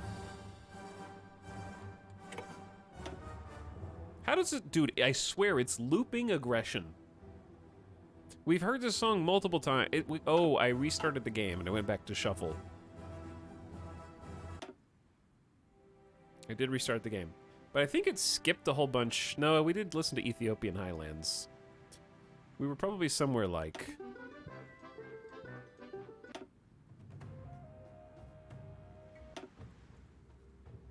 Probably somewhere around here.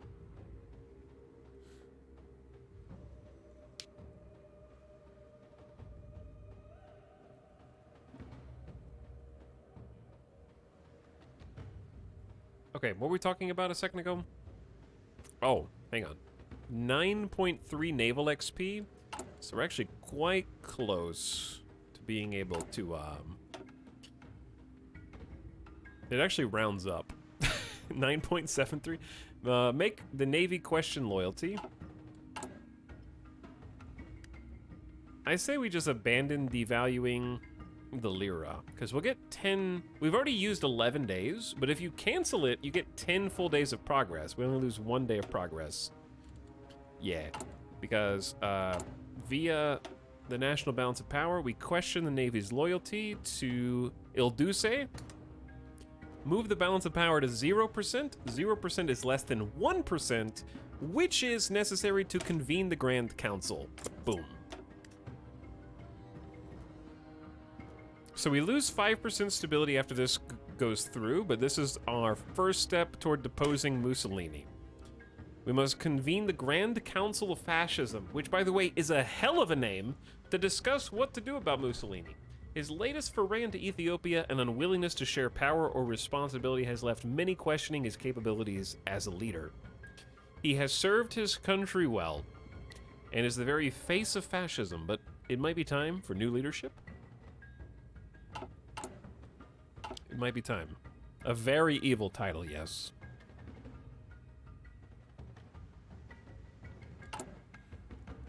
Pacify Ethiopia, 580 days. Let's discredit Haile Selassie for 35 PP. By informing the Ethiopians how Haile Selassie ran away like a coward and is indulging in a decadent lifestyle in a country far away, might be able to sway some people to our cause and hurt the former emperor's reputation. Oh, that was my question. How do you see the legitimacy of Ethiopia?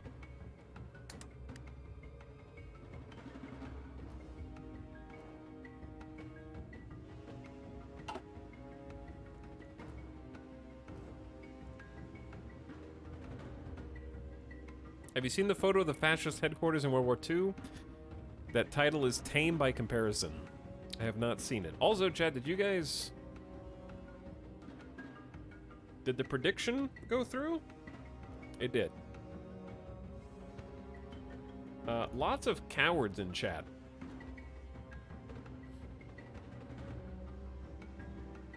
$30, $45, $59...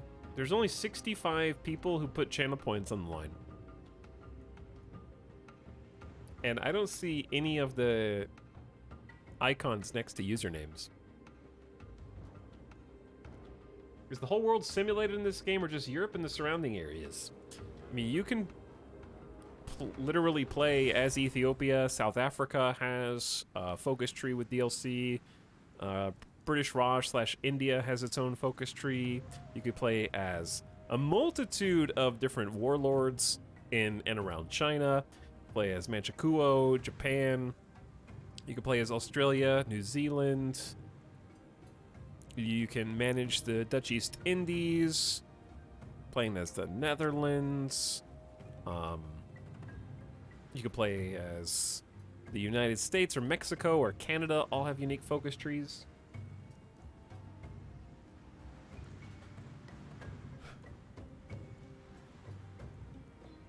Chad, should we redo the channel point thing? Is it bugged? I got back with 3 seconds left to bet. I panicked.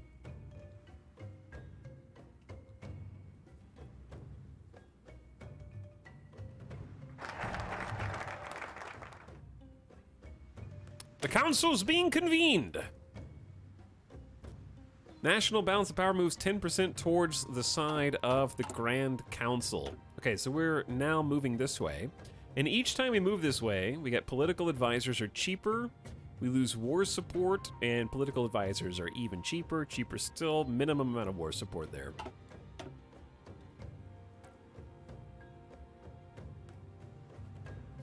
Okay, now that we've convened the Grand Council, I think deposing Mussolini is in our best interest. The time has come to oust Mussolini from power. He's proven himself incompetent leader that dragged our beloved Italy through many unnecessary hardships and tested its resilience well past the breaking point. While his shadow might loom large over us for some time to come, Italy and its people will prevail.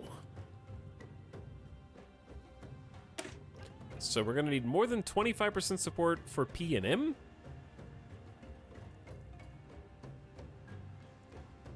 Time to make the fascists take a back seat in government. Okay, so we start here.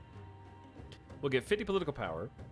Grand Council of Fascists becomes leader of the Fascist Party. We lose political power a little bit and some stability. Then we get the shadow of Mussolini, and we move more towards the Grand Council. Okay, depose Mussolini. Let's just head toward that.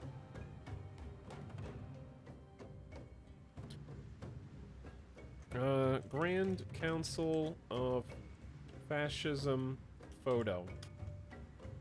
Wait,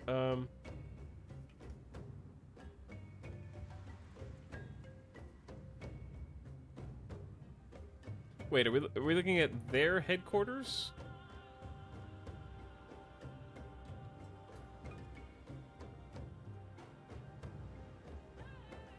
I'm trying to find pictures. The Italian Fascist HQ.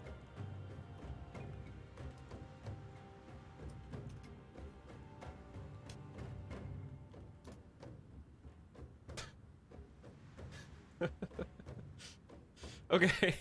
I did a second search because I thought this was a fake Photoshop. If this is a fake Photoshop, it's very elaborate and spread throughout most of the internet.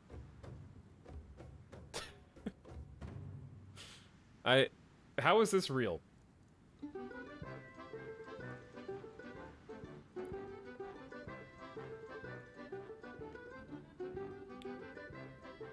History is wild. Well, here's the thing, dude.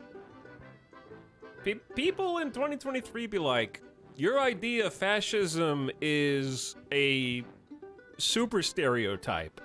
And it's like, that exists! That's real! It's not just like that's not just like a made-up thing. People's expectations are based on reality. Look at it.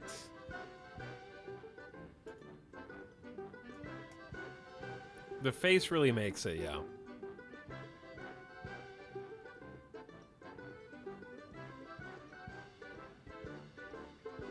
That's what I expect in, like, V for Vendetta. That looks like a V for Vendetta, like, black and white photo.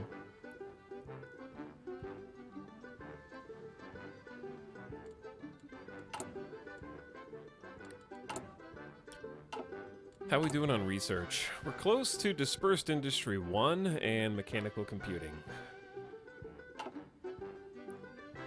Yeah, I think if you put that in a movie today, it would be considered stylized. It would be lumped sort of under, oh, we're out of fuel. Stop doing the naval exercises. Stockpile some fuel.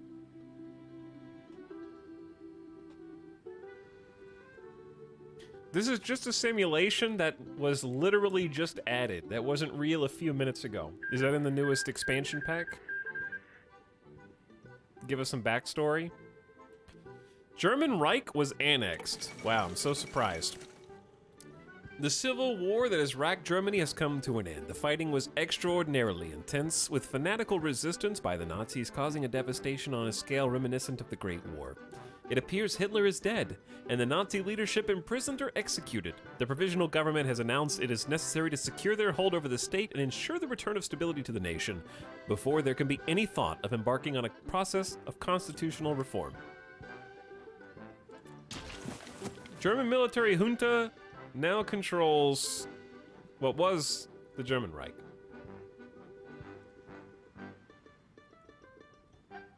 There you go. Ding, ding, ding, ding, ding, ding, ding. So, what we're working on right now, we're deposing Mussolini, which is a hell of a turn considering how well we actually handled Ethiopia for him. What I need to do a handful of things. One, I'm really not looking forward to, which is organizing this mess of a navy. Like, some of these ships and groups... Chad, is it wrong to just want to group literally every fleet up? Send them all back to Italy and then figure it out after the fact? Because this is, like, way too much. We don't have any commanders. Death Plum Navy. What's the easiest way? Hold on.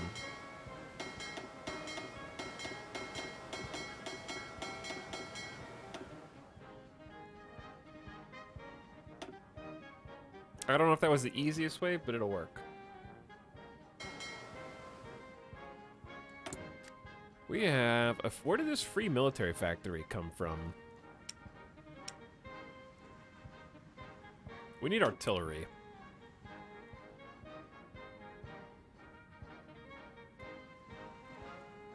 We have 856 light tank chassis stockpiled. That's not bad. Still need 2,000 guns for upgrade. We need, like, more towed artillery than tanks right now, probably. There goes all the oil. Yeah, it was already gone. We kind of need to work on that. Like, what's the point of having a giant navy if you don't have any oil for them? Constructing machines capable of advanced differential analysis will radically change what sort of machine-assisted calculations can be made. 4% bonus research speed. And it is 1936. I think radio is generally solid, but it's almost 37. So I'm just going to focus on all the industry stuff. We just got dispersed industry 1. Production efficiency, retention's great. Factory output's great. More factories per state, great. Let's just go again. And then also do construction 2 for another 10% build bonus. Is this the game where he talks finally learns naval warfare? Bold of you to assume I don't know naval warfare. I have done Navy in probably a majority of my campaigns. It's not that hard. All you have to do is turtle until 1943 and then decide that you want to build a navy, build the world's most modern navy, acquire 40 destroyers, 8 to 12 cruisers, 2 battleships, and dominate the entire AI's interwar naval fleets. After you've stockpiled a giant, mass group of fuel and, you know, easy peasy. Why build a navy when you could build naval bombers? Better question. Am I right, gamers? Okay, actually, didn't naval bombers finally get balanced? Didn't naval bombers get a bit of a nerf bat, like, half a year ago? I don't think that they're quite as OP as they used to be. You could just build hundreds of naval bombers and just destroy every navy in the world. Political power up. It's time to depose Mussolini. Before we can do the monarchy, we need 25% support for P&M, which is at 12%.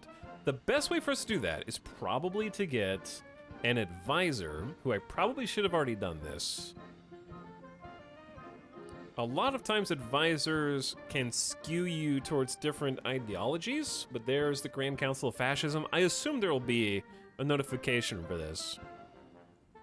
I only see daily fascism support.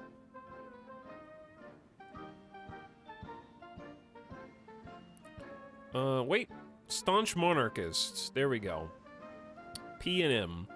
Plus 0.1 daily support for unaligned. Kind of important there.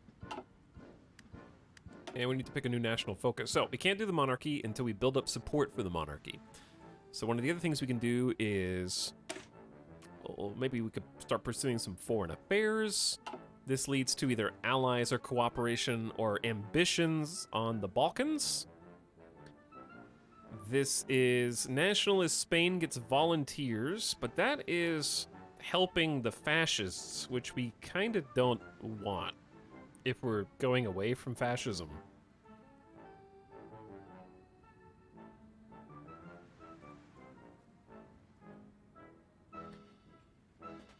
Chat, what faction are the Carlists?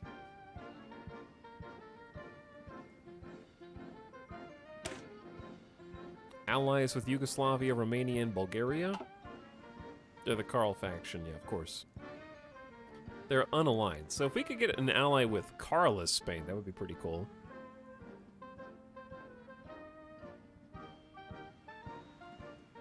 We could do a Spanish-Italian alliance if Carl wins. If I end up helping Spain in some way, I'm going to cancel the channel point thing. Because that's pretty OP. That's pretty OP of me to do. I noticed that now that we've chosen some mutually exclusives, the focus tree as a whole has condensed, which is nice. Devaluing the lira is probably still good though. Consumer goods factories down. There is Shadow of Mussolini giving us ideology drift defense down. How many more days do I have of building an infrastructure faster?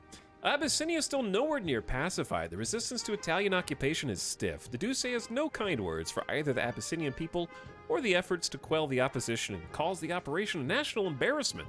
He complains the Italian colonists have a rough appearance and crude manners, which is not instilling any respect.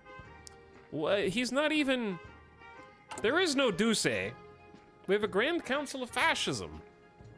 They're tougher than expected. Compliance down.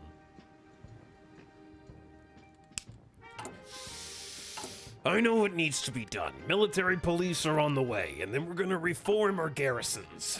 And we're gonna fix all of this. We have a surplus of infantry equipment now. Yeah.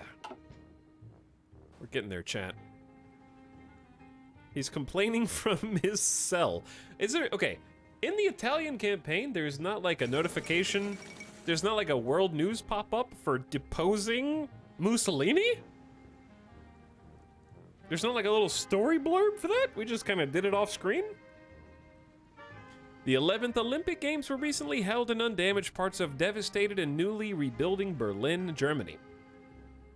Attended by athletes from 49 nations across the world, the 1936 Summer Olympics are the first in history to enjoy limited live television coverage.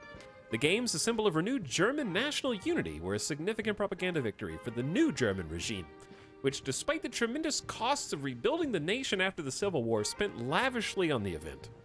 German athletes saw the most success, winning 33 gold medals, while the Americans came in second with 24. Chat, I don't think that if Germany had a civil war, that they would still have enough athletes in their prime to win 33 gold medals. I'm just saying, they already had a military junta civil war.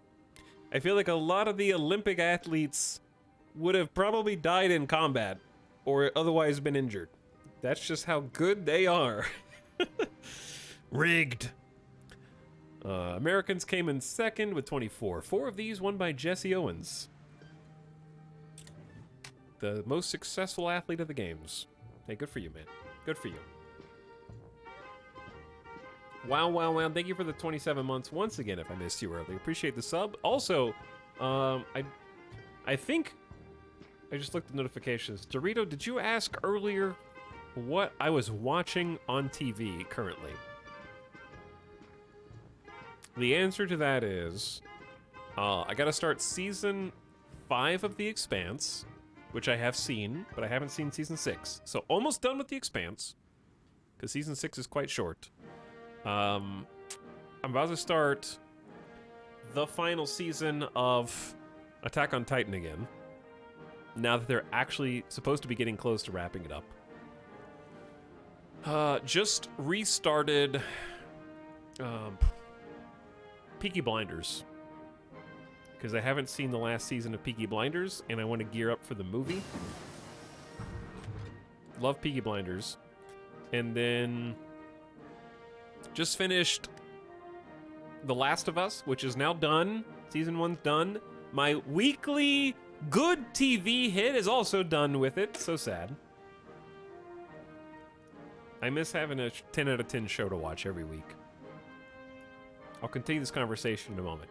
Military police will basically go into our forces as a support group, and we want to use them specifically to assist with pacifying occupied lands. So make sure industry is researching. Check.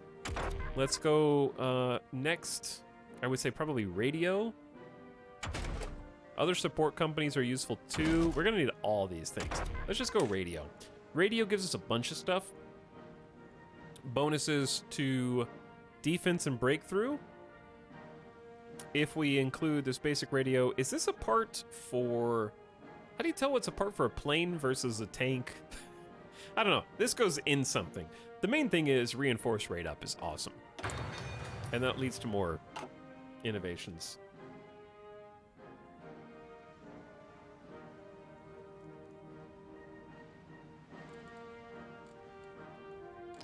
I forgot what else we were doing. I think we're just chilling. We've been constructing a ton of infrastructure at an accelerated rate. And I'm going to continue that to get everything up to like I said, a 3 out of 5 minimum. Including our African holdings. Wait, that's not going to have this speed increase. I also don't know if there are some focus tree options that will just give us... Yeah, there's going to be some free railway. There might even be some more free infrastructure. Dockyards. Yeah, that's one infrastructure.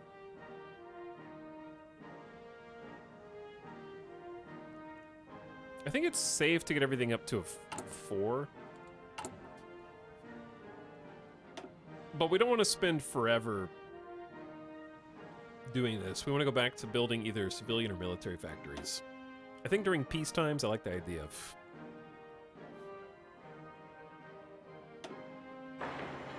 Let's max those out at 5, and then we'll start building up those. 'Cause those are, like, very empty. Polish Civil War? The Secessionist Republic of Poland. Democratic Rebellion?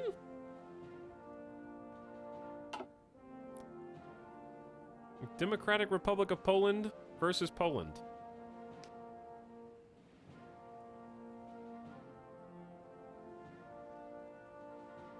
Oh, shows. Chat, guess what time it is? It's not Rings of Power time. Rings of Power is over. It's time for Ted Lasso to shine. I started season 3 of Ted Lasso. Quick recap. Ted Lasso 1, season 1, was like the most surprisingly amazing season of TV show that I've seen. I went with pretty low expectations and came out just binging it. I watched the hell out of Ted Lasso season 1. Me and Alice just blazed straight through. Got to season 2, and I've never seen a show go so far in the opposite direction in a single season to one of the worst TV show seasons I've ever seen. Hated it. I watched it. Eye-rolling, cringe-inducing, insufferable television. So, it was with a heavy heart that I started season 3, because it's now out on once a week right now. Season 3, episode 1 was very neutral. Very neutral. I didn't hate it. I didn't love it. It seems like it might have potential. I'm trying to be open-minded.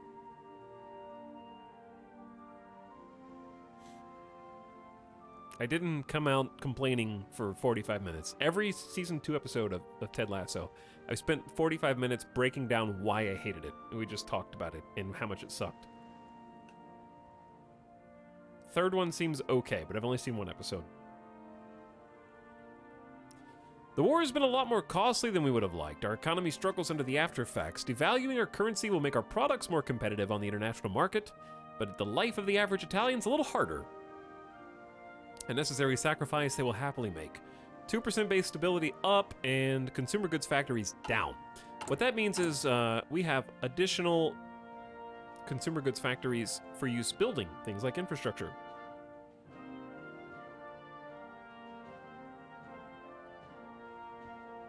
Etal TV talk. Yeah, hopefully you just heard what show. We are still patiently waiting for support for unaligned. Once that gets high enough, we can pursue the monarchy again. While we're waiting for the monarchy, we need to start building up infrastructure. And also, I would say, possibly helping out in Africa, since we control Ethiopia.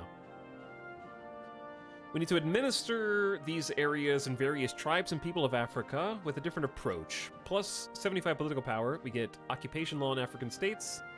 Colonial police grants resistance target minus 30%, so resistance target should shoot down, damage to garrisons down. Daily compliance gain goes down as well, but we get various decisions that'll probably be beneficial, so I should probably just go with that. If I want to continue occupation, we need to actually do something about it. Similarly, it's time to set up the Cavaliers, whatever. The Regiment of Cavaliers. Chat, give me an Italian horse troop name. The reason we want to use horses is because horses have more suppression, +2 suppression, versus motorized infantry. I think are also good. They're better. Carbonara Cavaliers is very on the nose. The Spaghetti Riders. Have you seen the Catch-22 adaptation? I have not.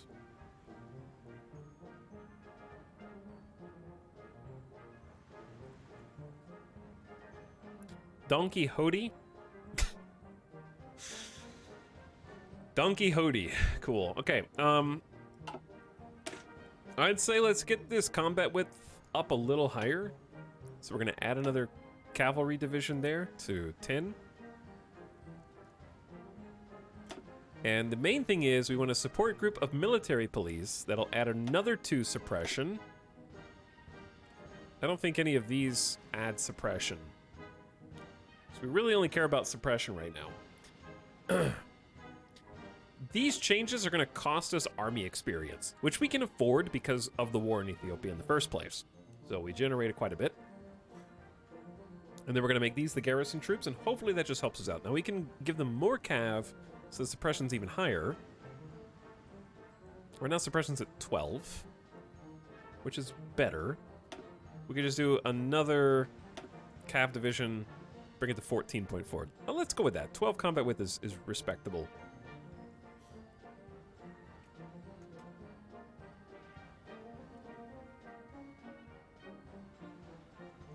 Fettuccine al Nado. Terrible.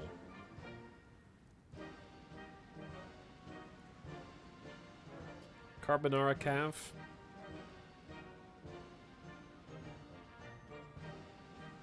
What about, you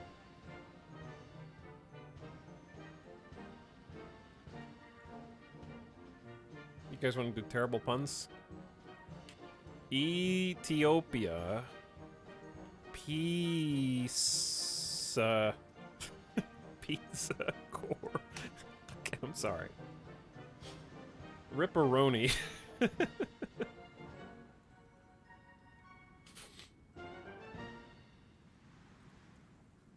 Ripperoni, Ethiopia.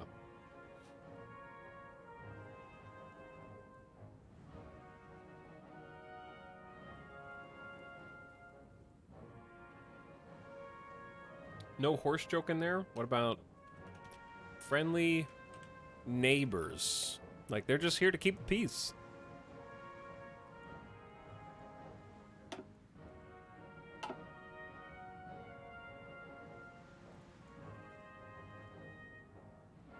Spaghetti Western wasn't bad, but why Western? Just because they're on horses? I think that's a stretch. Okay, we need to go to occupied territories. The friendly neighbors are the default anyways, and we just severely increased their amount of manpower required to sustain and maintain, and gave them military police as a support group.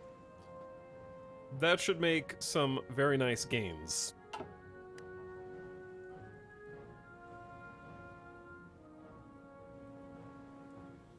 Pizza keepers? Pizza? And peace? Peacekeepers? Pizza keepers? I don't hate it. I was gonna say I hate it. I don't hate it. Okay. There you go. Turret laths are proving indispensable for mass production, ensuring efficient construction and uses will give us a significant industrial advantage. All right, production efficiency cap going up is a big deal. Now, we clearly will need some solution to oil. I'm gonna go ahead and research synthetics now, because we need to start stockpiling fuel. We have a huge navy. And speaking of which, we need an admiral. This admiral is battleship and tactician and spotter. What I'd like to do is take all of the subs.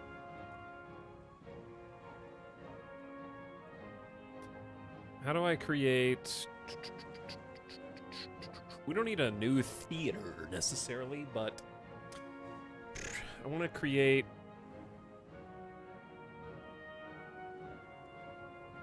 Don't split them in half. Prepare priority automatic split off. How do I just take task force composition editor? I don't know if this is what I want. How do I make a slub only? Hold on. I need to, let's select this. All right, I gotcha.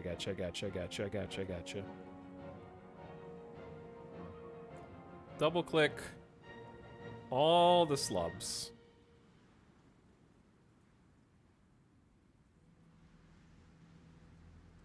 Then peel them off into a separate group. Why is this one Italian reserve fleet there? Okay. There we go.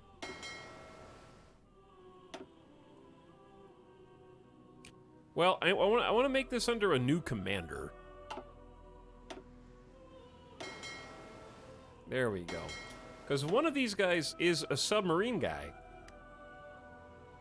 Submarine detection plus 10%. Very gentlemanly. Enemy retreat chance is much higher, because what, he just lets them go? Positioning up 25%. 3 attack, 2 defense, 3 speed, retreating, and positioning, and then skill with coordination. Okay. You take that one on. And then... battleship adherent, good tactician, good spotter. You take the reins on the rest. We're going to split these up into 2 groups. Let's select roughly half.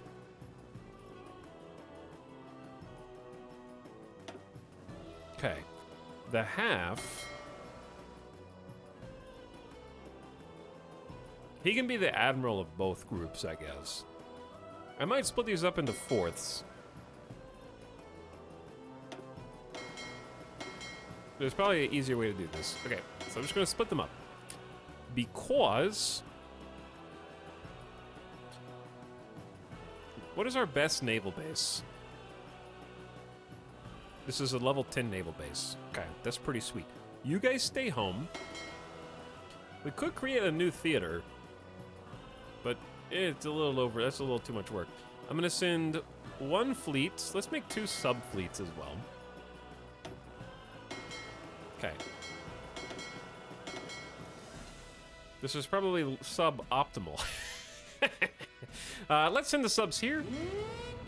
And then we're going to send one of the other groups here to kind of defend our holdings in Ethiopia.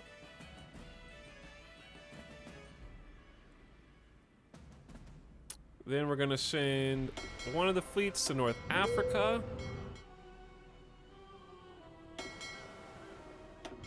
Another fleet to the other side of North Africa. The theory is... Actually, we're going to go on this side. We should probably have a majority of our ships guarding Italy.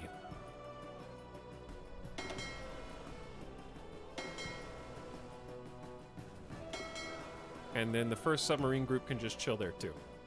We don't have enough fuel to actually have them on patrol or do anything cool.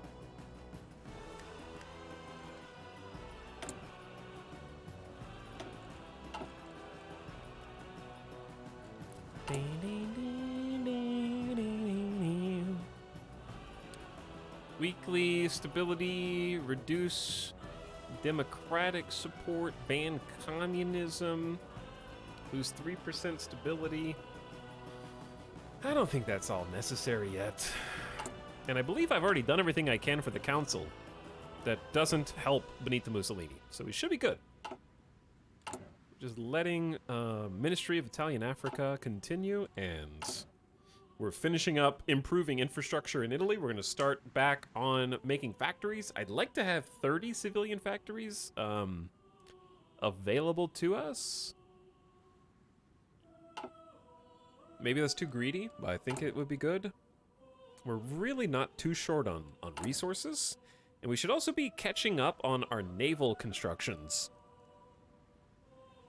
So I wonder if do we need convoys? We have only 183 convoys. So I'm probably going to forget about this, but I'm going to add like a convoy creation to kind of siphon a bunch of the dockyards into once we're done, so we can actually do some proper trading.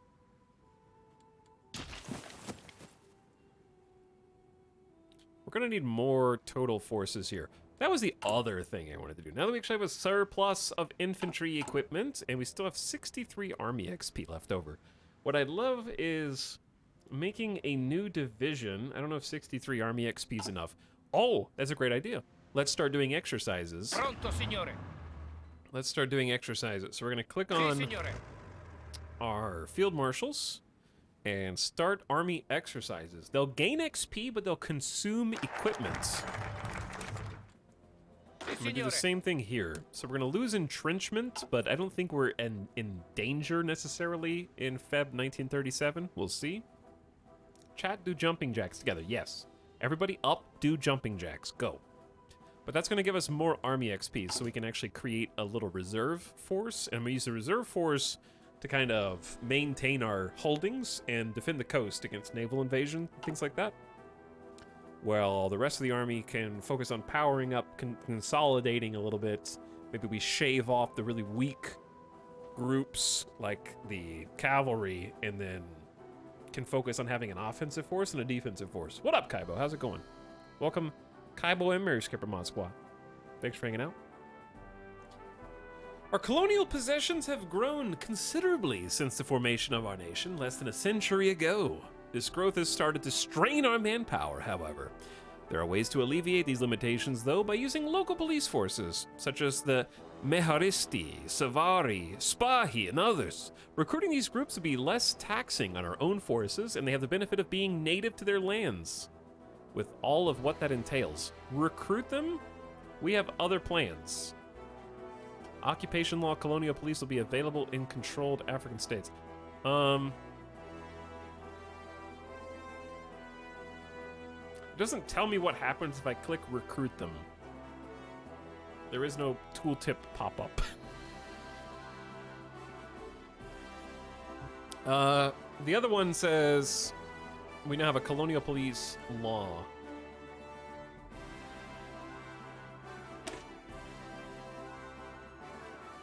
This gave us 75 political power, already unlocks occupation law in African states. Colonial police and new colonial management decisions. There's colonial management. We can train irregulars, recruit local forces to be less taxing on our own manpower, and they have the benefit of being native to the lands. That's this.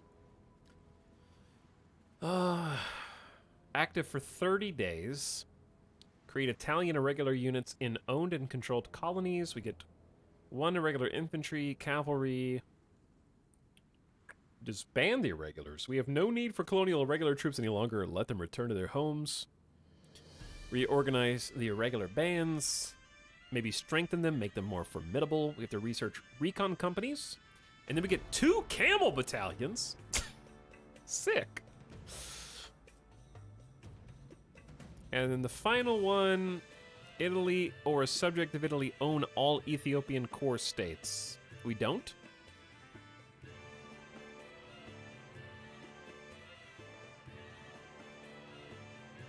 I think this is a free, single free activation.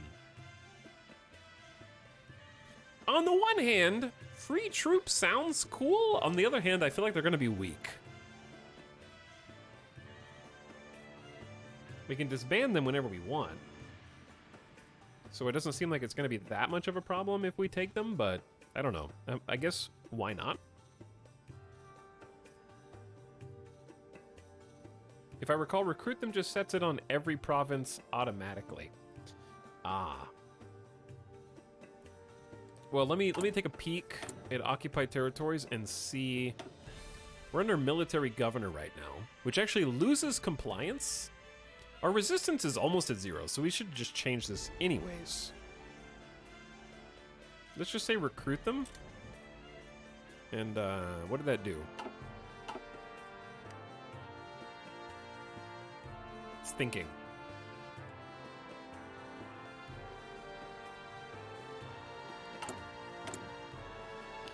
Still says military governor. Following territories overrides this law with colonial police. How do we see what colonial police is? It's not any of these. Oh, there it is. State modifier. We kind of need compliance to go up and not down.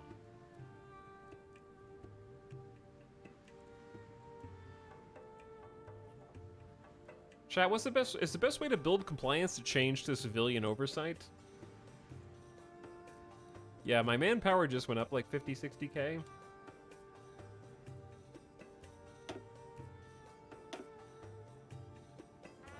There was still some resistance here, so colonial police is nice. Because my overarching goal is... Actually, no, we don't. Since Mussolini got deposed, we don't have the same mission to suppress, but is generally helpful. Polish Civil War is still happening, and we have fascist Estonia versus non-aligned Estonia. Still fighting. Spain still duking it out over here. I need to pick a new national focus. Our primary quest is still waiting for 25% non-aligned supports. We need 6% more. We're getting there. I think maybe pick a final political advisor and or an industrial concern. So we get some research perks or both. So who's on options here? I always enjoy the industrial construction speed help. That's captain of industry. Consumer goods factories down 5% is useful too. We'll do that later once we replace the unaligned support. I say let's go captain of industry. We get 10% bonus on infrastructure, factories, railways, and refineries. And then with my remaining political power, pick one of these. So this is all going to buff our research speeds on various pursuits. Some of these are industrial. Some of these are on synthetics and industrial hybrid. These are both industrial. They seem to both be available to us for this. They do the same thing. One's in southern Italy, one's in northern Italy.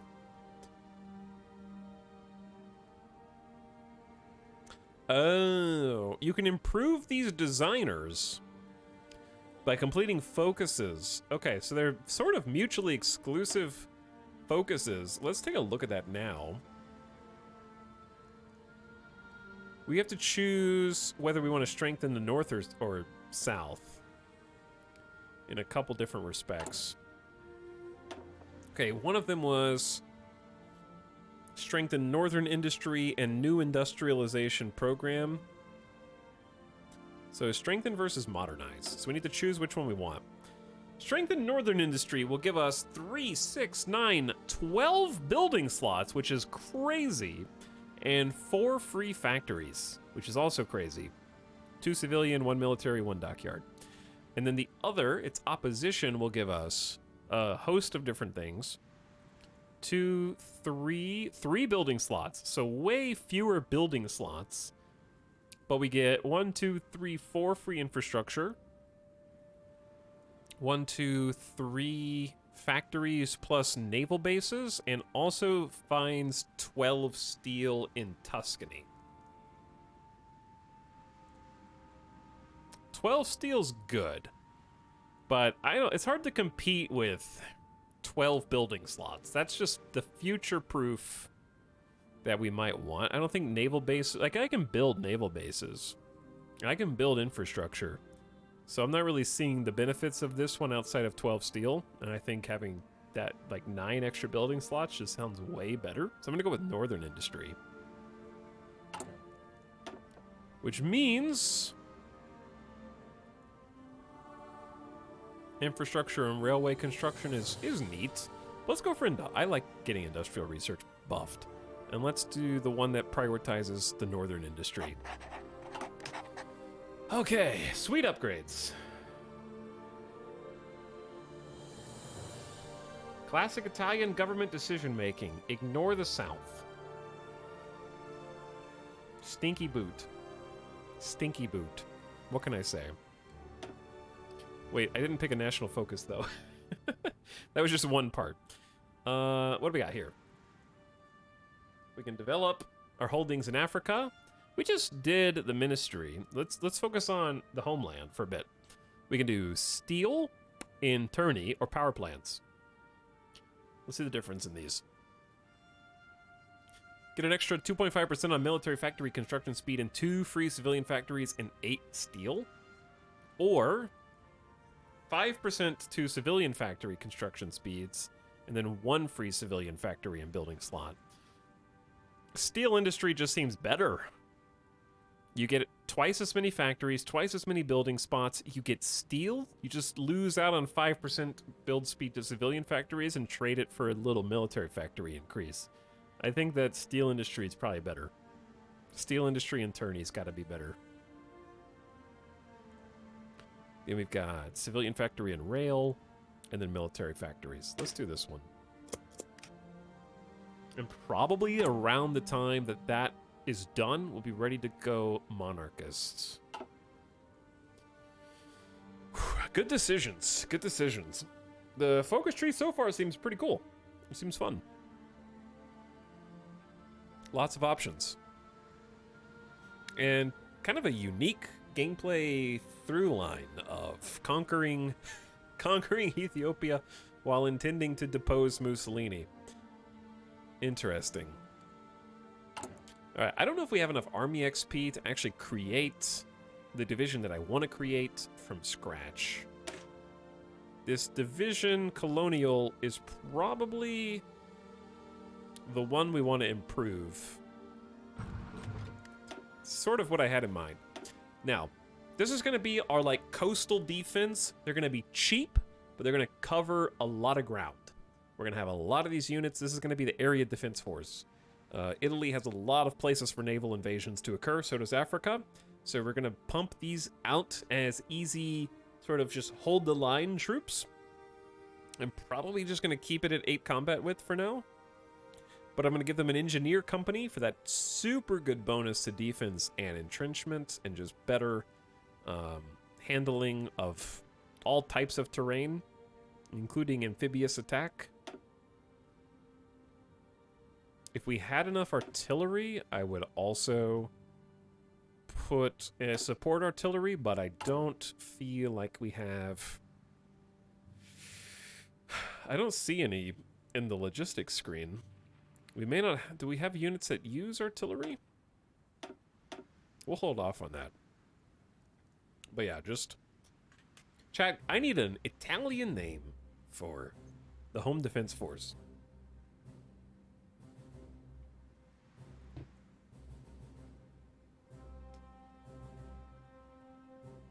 Oh, there is artillery, yeah. We're negative 108. Sorry, I just can't see.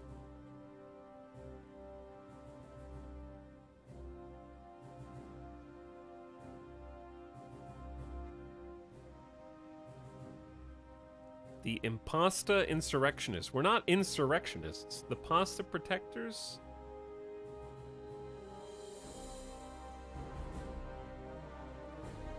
Pasta... You shall not pasta. Sounds like a job for AI. Give me 10 unique suggestions for the name of a division in Hearts of Iron 4 that are themed around Italian isms. What's another word for isms? I could just say Italian themed. Italian themed in a humorous way. Where the division is intended to defend Italian interests.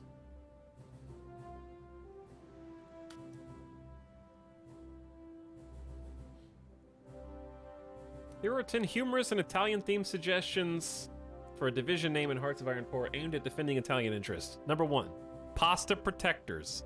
Maybe chat is using AI. Maybe.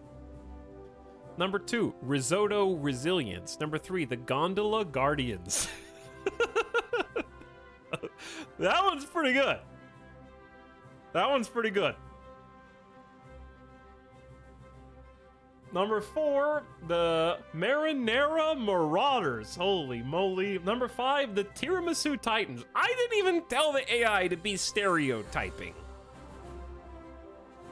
I didn't tell that. I just said humorous. The Tiramisu Titans. Number 6, the Espresso Enforcers. Number 7, the Piazza Patrollers. Number 8, the Provolone Patrol. Number 9, the Biscotti Brigade. And number 10, the Chianti Commandos. These names incorporate elements of Italian culture, cuisine, and humor, which should provide a lighthearted touch to the division while emphasizing their defensive purpose.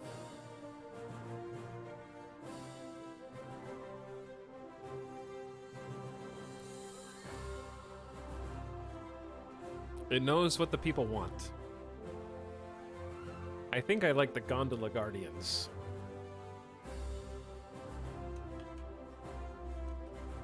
There's some good names there. Okay, we're gonna lock this one in. Now, this red down arrow means that they're considered reserve units. So they're the last, lowest priority to receive equipment. Perfect for units set to guard bases and such. Exactly what we want. Now we can start training the Gondola Guardians. Each one needs 400 infantry equipment. We have 9,000 spares, so we're actually going to train a lot of these. We're going to train like 15 at a time. And start ramping that up. Some of them are missing support equipment, which is understandable.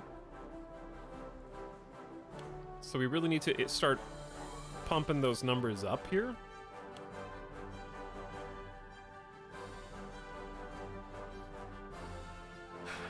We've been replaced. Chat has been replaced, yeah.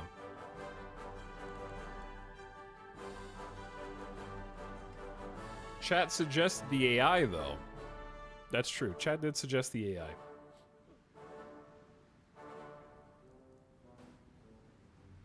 So who actually wins?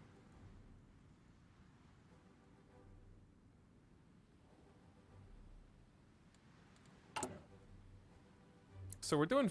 Now, that just took a ton of infantry equipment. But infantry efficiency for production is still not even at 60%. So we haven't even reached our current maximum production cap. Continued government attempts at reasserting centralized control over the mostly independent acting anarchist communes in northeastern Spain, as well as Stalinist repression of dissident communist viewpoints, has led to full-blown infighting on the Republican front. Initially limited to street fighting and low-scale clashes between militias and governments or Stalinist forces, the unwillingness for either side to compromise has meant the conflict rapidly escalated in just a few days.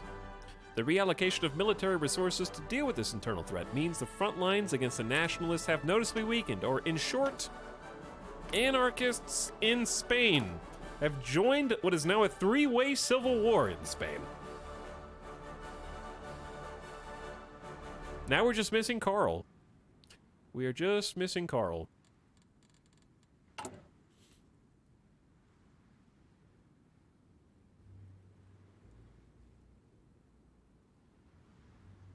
Should we be creating irregulars? I don't know, it's cost political power, which we're saving for other things right now.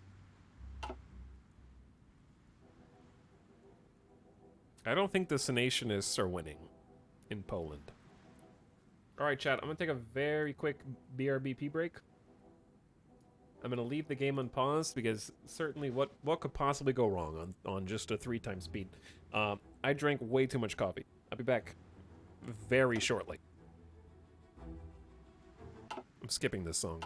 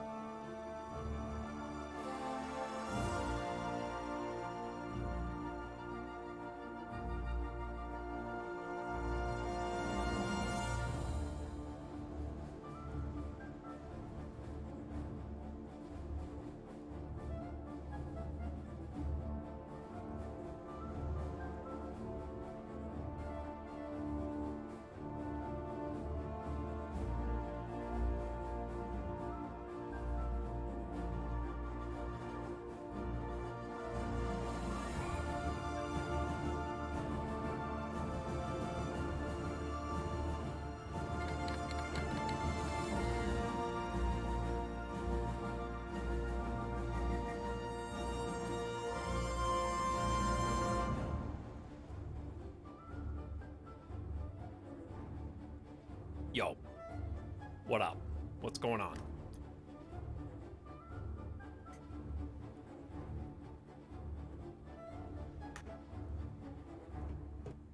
A war in Mexico?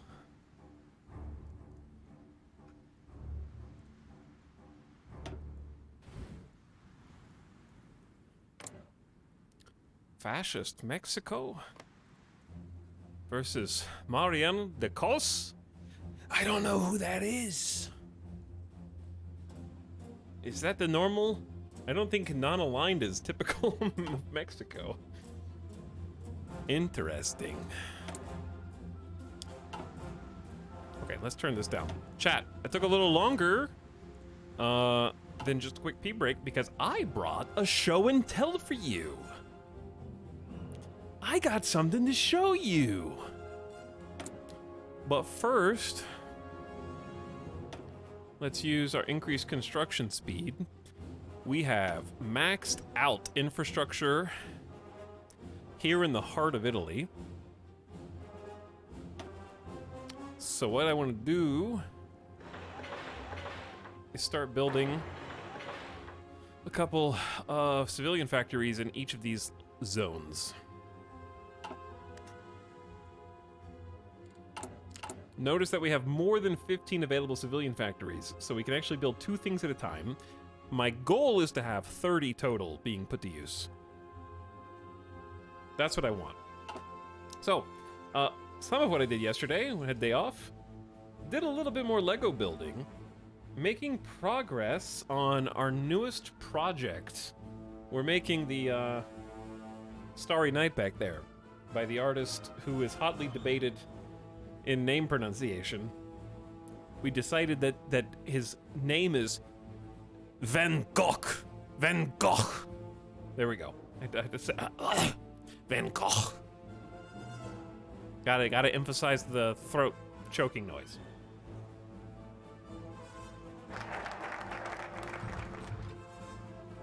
Do you need some water? Maybe some coffee. Steel industry and tourney. So what I have over here next to me, I have what we've completed so far. It is the largest Lego that we have built yet. Previously, the ship in a bottle was the biggest one, so we're taking a big jump up because the ship in a bottle is like 900 and something pieces, but like almost 200 of those are just little water pieces that float in. So really, it was closer to like a 700 piece build. And Starry Night is like a 2,300 piece build. So it's like 3 times bigger. So it's taking a little bit longer, but it's very fun, very technical build. Couple of things about that, actually. Give me a sec. The Turney Steelworks have long formed the backbone of Italian steel production, and the wars to come will rely on them even more. A few investments now will pay off massively later. Okay, we just found 8 steel in Lazio and got 2 free civilian factories with those go in 2 free building slots. So it creates new building slots, so it's not using the ones that we already have available, which is fabulous. We can't do this unless we've researched synthetic oil experiments, which we're doing now. So that is on the way. Question, do we have 25% support for PNM? No, we have 23% support. So we can't do main story yet, but we can do a 35-day development of Africa, or we can just do a 35-day free 2 military factories. Yeah. Fiacci Munizioni. This has long supplied our armed forces with high-quality ammo. A steady supply of ammo is vital in the wars to come. Yes. I agree. That's a solid 35 days for 2 military factories is sweet.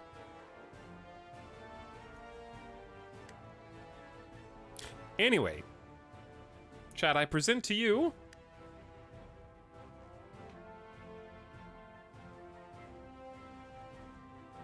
Van Gogh. There he is. He's got a little paintbrush. Got his little selection of paints, the same colors that you see in Starry Night. This took us 4 hours to build. We had to paint it ourselves. I'm just kidding. Okay, and here he is with his little easel, his little palette. With his, so he can like stand out here. He can also get very creative. I just broke it. He can get very creative. This is actually how Van Gogh painted Starry Night. That's why it's so creative and ingenious. The legs kind of hang on. Okay, take him off. They're fragile. It doesn't actually break, but it falls off really easily. Let's see if I can do this on camera. It goes like that. So these little legs kind of kick up. And then it stands up and balances like that. Okay, anyway, the bulk of the project, still very far from being done. But here is where we're at so far. This is the bottom of Starry Night. Got a little church there. So what's awesome about this is how 3D it is. So like at a distance it's gonna look like a 2D painting, but if you flip it over you'll see how much depth it actually has. So it's got all these layers, and then from a distance the layers have that illusion of depth and make it into something that is a little bit closer to the painting, because it's impossible for Legos to simulate that, obviously. What comes next is, if you see this back plate, so up here, see those, like the black line that goes all the way across the back? We're going to be building the wall next. So that's going to be the part that just comes straight up. You can see on the painting, like all of the clouds in the background. And it's literally a wall. I should have brought the instruction manual so I can show you that, because it's hilarious, because it's like 40 pages of just going grrr, grrr, grrr, grrr, grrr, grrr, and just like stacking long bricks one on top of the other to build a wall for 40 straight pages of instructions. And I'll show you the progress as we go on. But we got like little bushes and shrubs, like a little house, the little church here. These are supposed to be, I think, tiny little houses that are perspective-wise in the distance. There's going to be a big tree. You can see like the slot for that right there. So one of the last things you build is the tree that comes all the way up the side. Yeah, it looks really cool. The color scheme is both beautiful to look at and incredibly difficult to work with, because I would not recommend this if you're colorblind. There are many shades of blue, and trying to discern which is which in the instructions, like, well, this one's aqua, and this one is navy, and this one's just regular blue, but so is this one.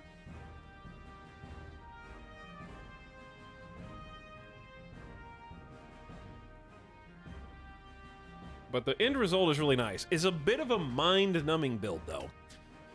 Because, but that's kind of also what's great about it. You're building it up and you're like, what am I building? It's having me do these repetitious things. But then when you start slamming the slabs of Legos together, because this is actually 2 separate builds. Oh god, the Hindenburg blew up. The German passenger airship Hindenburg was destroyed today while attempting to dock at Lakehurst Naval Air Station in the United States. For reasons not yet determined, the airship was engulfed in flames and crashed to the ground, claiming 35 lives.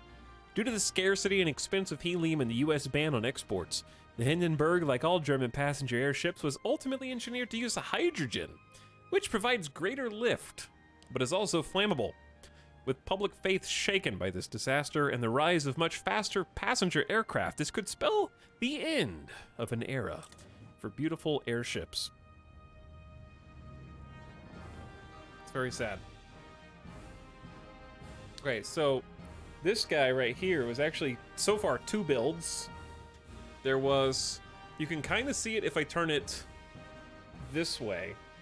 Do you see this, like, line that sort of goes from here all... it's hard to do this. It's, like, right... It's hard to look at the camera and do this. Where my fingers are. Do you see how it looks like it's sort of separated into 2 right there? So we built everything on this side, and then everything on this side. and then kind of jam them together. So it looks separate from here, but when you look at it like this, not so much. But yeah, as it comes together, it's like, oh, that's what that is. I understand now. Because you're building it, you're not sure what part of the puzzle you're actually building.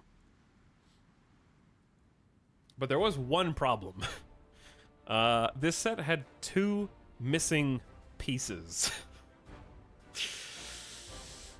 I think it was inevitable. If you're gonna build Lego, eventually you're going to run into missing pieces. And it's just a fact of life when you have 2,300 pieces and some of them are unique. In this case, they were very generic pieces. It was like a 2x4 really flat black piece and a 2x3 like thicker piece or something like that. That was also just a generic black Lego piece. And both of them were missing.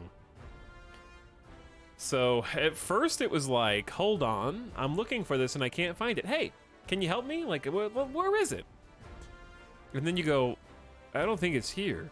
So then I just separated every single piece that was on the table into a group to be 100% certain that it wasn't like actively camouflaged, hiding in plain sight. It's okay, still can't find it. Definitely didn't drop a piece. And we're also building one step at a time. So we open only the bags that are relevant to that phase of building, and then we build that entire thing in one sitting. So there's no way that we could have like skipped a bag or did half of a bag and then put it up and then misplaced it somewhere in between. Like, it would have been there. Yeah, and Lego is really good about replacing pieces, but since they were just generic, common Lego pieces, we just kind of opened up another smaller Lego and then stole a couple of pieces from it. And had some like leftover Lego pieces that we used in place of it, because I think one of them was completely covered. So instead of a like black Lego piece, it was like a bright blue. You can actually see it. Let me see. Hold on, let me find it. I think you can see it.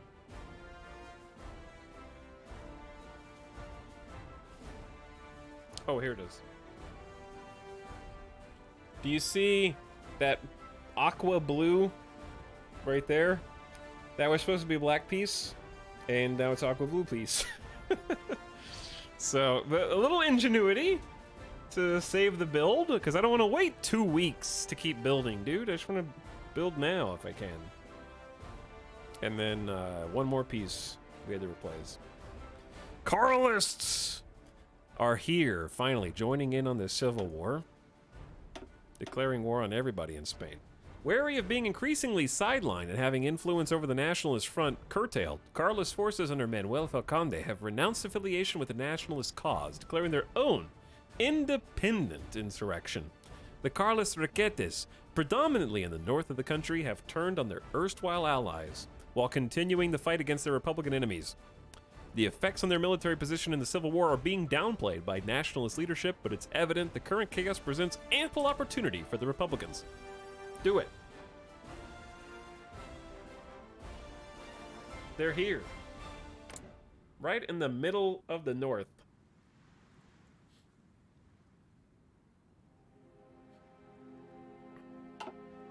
Yeah, they throw in a couple of the tiny little bits that you might misplace or drop something, but they don't replace, they don't send extras of like a 2x4 Lego. They put extras of like the tiny ones that are easily droppable and then go under a couch or something. They didn't really include duplicates of the generic Lego pieces.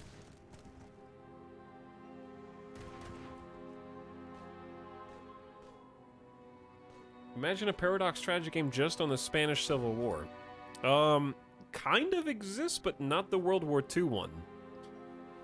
Crusader Kings with the Iberia expansion kind of is that.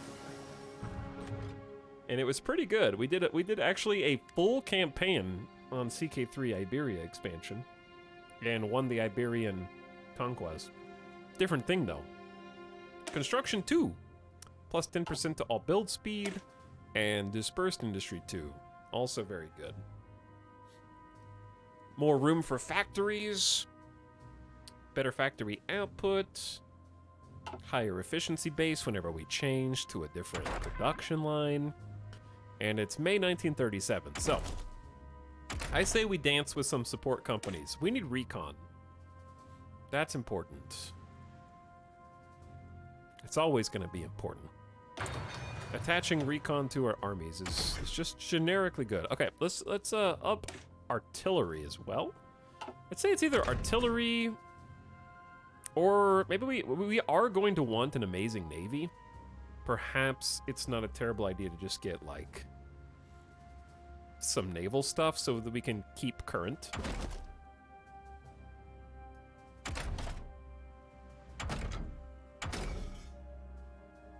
Yeah, sure. Let's get sonar. Everybody needs sonar.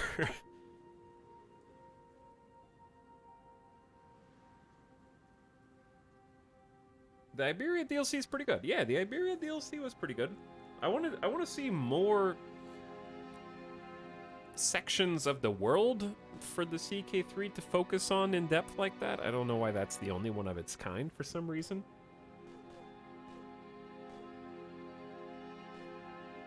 All right, let me blow my nose real quick while you guys keep tabs on the Spanish Civil War.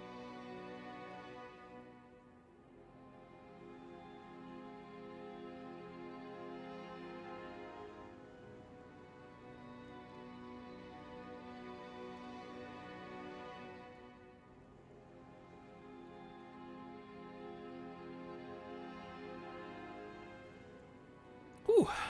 Chat, how many of you started a new Hearts of Iron campaign today because I started streaming this today? We're gonna go up to 4x speed. It's definitely that time.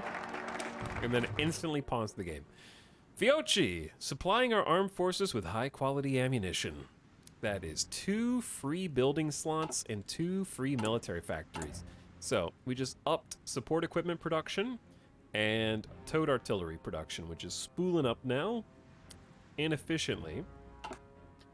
Guilty, me. Tempting, me. Okay, all right, okay, I see you, chat. I don't own Hearts of Iron 4. Well, it's on sale right now. I gotta do some more Steam sale shopping, chat. I only have 3 days left. I guess I got stuff I want to get. Ah, dude, it's time. 24.95%. We just wait. I don't know if it's gonna make us get all the way up to 20. There it is, 25%. Never mind. Just wait a day. Just wait a day. That had to. We had 25% support for unaligned, which is what we needed to pursue. It has to be more than 25%. You bastards. Can't I just say 25% or more? Meanwhile, research-wise, we have discovered the radio. Radio navigation and basic radio. Those go in vehicles. Reinforce rate and coordination are both very important. Reinforce rate is how fast troops who are depleted of manpower or their supplies get reinforced, and coordination is how well we distribute damage to the primary target in combat. If you're less coordinated, the damage spreads out over multiple targets. If you're more coordinated, it concentrates. Therefore, you eliminate one division, then the next, instead of spreading it equally among all combatants. So it's super useful. 1937. We're gonna need a good air force to compete. I haven't built any airplanes before, but I'm gonna say artillery is always good. Let's just go ahead and grab an interwar artillery buff to kind of bring us up to par with the modern era. Now, we need to wait until we're more than 25. Okay, 25.1, that's more than 25. There it is, it actually does count. The monarch of Italia! Vittorio Emanuele should never have opened the doors of Italian politics to fascism. It is time to correct this mistake and make the fascists take a back seat in government.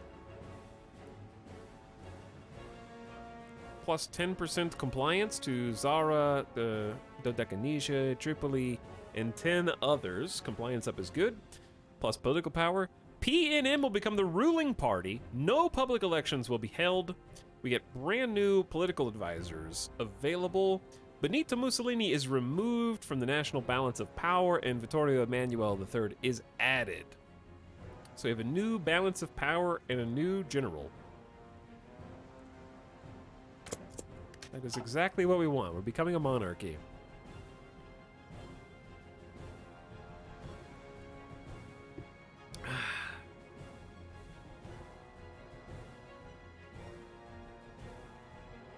Halfway through 1937. Slow playthrough, but Italy is big. Italy had a lot of decisions to make, but I do enjoy this phase of the game. There's also something to be said for the fact that Italy starts off implicitly slower because you are in a war at the start of the game. So I remember having to ramp up in the Ethiopia campaign as well, because just being at war slows you down because you need to just micromanage to make sure everything goes according to plan.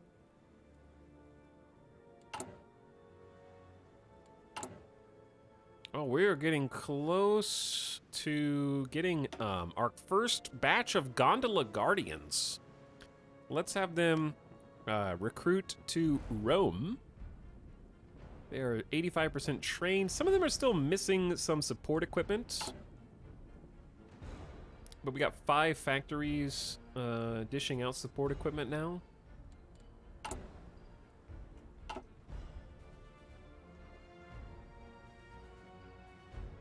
We deposed Mussolini, so he's not dead. Mussolini's just deposed. I don't know where he is, because we didn't actually get a world news pop-up when Mussolini was deposed, which is kind of weird. Especially when Italy is like the main focus of this DLC. The famous aviator, Amelia Earhart, known as the Queen of the Air, has completed a flight around the world together with navigator Fred Noonan. After a brief scare when the pair temporarily got lost, approaching Howland Island in the Pacific, the flight proceeded without incident. And this morning, their Lockheed Electra touched down in Oakland, California. A ceremony will be held in the White House next week, where Earhart is personally to be congratulated for her feat by the president. She did it. Let's see how the U.S. is going. That is Alf Landon. Did FDR lose re-election? Alf is president of the U.S. The Mexican junta is leading a rebellion against Mariano de Cos, the non-aligned leader of Mexico. Dominion of Canada has Mackenzie King heading up the Democratic Party. The United Kingdom has Neville Chamberlain. France has Pierre Laval. The German Empire is still being led by August von Mackensen after their successful military junta.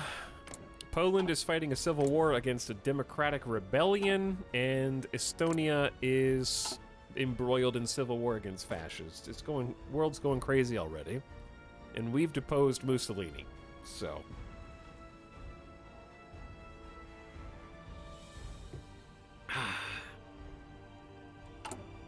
things are moving in the right direction.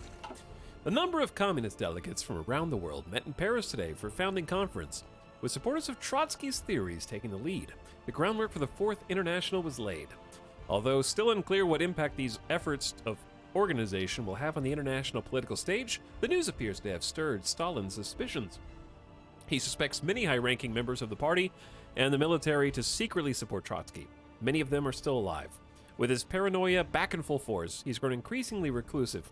His distrust and instability has caused a crisis in the Soviet government. At this rate, the nation will be plunged into civil war. How many internationals will there be? Communist guerrillas in the south of Ethiopia. There are reports of attacks against Italian forces in South Ethiopia. An organization calls themselves the Black Lions, believed to be behind these attacks. Those insurgents. What am I supposed to do about that? I can discredit Haile Selassie again for 50 PP. Which does boost compliance. Compliance is actually up pretty high in everywhere except for Ethiopia proper.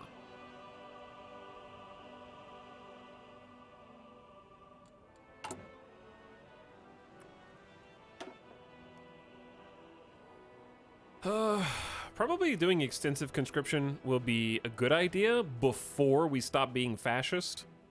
Chat, that's kind of ingenious, right? How are we going to get service by requirement if we can't be communist or fascist? That's also really 300 PP is a lot. I didn't think about this. We should at least change to extensive. Training time goes up, but we can double our recruitable population before we switch government types.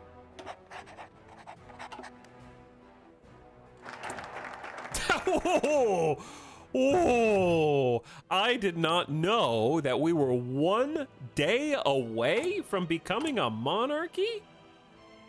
Clutch. That was clutch. Holy moly. There's Vittorio Emanuele III. He's the soldier king and emperor of Ethiopia.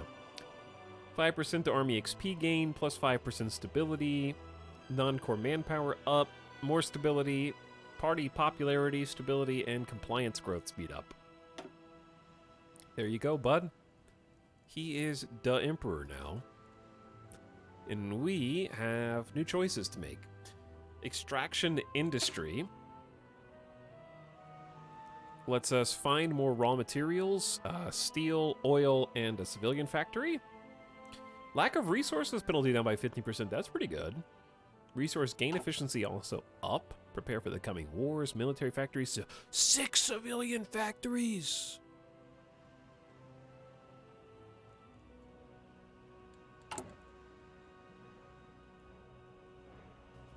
Wait a second.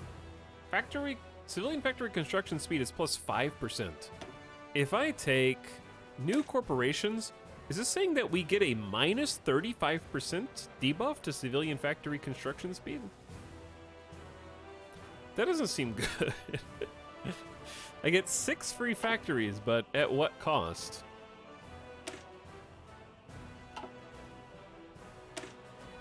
Railway guns, bring back the old glory, dockyards, nukes. This is where we have to choose which direction we're going with the monarchy. They both lead to setting course, but how we get there is important. Now have ChatGPT write our coronation speech.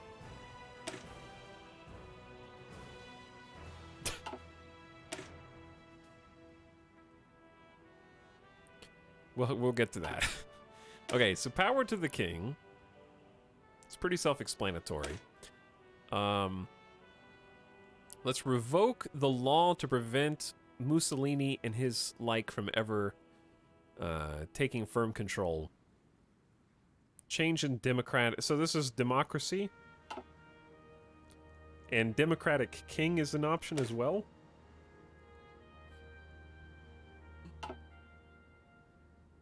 Crush opposition. What is chat? What is a democratic monarchy? For the purposes of Hearts of Iron.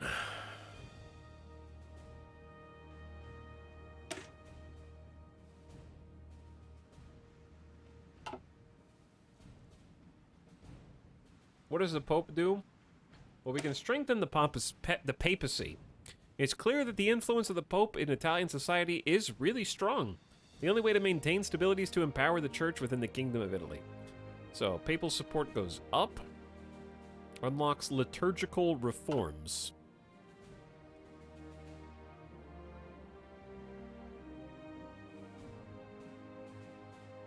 I think we're gonna have to disband the black shirts. Dude, this is kind of interesting because there's like, even going monarchy, we have 2 forms of democracy.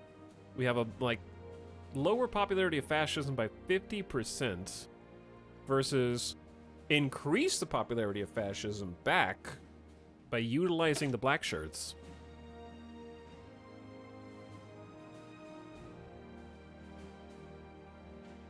Modify template cap of... This doesn't seem like there's that many benefits to it. But we can also just go Pope monarchy. Emperor Pope all the way. I kind of want to go Emperor Pope. I don't know if we've ever embraced the papacy on any of these games. Okay, well, to do that, we need more than 50% support for P&M, which is going to take a while, because we're at 26 now, so we're going to have to chill. While we're doing that, I see nothing wrong with getting the extraction industry going. We must expand our resource extraction industry to meet demand of production lines. We can't allow the lack of raw materials to jeopardize military productions. Better efficiency of resource gain, lower penalty for not having enough resources, and we discover steel, oil, and get a free civilian factory. That is all pretty legit.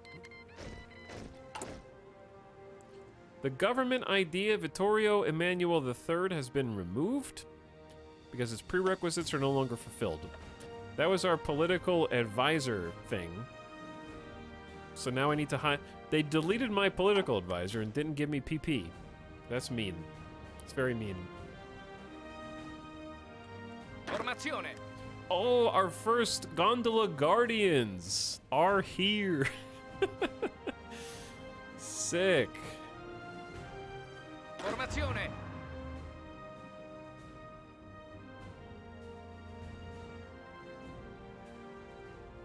So, we're going to tell all the gondola guardians Formazione.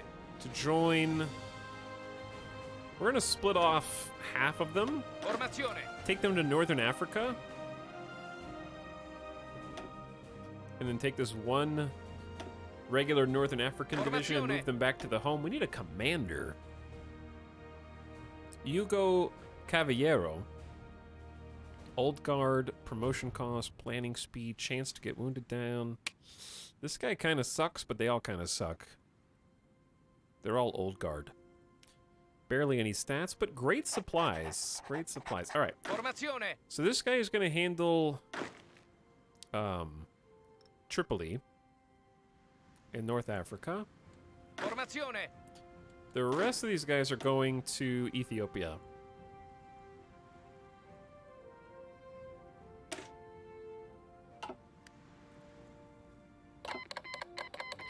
China has declared war on Xinjiang. Interesting. Formazione.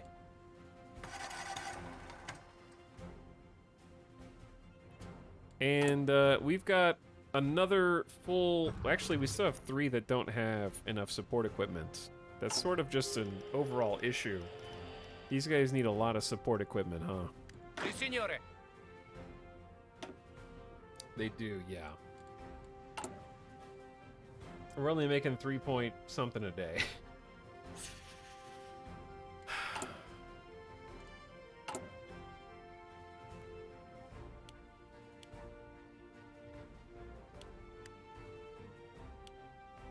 I'm working on it. We're working on it, chat. China's declaring war on all sorts of things. Jibei Sanma is at war now.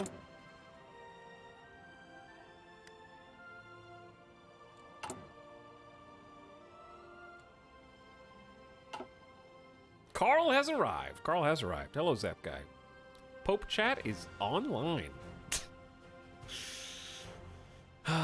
Well, your channel points are still here, but if you're voting for Nationalist Spain, you probably have the least amount of territory. Anarchist Spain has carved a path through regular Republican Spain, which I don't know if that's good.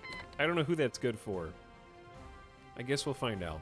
Carl has gotten to the coast, is no longer landlocked. Meanwhile, China has decided to go to war against a bunch of warlords, I think. They don't like communist Xinjiang.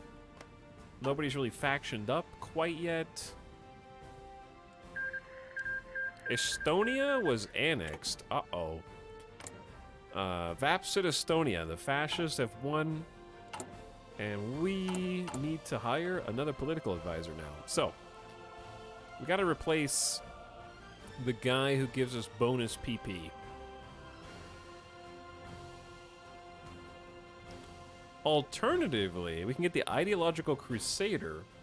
Same ideology, monthly opinion, plus 100% We'll double the rate that our non-aligned popularity goes up, because we need 50% now. So maybe that's best? Well, the other thing that I wanted was the 15% political power. There's Vittorio Emanuele. Orlando, and this is Vittorio Emanuele III. The old figurehead can give us 15% bonus PP. Or we can double the rate. I say let's just give up on the 15% PP since we've already lost the guy. And just go ahead and get the ideological crusader. Try and speed up the rate we get to 50 so we can go down the monarchy path faster.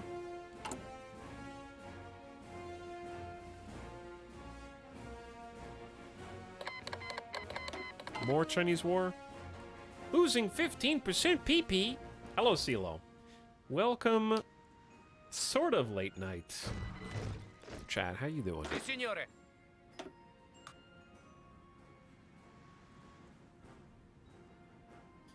When did Italy last have a king? It's a good question. I don't know. Chad says right after World War II. By the way, oh, I saw Wow Wow Wow. Thanks for the 27 months, Wow Wow Wow. And Dorito for something for a 50th month. Feels good to be back in Hearts of Iron. This game is like... It's very comfortable for me, and yet there's still so much I haven't done. I can't believe we have 470 hours in this game, and I've never streamed Italy, for example. And so far, it does feel very different just having Ethiopia to deal with at the beginning of the game, and now contending with the changing scale of the balance of power is its own thing. Now we have to bring the scale back to Vittorio Emanuele to move balance of power over. We get more army XP, we get more stability. It's cheaper to annex people. To be fair, Italy had a horrible focus treatment for the last DLC. That's true too. That's why they got it. That's why they got it fixed up a little bit.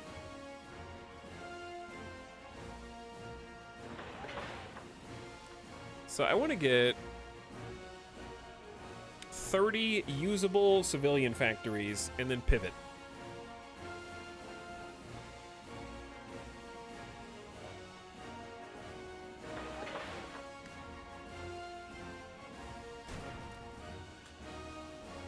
And then pivot. Having two things building at the same time seems useful. How can I modify the government? I guess by holding the military parade. We don't need to do that right now. Not enough manpower, working on it. I think what we want to do is discredit Haile Selassie so we can get more compliance in Ethiopia.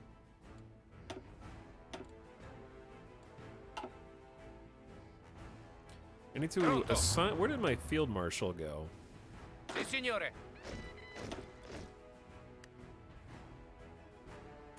Formazione.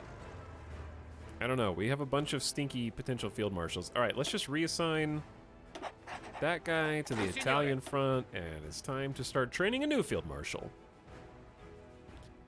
Italo Balbo. Politically connected. XP gain down. Promotion cost cheaper. Planning speed up, but also chance to get wounded in combat. That's rough. But cautious is also rough. These guys are all stinky in their own way. I'll take the old dude, and he's just defending our interests in Africa, I guess. Pronto. Sì, signore.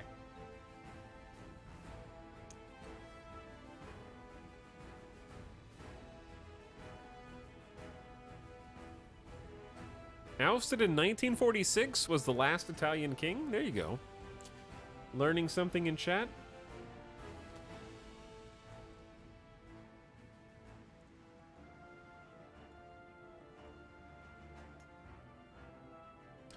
But yeah, I'm expecting we should be able to make it tonight, I think, to like close to 1940. And then we'll probably just continue the same campaign tomorrow, because I don't think we'll be able to finish this today unless I lose very quickly. 2 streams is about the average length for an individual campaign for me. I like to take my time and kind of soak it all in. Especially when we have instances where it's been 5 months since the last campaign. Who's attacking the bottom of Poland? That's also Poland. This is Democratic Poland. Did a little civil war.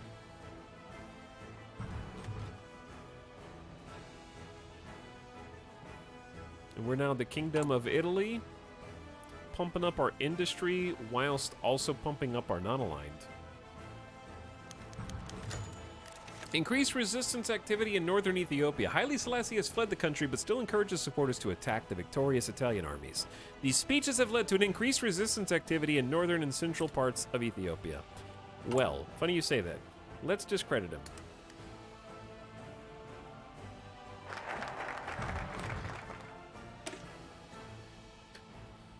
Okay, let's meet the demand of our production lines. All this stuff is good. Free civilian factory, free resources.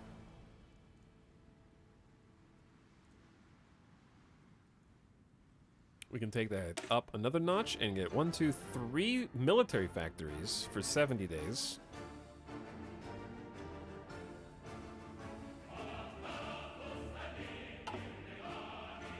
I like it. What are my other options? We still haven't researched synthetic oil. That's in 7 days. That's just another 2 bonuses for synthetics. Tons of factories. We need to do all of these. Railway is going to be big. Civilian factories. Chat, should we just push the 5th research slot as fast as possible? I kind of think we should. It's right there. We have control over all the Italian highways.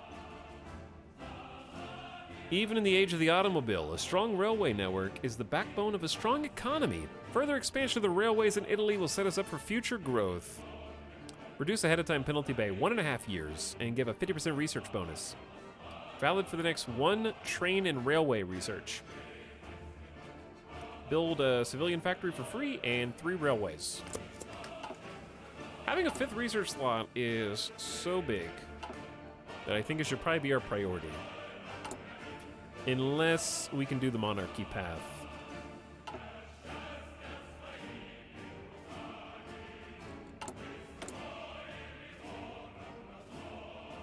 Yeah, Ethiopian resistance is going up. And I've got 2 spies who are still supposed to be rooting out resistance and helping in friendly territory. I don't know how well it's working, but... Alright, we got synthetics. I might just continue synthetic research, or... It's almost 1938. Let's get a jump on research. Even though that's 1938 tech, small penalty is incurred by researching it ahead of time, but I think it's solid.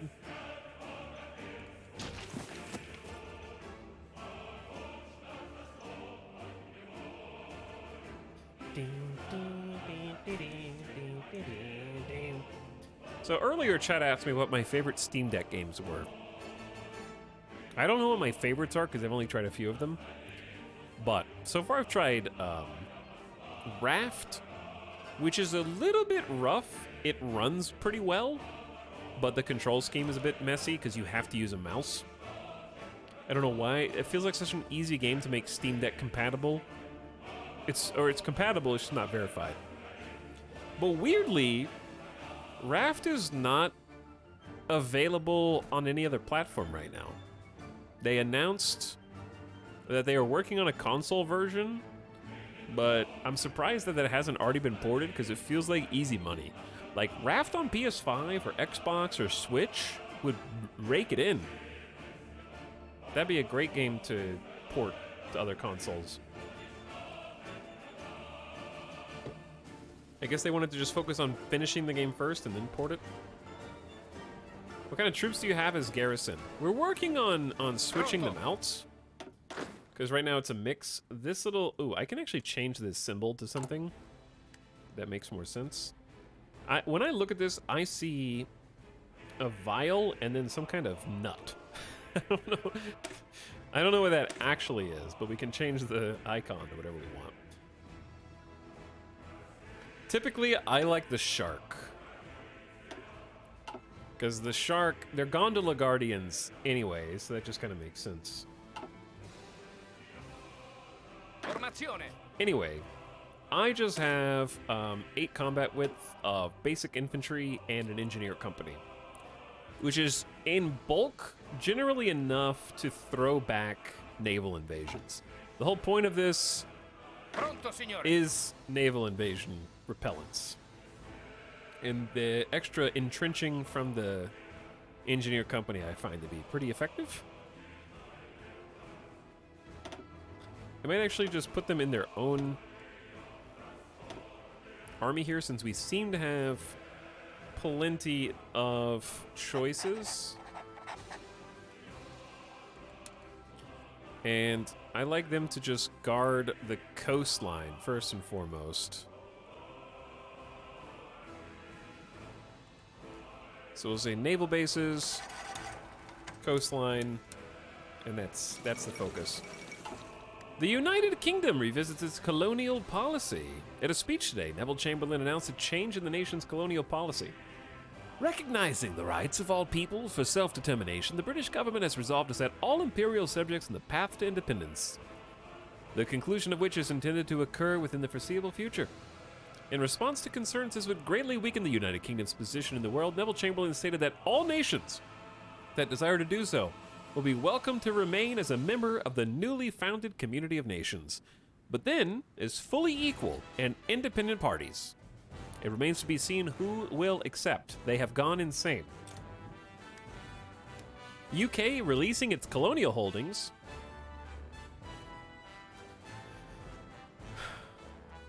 How about that? Dave the Diver's awesome on the deck. Yeah, I heard that game was good. I haven't checked it out yet. How's Spain doing? Nobody's been eliminated yet. It's still sort of a impressionist painting over here. It's hard to tell which way's up and which way's down.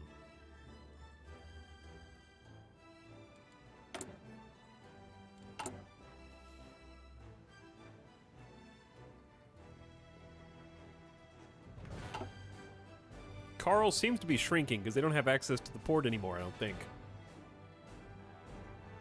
Dave the Diver is amazing. I'm waiting for full release. Oh, it's in early access? Why am I surprised? I was going to say, why am I not surprised, but I just forgot to assume that he was probably in early access. All right, we're trying to keep current on our fleet. We're going to have to do some ship designing once we solve the fuel shortage.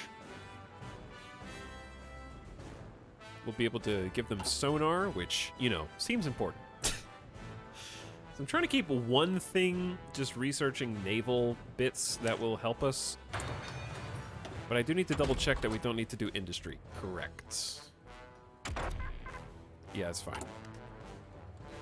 And we're working on moving towards that 5th research slot, which will be hugely important. That way we can have 1 or 2 dedicated to the Navy at all times. We're going to have a strong Navy and control the Mediterranean. Free civilian factories. Well, that is very, very lovely.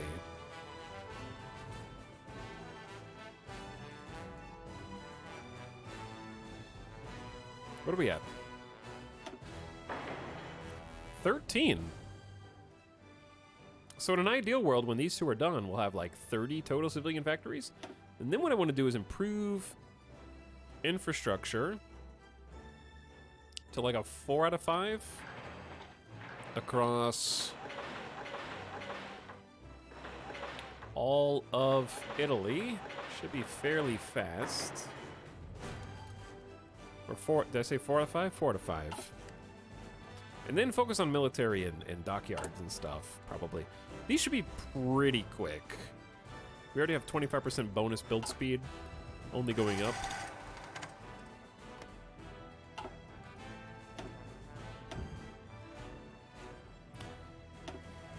Resistance to occupation is futile. What are the theorists that we can hire? Rocket scientists? Who needs them? A chief of the army would probably be useful.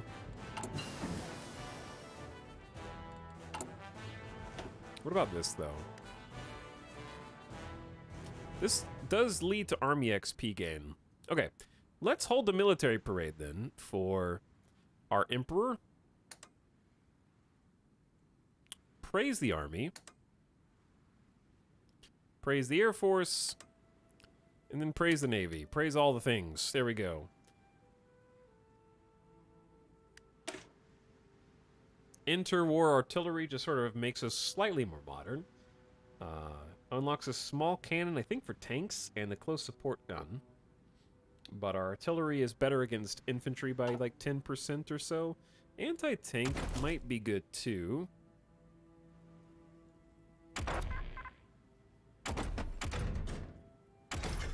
So many choices. I think support companies would probably be nice.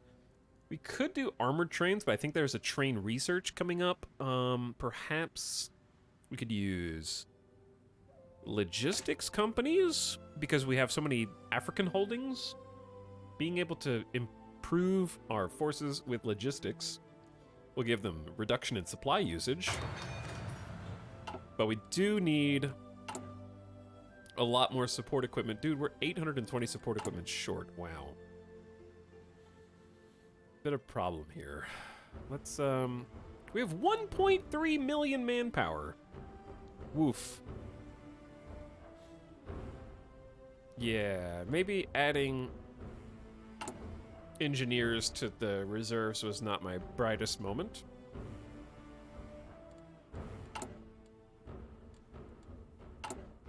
I say let's just slow down on this recruitment and just have those relax.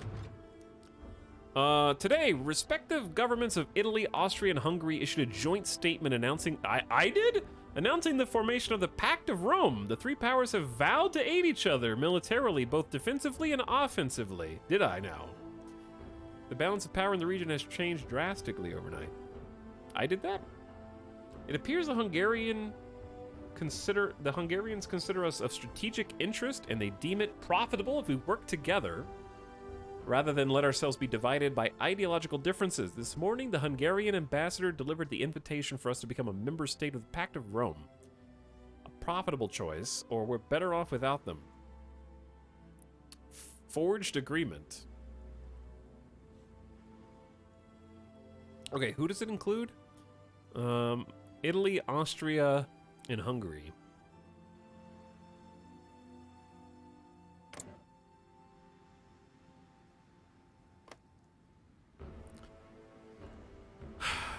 They're apparently not aligned, but they're leaning fascist. Kurt and Miklos.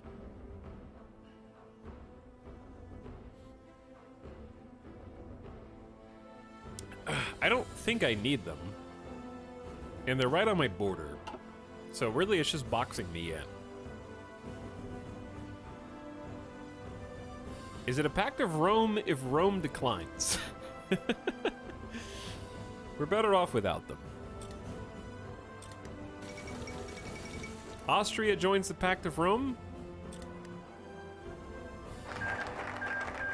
Chat, I got bad news. The Carlists were annexed. They joined last and capitulated first. Rip Carl. Sorry to be the bearer of bad news here.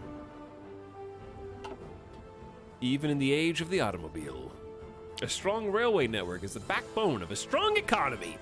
3 railway, 1 free civilian factory, and 1 research bonus for trains and railway. Sick. Now let's invest in Edison.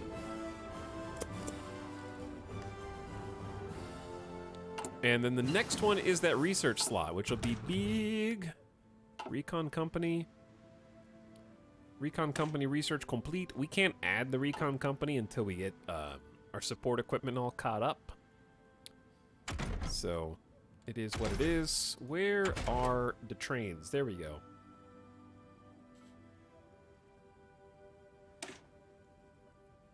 I don't think we need war austerity trains. Let's do the, like, armor train is just probably what we're going to use. Less vulnerable to enemy attacks. Expensive to produce, but does also lead to railway guns. Making armor trains would be nice. Give us some future proofing.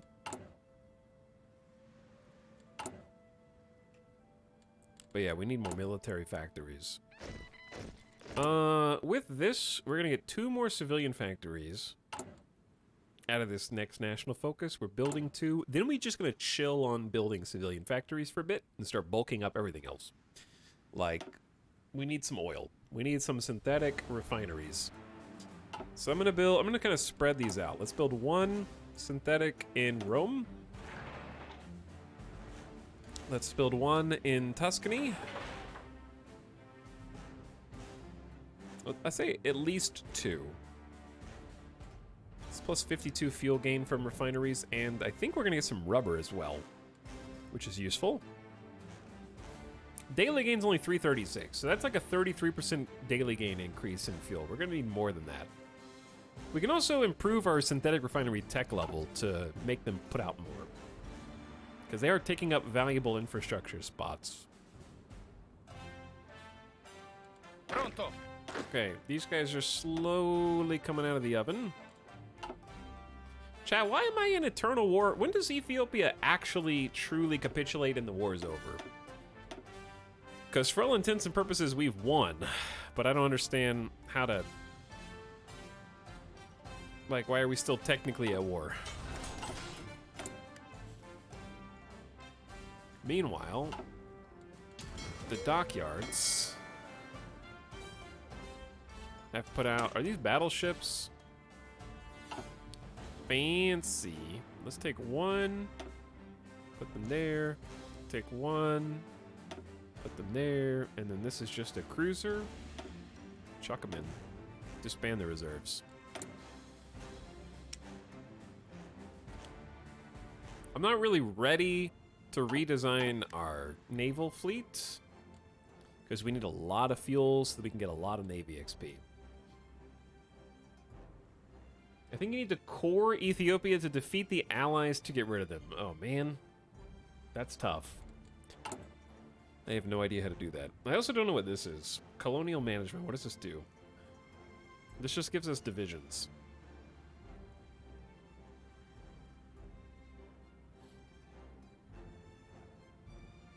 Italy or subject of Italy own all Ethiopian core states.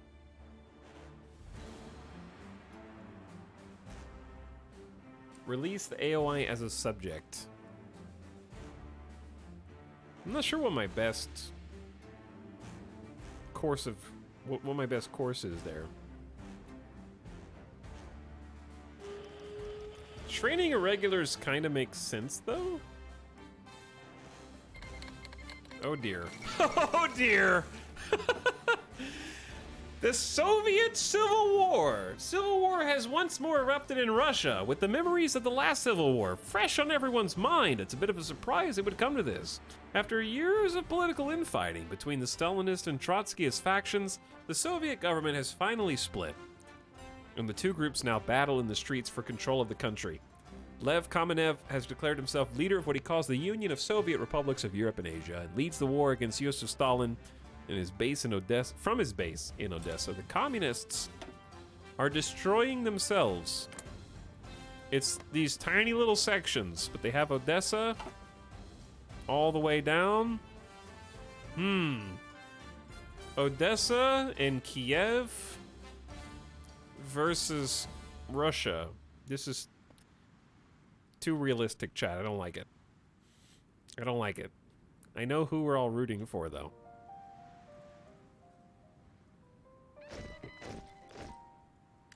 Formazione.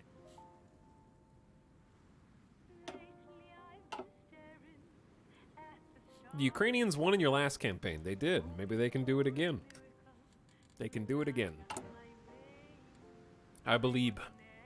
Also, crowning achievement for me, I love getting to this phase. We have 30 functional civilian factories. We're double fisting, shotgunning infrastructure. And then soon synthetic refineries, and then soon a couple more just icing on the cake. Chat, Spanish directory beak. I'm not saying it's over, but Spanish directory beak. All right, what was I just doing before that? Oh, I was thinking about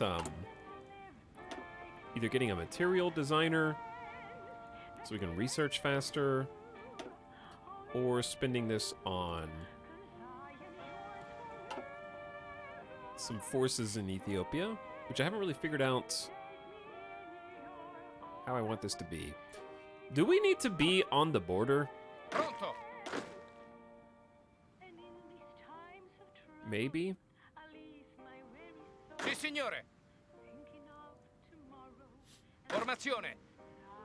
Let's stop exercising with these. The devalued lira is no longer a thing. Sì, signore. Okay, we're gonna need...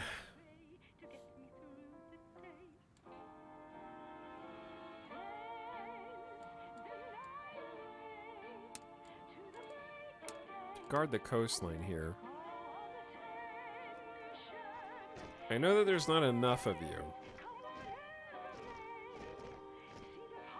Just do your best. I don't think that the UK will just randomly declare war on us. Pronto, signore. Could be wrong, but I don't think they will.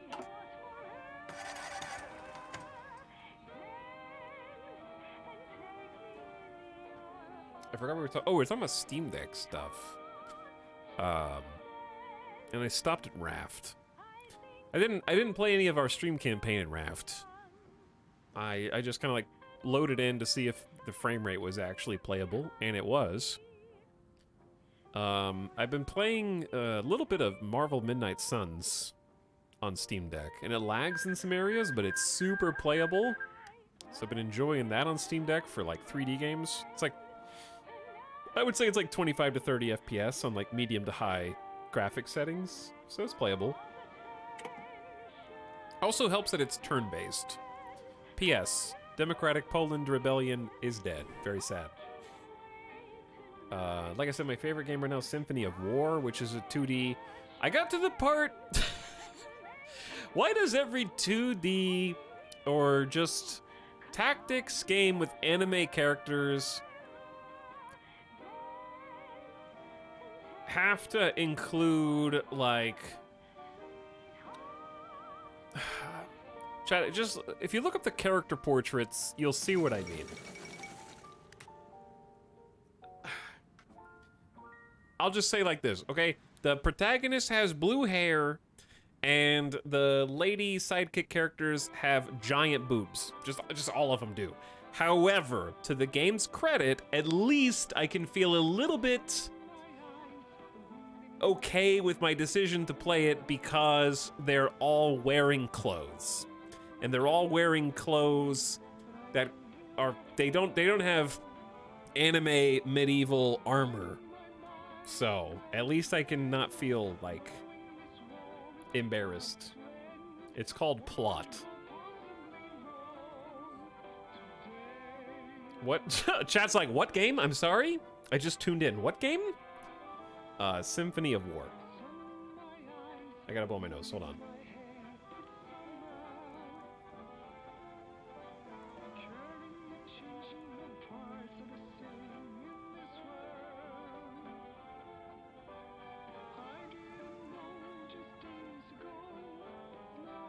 Whatever you gotta tell yourself. Chat, listen. I don't have anything against you. If you specifically seek out and enjoy games where you get to romance the side characters. Granted, you get to choose between two characters to play as, so you don't have to be as male anime protagonist if you don't want to.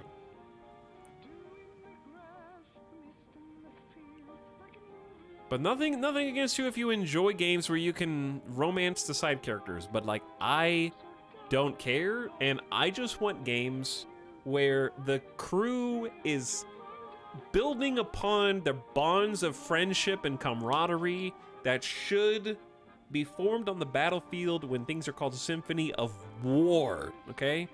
I want to forge an iron bond of friendship with my crew and not have to worry about everybody hitting on everybody.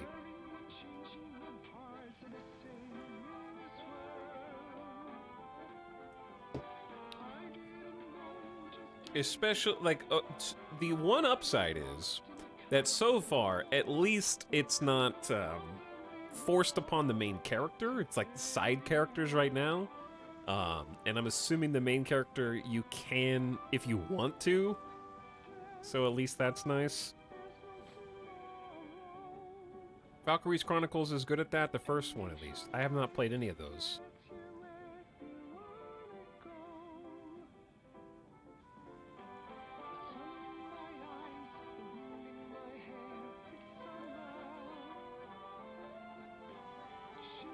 Where's the plot? I bet Ital reads cheesy romance novels. No, but I'm not opposed to it. There's a difference. Chat's like, what about TV and movies? I'm not playing those. I'm watching them. When you're playing a game, you self-insert into the main character. It's different medium. If you're reading a book, you're not the main character. You're reading about the main character. If you're watching a TV show or movie, you're not the main character. So, like, playing, like, that's why I say, at least in the game, it's like the main character so far hasn't been forced into those situations. Mass Effect is super guilty of this. Like, in Mass Effect, I was playing it not long ago, and I accidentally made my main character have sex with the Asari. In that, like, first Asari encounter with the, like, mind melder person, I clicked on one inconspicuous dialogue choice that was like, I'm gonna need more than that payment, or something. That was the dialogue choice. It was like, I need more than that. And I was like, yeah, get him for more money. Like, I need to be paid. I went through all this work, you should pay me more. And then the character was like, I'm gonna need more than that. And I was like, oh no! Oh no, I didn't mean for that to be that tone. And they were like, oh really? Why don't you come on back here into my secret room? Shut the door behind you. And they got all steamy. And I was like, oh my god, what have I done?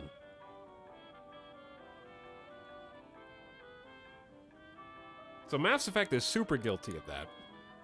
So I'm not just singling out anime games.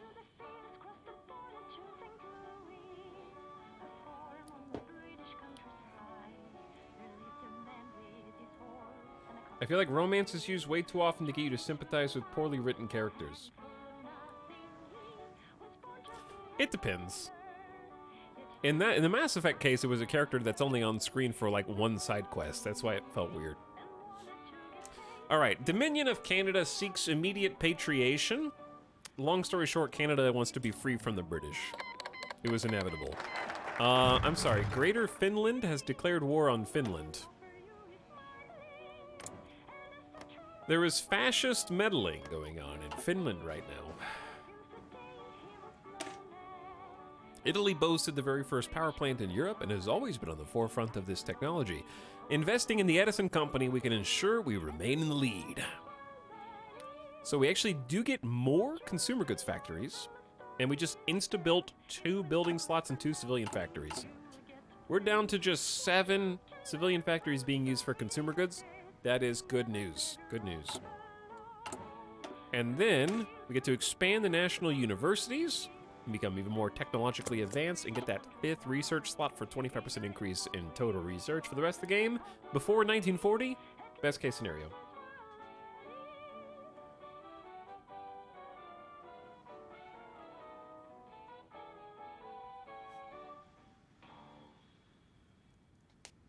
The Symphony of War art style is really inconsistent from what I'm looking up. Just from playing it, that is the case. I think it was just cobbled together, because I saw some of the other developers' games were, like, made with RPG Maker. So I don't know if this was their first big game. Because, let me see. The developer is Dancing Dragon. Like, they have a game called Made in RPG Maker with 1,000 positive reviews. So that was from... Oh no, it's a bundle. They have a bundle of games using the title Made in RPG Maker. However, the gameplay in Symphony of War is extremely addicting.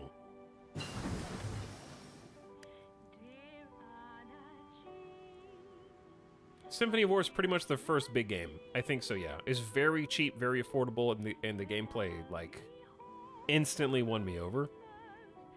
Really, really compelling moment-to-moment tactics choices. And once I got out of the tutorial, which was the first, like, 4 or 5 missions, the AI started kicking my ass a little bit and, like, targeting my weak units. Like, I had some archery units in the back of my force, and they sent cav around my infantry, singling out my archery squads and, like, eliminating them. And I had to restart a couple times. So the challenge is there. It's not like an easy game. Really, really fun decision-making between missions, because you have to make all your army squad comps yourself after they give you some main characters that are obviously stronger because they're main characters, but if you lose, like, I'm playing permadeath mode, I think the side characters can't be perma-killed, but if you have a squad wipe, if you had a bunch of, like, trained units in that squad when they wipe, they're gone. You gotta recruit, it's like XCOM style, recruit new ones and start training them all over again. So I really enjoy that aspect. So each mission has a lot of weight to it because I actually have to try hard to not lose all that XP. Fire Emblem kind of game? Yeah, Fire Emblem / Advance Wars kind of game. Has an Advance Wars quality to it. Let's do depth charge throwers. These are anti-submarine measures that we're going to put in our navy.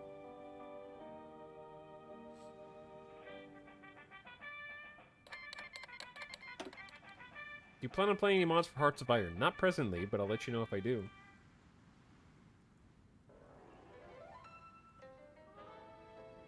But yeah, Symphony of War, like, opened me back to tactics RPGs, because I bought it just on a whim. I was like, this has such good reviews. Why? I haven't played a tactics game in a long time, and the dopey little cutscenes of little pixel characters walking around saying over-dramatic, melodramatic spiels and speeches about nobility and heroism really reminded me of being a kid and playing, like, Golden Sun and watching, I know it's completely different, like, RPG genre, but the screenshots and the trailer reminded me of, like, those style games that I played as a kid, and it really hits that nostalgia button for me. It feels very old school with new gameplay styles. And I love the melodramatic main storyline.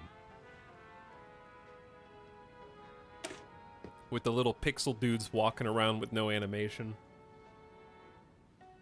It was like $13. That's what I'm doing in... The reason I'm talking about that game so much recently is because that's what I'm doing in my free time now instead of Marvel's now. I'm playing Symphony of War. It's too far away from 1939, I think, to get the next level of industry. I think radio detection's solid. It's 1938. Let's modernize our infantry so we don't fall behind. Is Ita looking forward to Advance Wars next month now? Is Advance Wars actually releasing?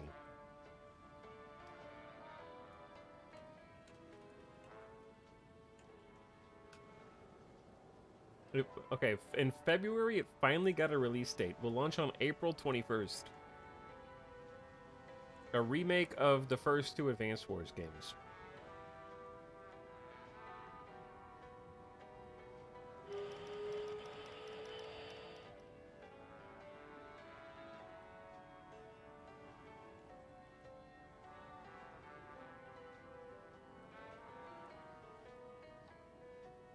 I think, like, I will... What are we? Oh, civilian trains? Yeah, we need to switch our production lines to armored trains, which we have max production efficiency on these, but since we have dispersed industry, when we swap, we'll still get to keep 26% and not go back to 0. So the more efficient we are, the more output we achieve with the same number of factories, in this case, 1 factory, which isn't that much. We're also, like, I'm gonna say forget about these planes for now. Kind of useless. Wilhelm II returns to the German Empire. In a surprise announcement yesterday morning, German government has officially lifted the exile on Wilhelm II. Later in the day, the old Kaiser's motorcade passed the Dutch-German border, and upon his return to Berlin, he was ceremoniously reinstated Kaiser of the German Empire. The Kaiser has already vowed to see Germany return to its old greatness, but it remains to be seen what direction the nation will take. A return at the start of the century. I don't know if is it the start of the century anymore? It's 1938, guys. Come on. The people in 1938 be like, 1900 was just last week. 1900 feels like it was last year. That's what we're going to be saying in 2038. Chat, we're going to be like, oh, 2000. I remember 2000. Y2K, that was crazy. Let's modify the government. Let's get a material designer. The one that combos with strengthen the northern industry. All of these do. Weapons and equipment, motorization, supports, and artillery. I think for me, I like either weapons and equipment or artillery, because they're both fairly substantial. Weapons and equipment is all of this, and artillery... Okay, is artillery just the center column, or since it spreads out into other ones, does it include anti-air, anti-tank? It has to be just artillery, right?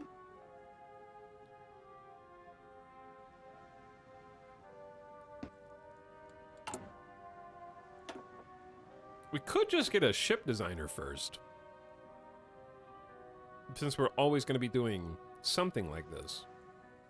Maybe we can figure out how we want to specialize the fleet, because this is 15% to all naval research speed. Maybe we grab this first? We can almost do both. So with this, Battle Fleet Designer, this focuses on capital ships and screening ships. Mediterranean Fleets focuses on... okay, so this is like armor, torpedo attacks, but you lose 25% sub detection. Mediterranean Fleet Designer is focusing on low range, high speed, staying in the Mediterranean. Escort Fleet is really buffing your screening ships like destroyers. Max range plus 30%, max speed sub detection up, so like destroyer powerhouse. Raiding Fleet is basically being stealthy and increasing speed. Submarine Designer makes carriers, capital ships, and screens more expensive. I kind of want to try making an Italian naval fleet that has aircraft carriers. Because I never get to make aircraft carriers, and I think this is a fun time to get to try that.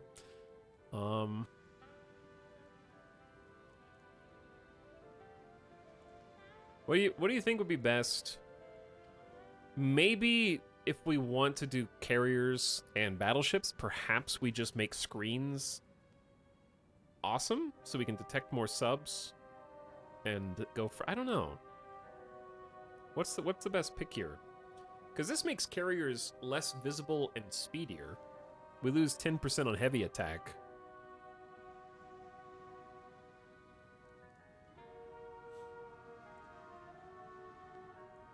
This is the only one that buffs kind of everything. Just 10% lower heavy attack. I'm gonna go with Raiding Fleet Designer.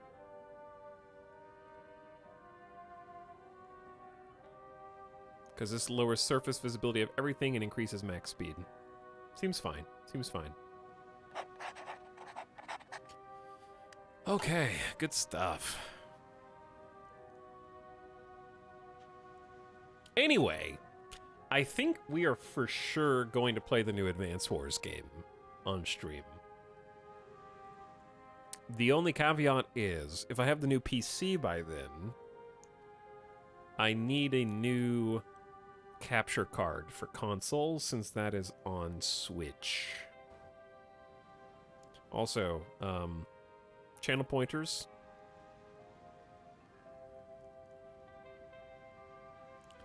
But yeah, I am pretty excited about Advance Wars because I do have great memories playing the OG Advance Wars, so a remake sounds fun.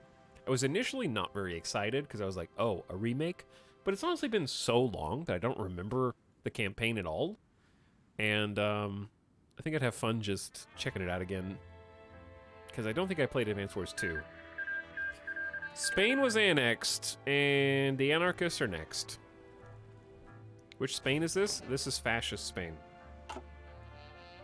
I'm hoping it all comes together given they had an extra year to put some polish on it. Yeah, I think that's best case scenario too.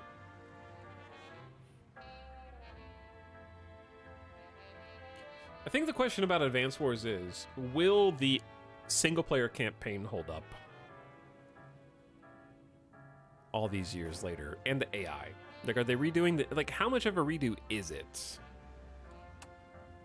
Like, because I have no interest in playing competitively online.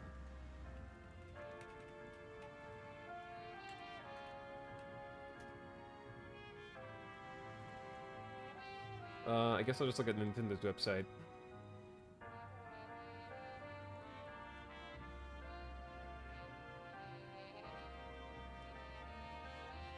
Well, that's not really...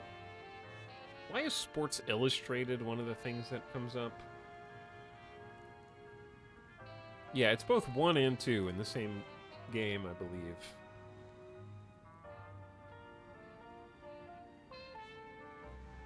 Both story campaigns, a map maker, and online multiplayer are included. That's sort of all I can find. I'm trying to figure out how much of a remake is it. What happened to Ethiopia in this run? I don't know, you tell me. Didn't the end of Advance Wars campaign get absurdly difficult? I do have vague memories of it getting really difficult as well. But I was also a child. So I don't remember. I don't know how much of that was due to skill issue, as the kids say. Nowadays. The Swaraj movement gains in provincial elections. British civil servants woke to a rude shock this morning as a result of the recent provincial election came in. Provincial. It is clear now, though, a large majority of Indians have given their votes to pro-Swaraj candidates. In provinces across India, calls have already started to turn this limited amount of local government into total self-rule as quickly as possible. A spokesman for the British government stressed that now was not the time to discuss such measures, and any transfer of further authority to Indians was out of the question. Didn't they just say they were going to release their colonial holdings from anybody who wanted to part ways with them? Meanwhile, in Italy, we need more engineers.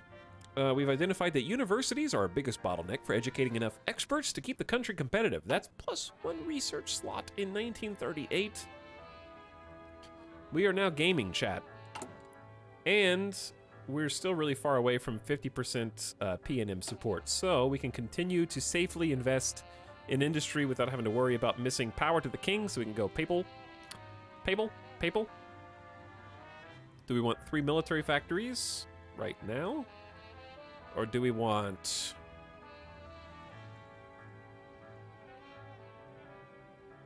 infantry weapon bonus?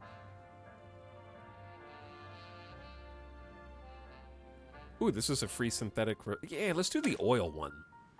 That's a free synthetic refinery and 2 research bonuses for oil. And it's only a 35-day bonus. Oh yeah, new research slot. Okay. Middle of 1938. Wait for the oil. Let's grab radio detection, because it's never going to be bad.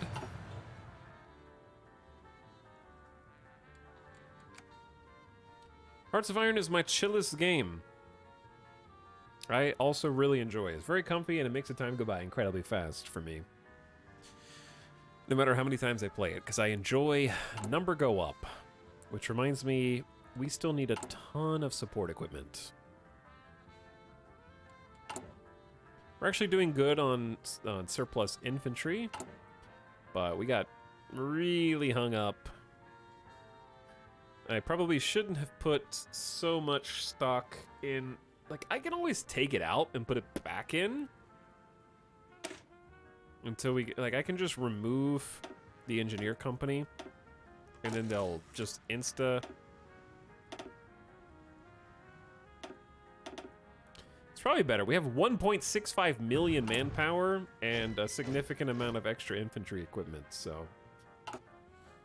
I just deleted their support groups, but now we have a surplus of 169 support equipment. That's one way to build a surplus. Sì, signore. And Formazione. to shore up our Coast Guard.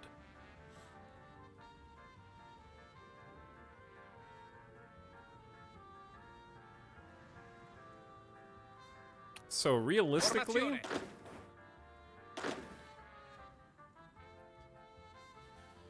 I'm trying to decide how much do they say we need for this? It suggests 13 divisions. What if we include just everything? Only 16? Chat, it's over. The Phalangists' victory in the Spanish Civil War, the Regional Defense Council of Aragon was annexed, and after a long, grueling civil war, nationalists under Emilia Mola have defeated Carlist and Republican enemies, securing full control over Spain. Though isolated pockets of Republican troops continue to wage guerrilla war that may well hamper the exertion of nationalist control in previously Republican areas, it's unlikely that further coordinated resistance of any significance will materialize.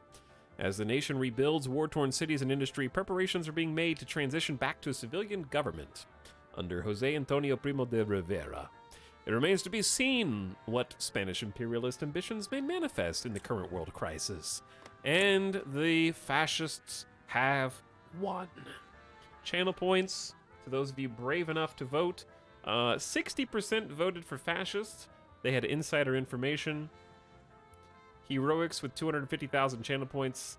You get a 67% ROI.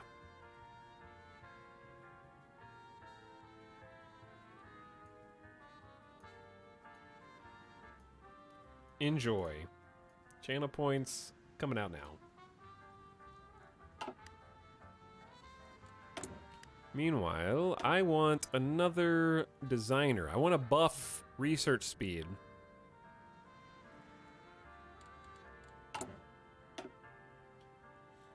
I feel like I'm boring and always pick infantry equipment. This is Beretta. But let's do infantry equipment. It's a 15% research buff for all infantry and equipment.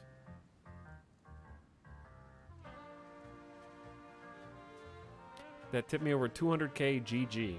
Time to waste it all on timing out randoms in chat.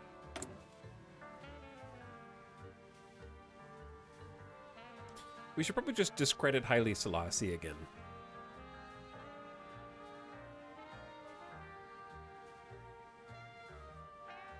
That's what we're gonna do.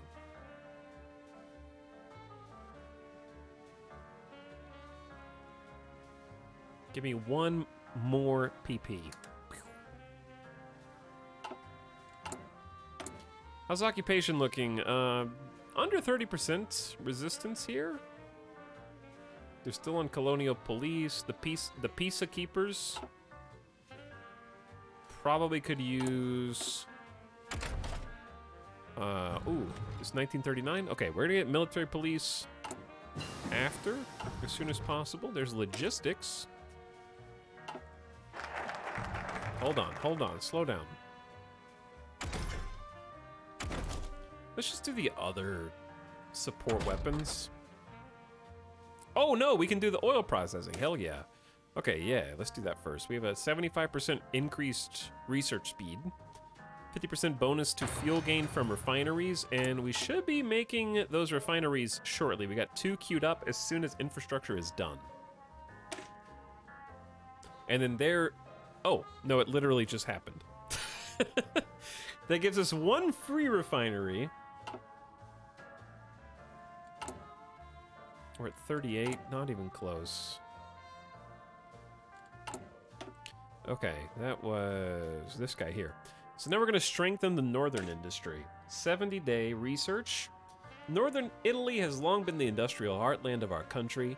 The entire region is excellently positioned to grow further with just a small investment of time and resources. That is 3, 6, 9, 12 bonus building slots and 4 free factories. Huge dividends being paid out there. While the rest of the world fights. By the way, the Union of Soviet Republics is making ground. They're actually pushing on the outskirts of Moscow right now. They're in Tula.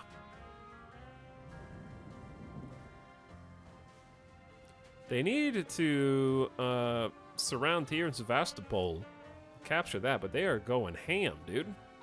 Look at those borders. Just constantly expanding. This is actually kind of oddly satisfying to watch. There you go.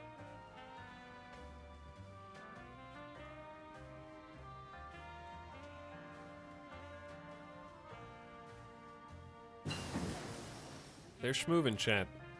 Unopposed heading toward the east. Something is happening in the background, and that was it! That was it! They lost. The Soviet Union was annexed. GG's. Lev Kamenev. All the way from downtown in Ukraine. Just beat the Soviet Union. Easy. Stalin is gone. No problem. GG easy. 5% bonus research speed as we develop a theoretical groundwork for modern computers. It's good stuff. That is good stuff.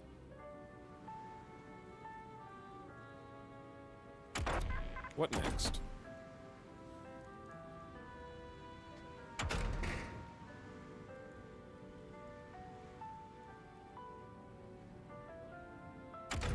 Lots of boat things that we still need. Too early for modern artillery. Sure, I'll just take the support weapons too. It's basic, it's useful. Offense and defense for the infantry. Yeah. Hitler gone, Stalin gone, Mussolini gone. Also, Japan is now the Japanese shogunate and had a junta themselves. The capitulation of the last remaining units loyal to Joseph Stalin marks the end of the Soviet Civil War.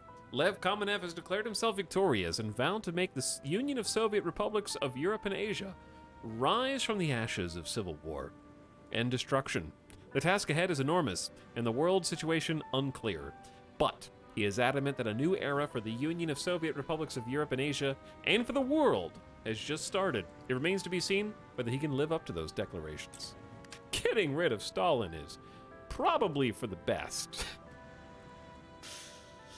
And Finland's embroiled in civil war. So current wars, the Chinese-Soviet War. What? Did the Union of Soviet Republics inherit a war against China? They did, yes. Mexican Civil War and the Finnish-Estonian War. Interesting. We have 1.6 million manpower. We are drawing from that pool to make the Gondola Guardians. We're planning on holding all of this ground with just a bunch of really weak troops who we will one day hopefully have enough support equipment to supply with the ability to entrench. 12,000 bonus infantry equipment. We got a bunch of trucks, a few artillery, 2,000 spare light tanks. I feel like we should take, chat, let's go to ChatGPT. Do the same thing, but suggestions for a division name of light tanks.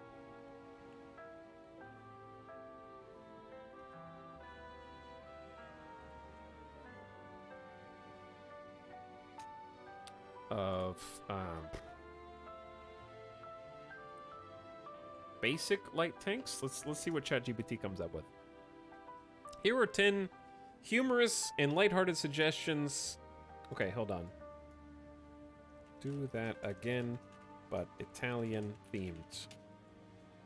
Here are 10 humorous and Italian-themed suggestions for a division name consisting of basic light tanks. Number 1, the Tankaroni Terrors. Number 2, the Veloce Vespa Vanguard. Number 3, the Cappuccino Cruisers. Number 4, the Cannoli Cannoneers. Number 5, the Caro Armato Amigos. That's really out there. Number 6, the Lightning Lasagna Legion. Number 7, the Pint-Sized Pesto Panzers.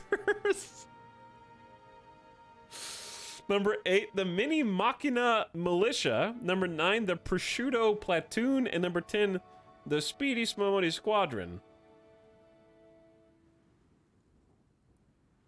The Pint-Sized Pesto Panzers.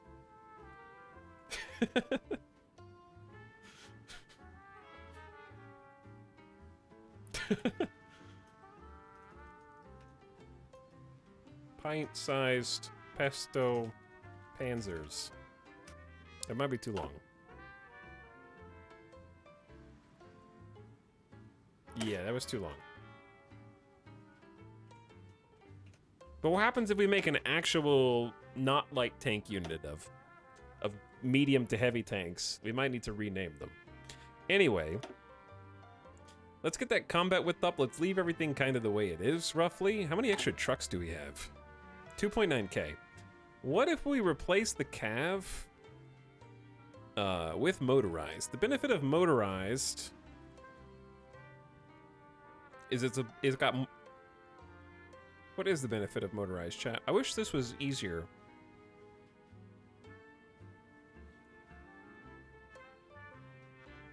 I mean, I know trucks are better than horses, don't get me wrong. I just want to be able to compare the actual stats. Breakthrough is a 3 instead of a breakthrough 8.4. 1 extra defense. The soft attack and the hard attack is the same. Supplies. Trucks actually use fewer supplies, but add less organization. They're heavier and they take fuel. They do take fuel. That's one of the downsides.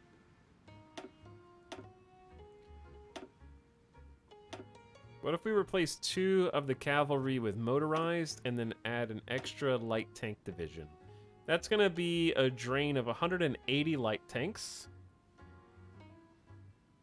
It's not too bad. And a drain of 200 trucks. Okay, we can actually make this larger. Let's give them an engineer company, because we need to take care of the tanks. Their tanks. Let's give them recon as well. We have armored cars, but only 150, and they kind of suck. I'm actually just going to do motorized recon, so that's going to be more trucks. Motorized recon give us some defense, some breakthrough, but mostly they give us some perks in combat. Tank recon is the thing too. That's true. The tank recon has probably better better attack, I would assume.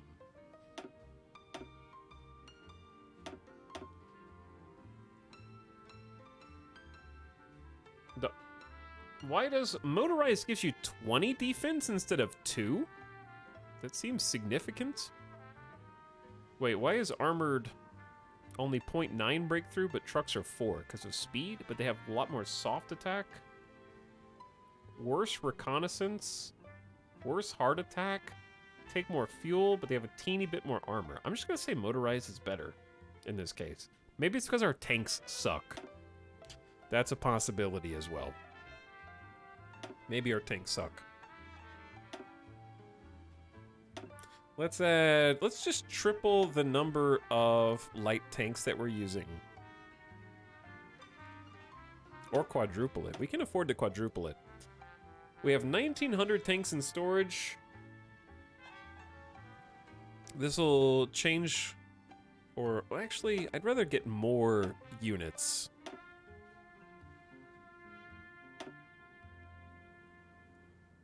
Chat, 20 combat width or 22?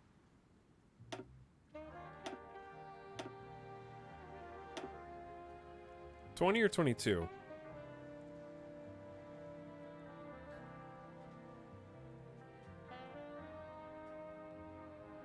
We have 1,900 tanks in storage. I could probably make a few more tank forces. These guys are going to be fast. I think a logistics company to lower supply usage for them is also advisable. And we only have 178 artillery in storage, and this is already like a lot. This is 55 of our 68 army experience. We're not generating much. Let's lock it in. The Pesto Panzers. We can now probably start training a few divisions. Let's start 3.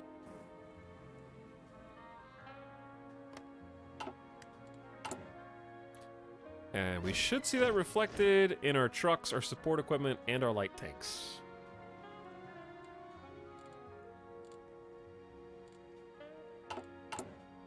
However, I imagine that once we strengthen industry and get some more building slots, we're going to get some more military factories. We got a lot on our plate.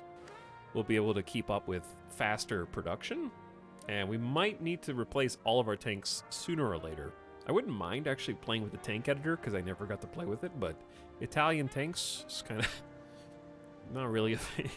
Indian calls for independence have intensified. Now, things have come to a head as a radical Quit India movement has called for the UK to leave the country as soon as possible. British authorities were quick to react and have cracked down on the movement, arresting several leaders in dawn raids on homes across India.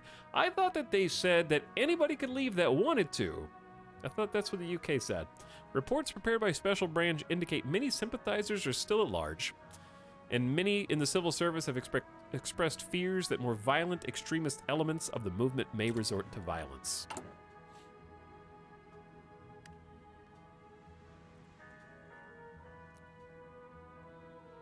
Chat, I have good news. We actually have extra civilian factories. I'm going to start pumping up our intelligence agency, which I never do this early in the game. Let's get some basic 5 civilian factory departments and get some more intel. Let's start with general, economy, and civilian intel.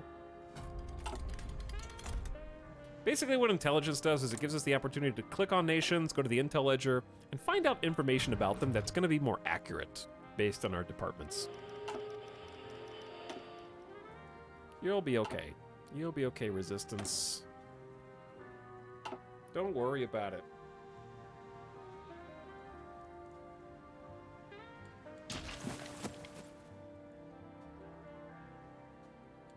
I think next thing on the list is probably to get some high command. If we can get some military high commands, we can start building more army XP so we can customize more of our troops. Greater Finland was annexed. Well, regular Finland seems to have won out in the civil war that I think, did Estonia start? I think Estonia started and then failed subsequently. Formazione. Very embarrassing.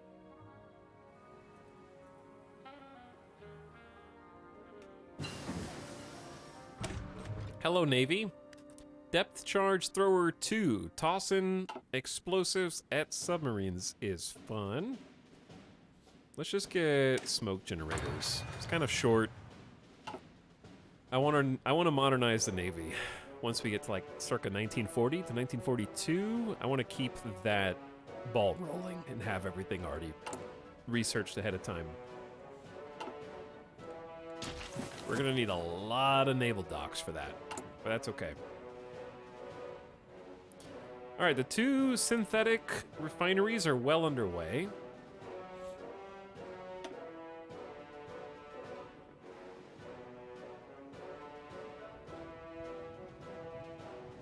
I'm gonna say after that, Let's actually get a few military factories. Let's go boom.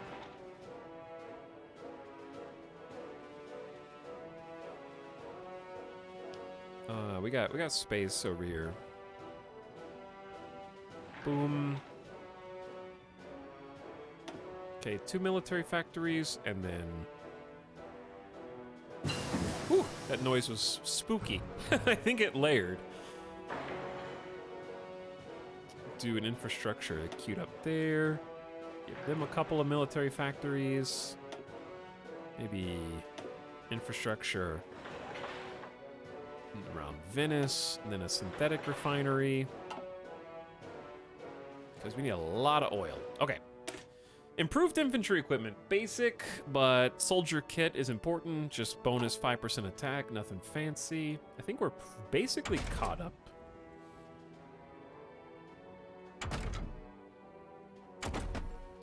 What do? It's August 1938. We could start on industry slightly ahead of schedule, which I think might be okay.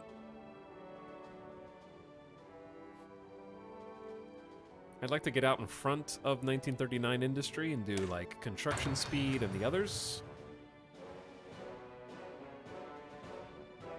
Tank time, I think it will be tank time. But one of the cutoffs for tank time is... I gotta decide what to do with it. That's the hard part. Northern Italy. Just got 12 building slots. We got 2 free civilian factories, a military factory, and a dockyard. Which means we have 1 extra dockyard, which is sort of unfortunate right now.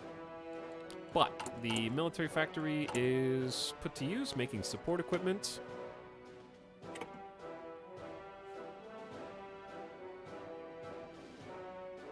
Requires... Wait, what? Oh, no, we could do this, but we need more than 100 factories. We have 84, and then we can get the new industrialization program if we want. Grant the Foggia farm fields. Supply consumption down, consumer goods factories down, supply range up for 730 days. Well, I don't know if we need supply consumption for 2 years. Or supply range. Maybe we should wait on this until we're actually close to wartime. Free military factory. We can start developing Africa. Lots of good options here. I'd say if we're going to industrialize, let's industrialize to prepare for the coming war. This is a 70-day for 3 military factories.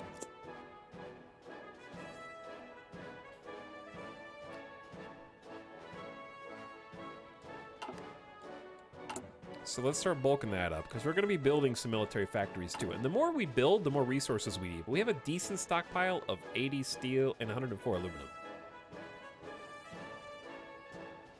Whew.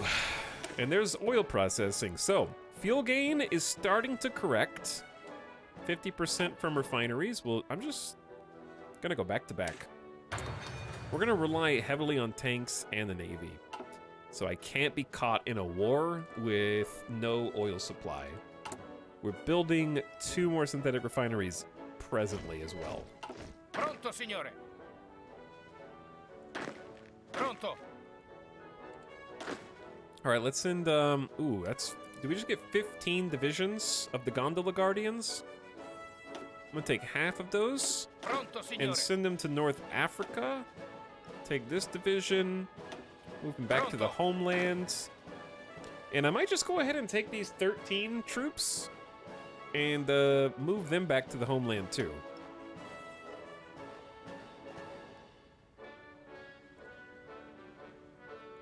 Or at least... Oh, I have a better idea. Let's put them on the border with France and the UK.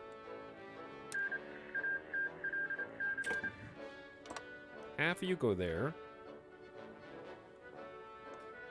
Pronto. And then half of you go here. We got Djibouti surrounded.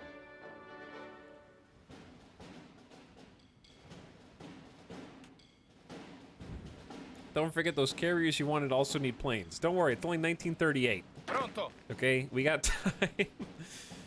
We got time. Let's go ahead and form a new group for the Italian front. Pronto. What we'll probably do is actually just group them up in here. And then slowly start taking the regular Formazione. infantry divisions and putting them in their own group.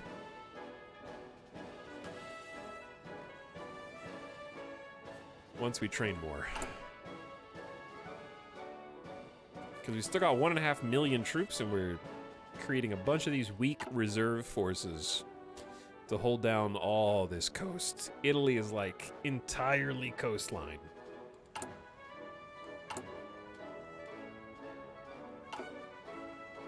Shaq Genie, what up? Thanks for 46 months. How you doing, Shaq Genie? The world is chilling right now, unless you are China or Mexico. Actually, the Estonian-Finnish war, I guess, is still happening. But it's really hard to fight. They're like, let me at him, let me at him! And the Union of Soviet Republics is like, no. No. Stalin dead. You guys stay over there.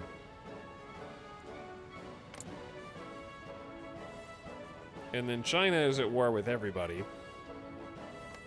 including the Union of Soviet Republics and many of the warlords in and around China, so they're having a great time. We played a Sinkiang campaign once, and then took over all of China, and then had the worst experience ever, accidentally getting dragged into war against the United States, who parked all of their aircraft carriers right on our coast and incessantly bombed the coastline with strategic bombers, and there was not a damn thing we could do about it except build 5 out of 5 anti-air in every single region, because we don't have a navy.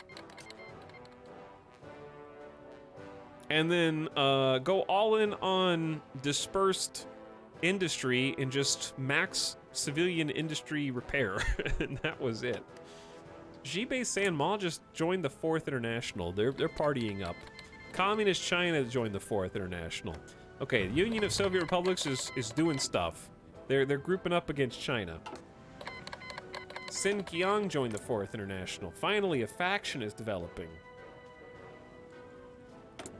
And let's modify the government again. I'm gonna get a military high command. What do we need? Actually, none of these. None of these. Maybe a chief of army then? Get some free army XP. I like the army organization, but I like the army XP daily game better right now. But 4% organization is just good long term. But yeah, let's get the army XP daily, because that is what we're gonna need to retrofit our infantry. God, having 5 research slots already is so good. Chat, have you guys noticed anything change on the map recently? Have you spied any oddities that shouldn't be there?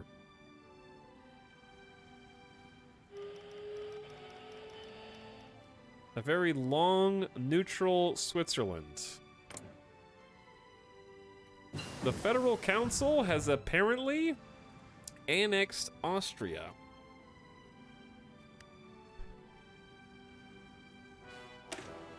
But I don't know how, because there was no there was no notification. Time to start researching carriers that we're totally definitely gonna build. But why? I don't know. I'm not sure how they did it, but they did it. Neutrality via neutralization.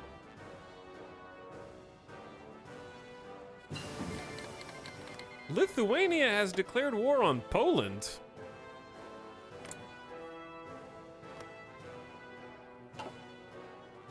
Things are starting to get spicy. All right, we got radio detection. Decimetric radar also gives us some very useful bits of kit. We can put radar on our ships. Improve radio and radio navigation are some other key clutch unlocks. So I say let's just grab that. We're gonna need fire control systems also.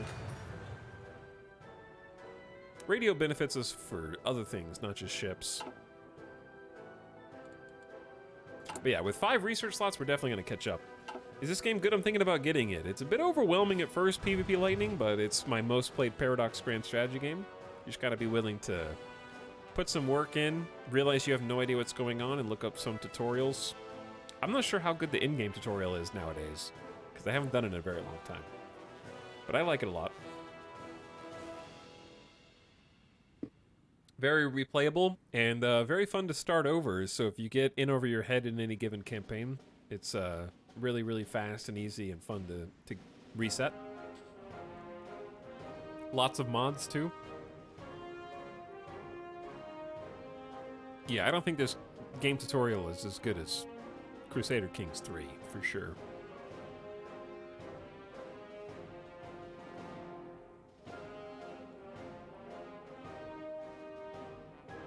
But yeah, the campaigns, once you do vaguely know how to play, are the fastest. I still just take things slow. I don't like doing 5 times speed ever, really. Because I like chatting while things are happening in the background and talking and not realizing that, oops, I forgot that I have 300 PP and I didn't spend it. So this lets me stay aware of what's going on. For example, war is looming all around us, and we need a robust military industry to meet the needs of our military. Yeah, I would add that in Hearts of Iron, with just the base game, you're limited to a select few nations if you don't like the basic focus trees most nations have. That is accurate. I think that Hearts of Iron needs at least a couple DLCs to really get you going.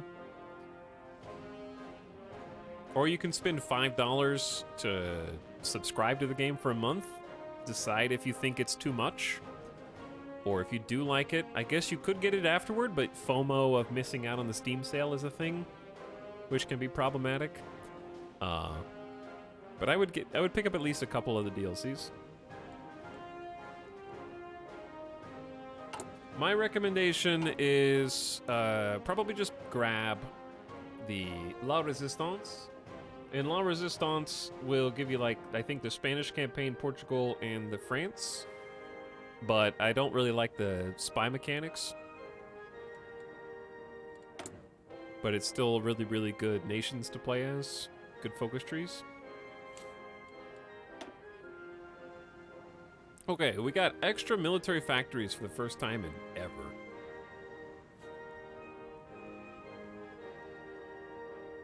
Let's get a second train factory. Let's get 1 extra infantry equipment, 1 extra support. Just kind of spread it out a little bit. We are going to want more artillery, and then more tank chassis. Hearts of Iron is on deep Steam sale, yes.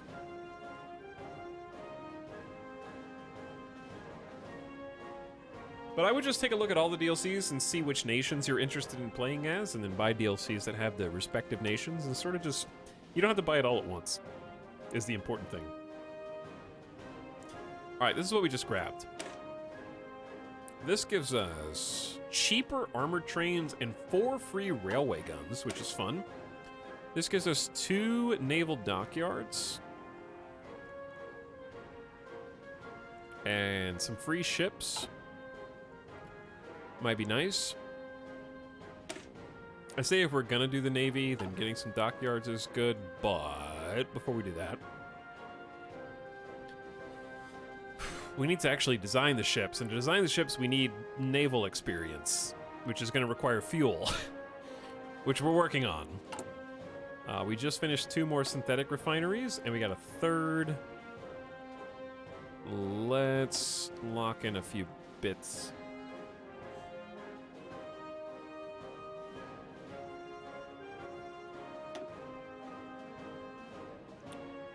I'm gonna throw in... I like throwing synthetic refineries toward the middle. That way they're least likely to fall immediately in the event of an invasion.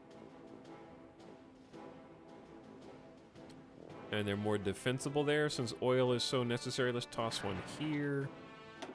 I'd like to bulk this infrastructure up first.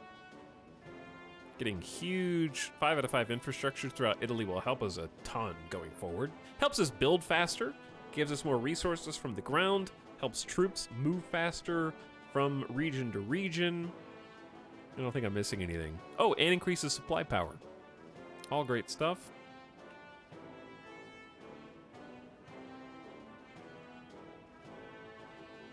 Interested in Diablo 4? Yeah, I'll probably check out the open beta. I don't know if I'll stream it.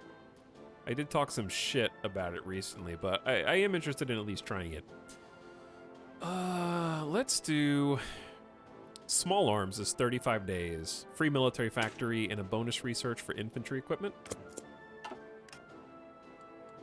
Good stuff.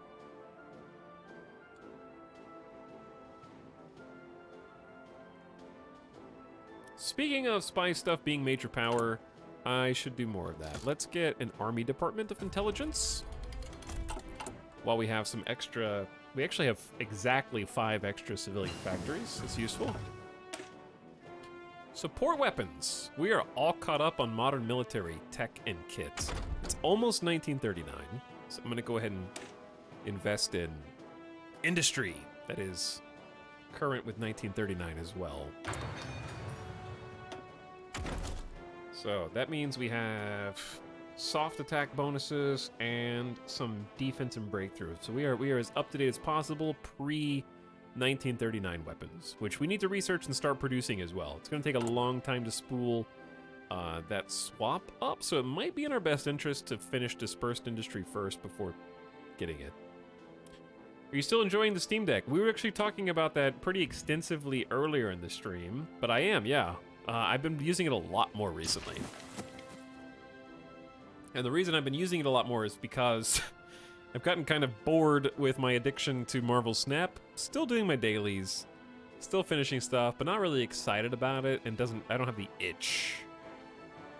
So in the absence and the power vacuum that's resulted from my Marvel NFT collection sort of subsiding, I've been filling it with other games. And the Steam Deck has been integral in that. Letting me play some games that I don't want to come up to my office and sit and play some of these games. You know, I want to chill on the couch or vibe with the TV. Steam Deck is good for that. Because the games I've been enjoying on the Steam Deck are not on other consoles or platforms. And the system itself is a little finicky, like all computers are. Like I've had some trouble getting it to do certain things. Like, for example, it hates my Samsung TV. To get it to show up on the Samsung TV, I have to connect it to the dock, which is official Steam dock for the deck. And then I'm on the correct source channel on the Samsung. I have to unplug the power from the Steam Deck dock. Then the TV recognizes it. Then after the source recognizes the Steam Deck, then I have to plug the power back in, and I have to do that every time I turn on the TV and the Steam Deck. So some annoying things like that are, I don't know if they're the TV's fault more than the Steam Deck's fault. So some of that's obnoxious, and you have to be willing to work around it and Google stuff, but if you're a computer person anyways, and you're willing to, like, put in the extra bit of polish to make sure it works properly, then it's very good. Army department, check. How about Navy department? Let me see if it's working. So, Army intel is only 5%. Army department is increasing our intel by 25%. So we don't have enough intel. We could put some spies there, but we are going to get better indicators of their overall power. John Curtin announced Australia seeks distance from the UK. Never another Gallipoli. The rapturous cheers from the crowds indicate a new era of Australian politics has begun.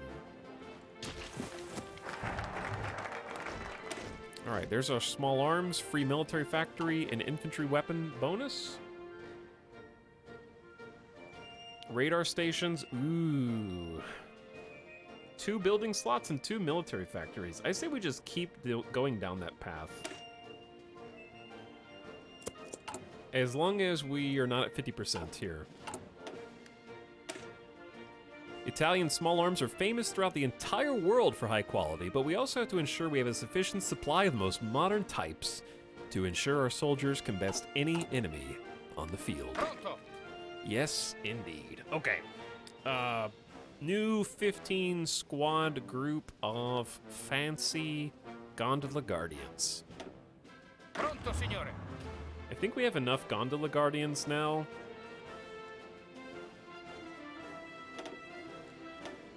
To create a new squad. Pronto, signore. Pronto, signore. All right, we got 24 here, and we're gonna assign a new general. General Giuseppe is an armor officer. Ooh, that's useful. Okay, in that case, let's take Formazione. the 2 mountain divisions out and then put the extra Signore. tank division in. Tanks, chat. I don't think tanks do too well in the Alps. Where do tanks go? Maybe we should put the tanks in North Africa, actually, in hindsight. Sì, signore. Sì, signore. All right, tanks are going to North Africa. And we're gonna swap these. How do you show? There we go. Yeah, let's swap these out. All right, it's gonna take a level 1.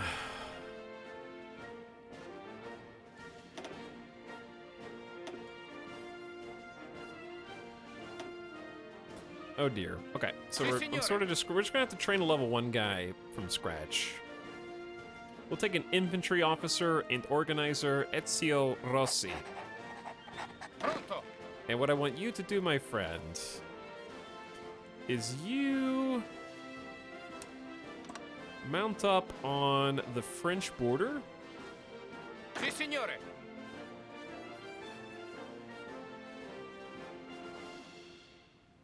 And then Pronto, signore. the rest of these home defense front guys need to guard the coastline as well. We need 67 divisions to guard all the coastlines. 76 including the victory points. We're working on it. We're actively recruiting.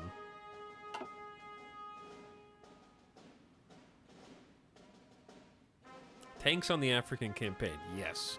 All right, chat, I think this is a good stopping point to pick up. It's been like 7.5 hour stream. It's getting late, approaching midnight here in fabulous Las Vegas. So I say we just pick this up. Probably gonna just play this again tomorrow, if I had to guess. Didn't quite make it to 1940, no. We basically made it to 1949, which is good enough. I think things are moving along at a pretty steady clip. We're solving the oil crisis. Probably should just keep doing fuel refining and rubber processing on a semi-permanent basis.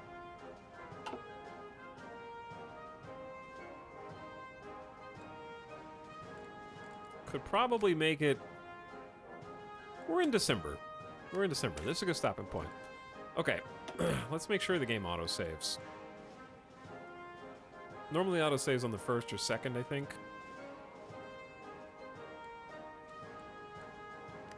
And I think we're golden. So, tomorrow, the goal is solidify our monarchy, align with the papacy, design some ships, maybe design some planes or tanks, whatever route we end up going, and we should have enough army XP to retrofit, get some support divisions in here. We got 5 research squads. We're researching carriers, hyper-industrializing with tech right now while not ignoring the political side of things. We just have to wait. And we can start some naval power projection as well after we finish, I think, doing pretty good. We have 33 military factories.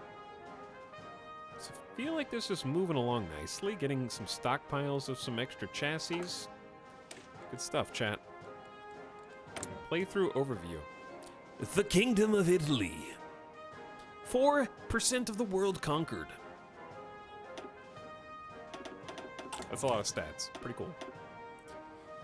Good stream, everybody. Thanks for coming. Thanks for hanging out. I know it's late. It's like 2 a.m. East Coast. And I will see all of you guys again. I'll try to be a little earlier tomorrow than I was today. But I'm glad you came and hung out and stuck around. Some of you guys fell asleep. Alexa, search Hearts of Iron 4 Strategy Guide. Play first video. Confirm.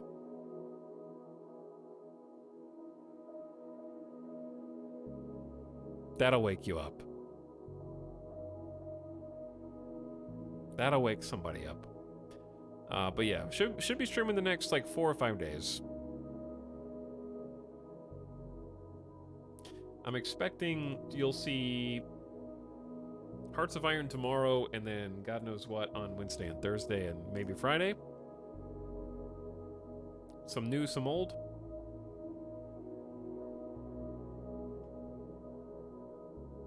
Hey, what's going on, everybody? Today we're going to be checking out some Hearts of Iron. But I'm going to go get some food, feed the dog, who is angy and hungry and hangry over there. But before you leave, I'm going to send you on a nice end-of-stream raid. Let's go say what up to your boy Arch. Playing some Albion Online right now. Let's go give Arch a nice almost time raid. I'll see you guys over there on Arch's channel.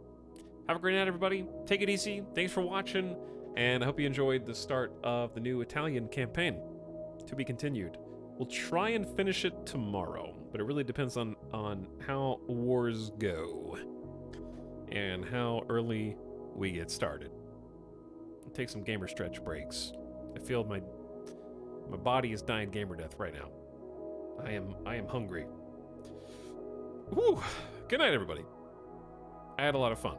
Hope you did too. It was nice to return to Hearts of Iron. Let's do it again. Now get out of here.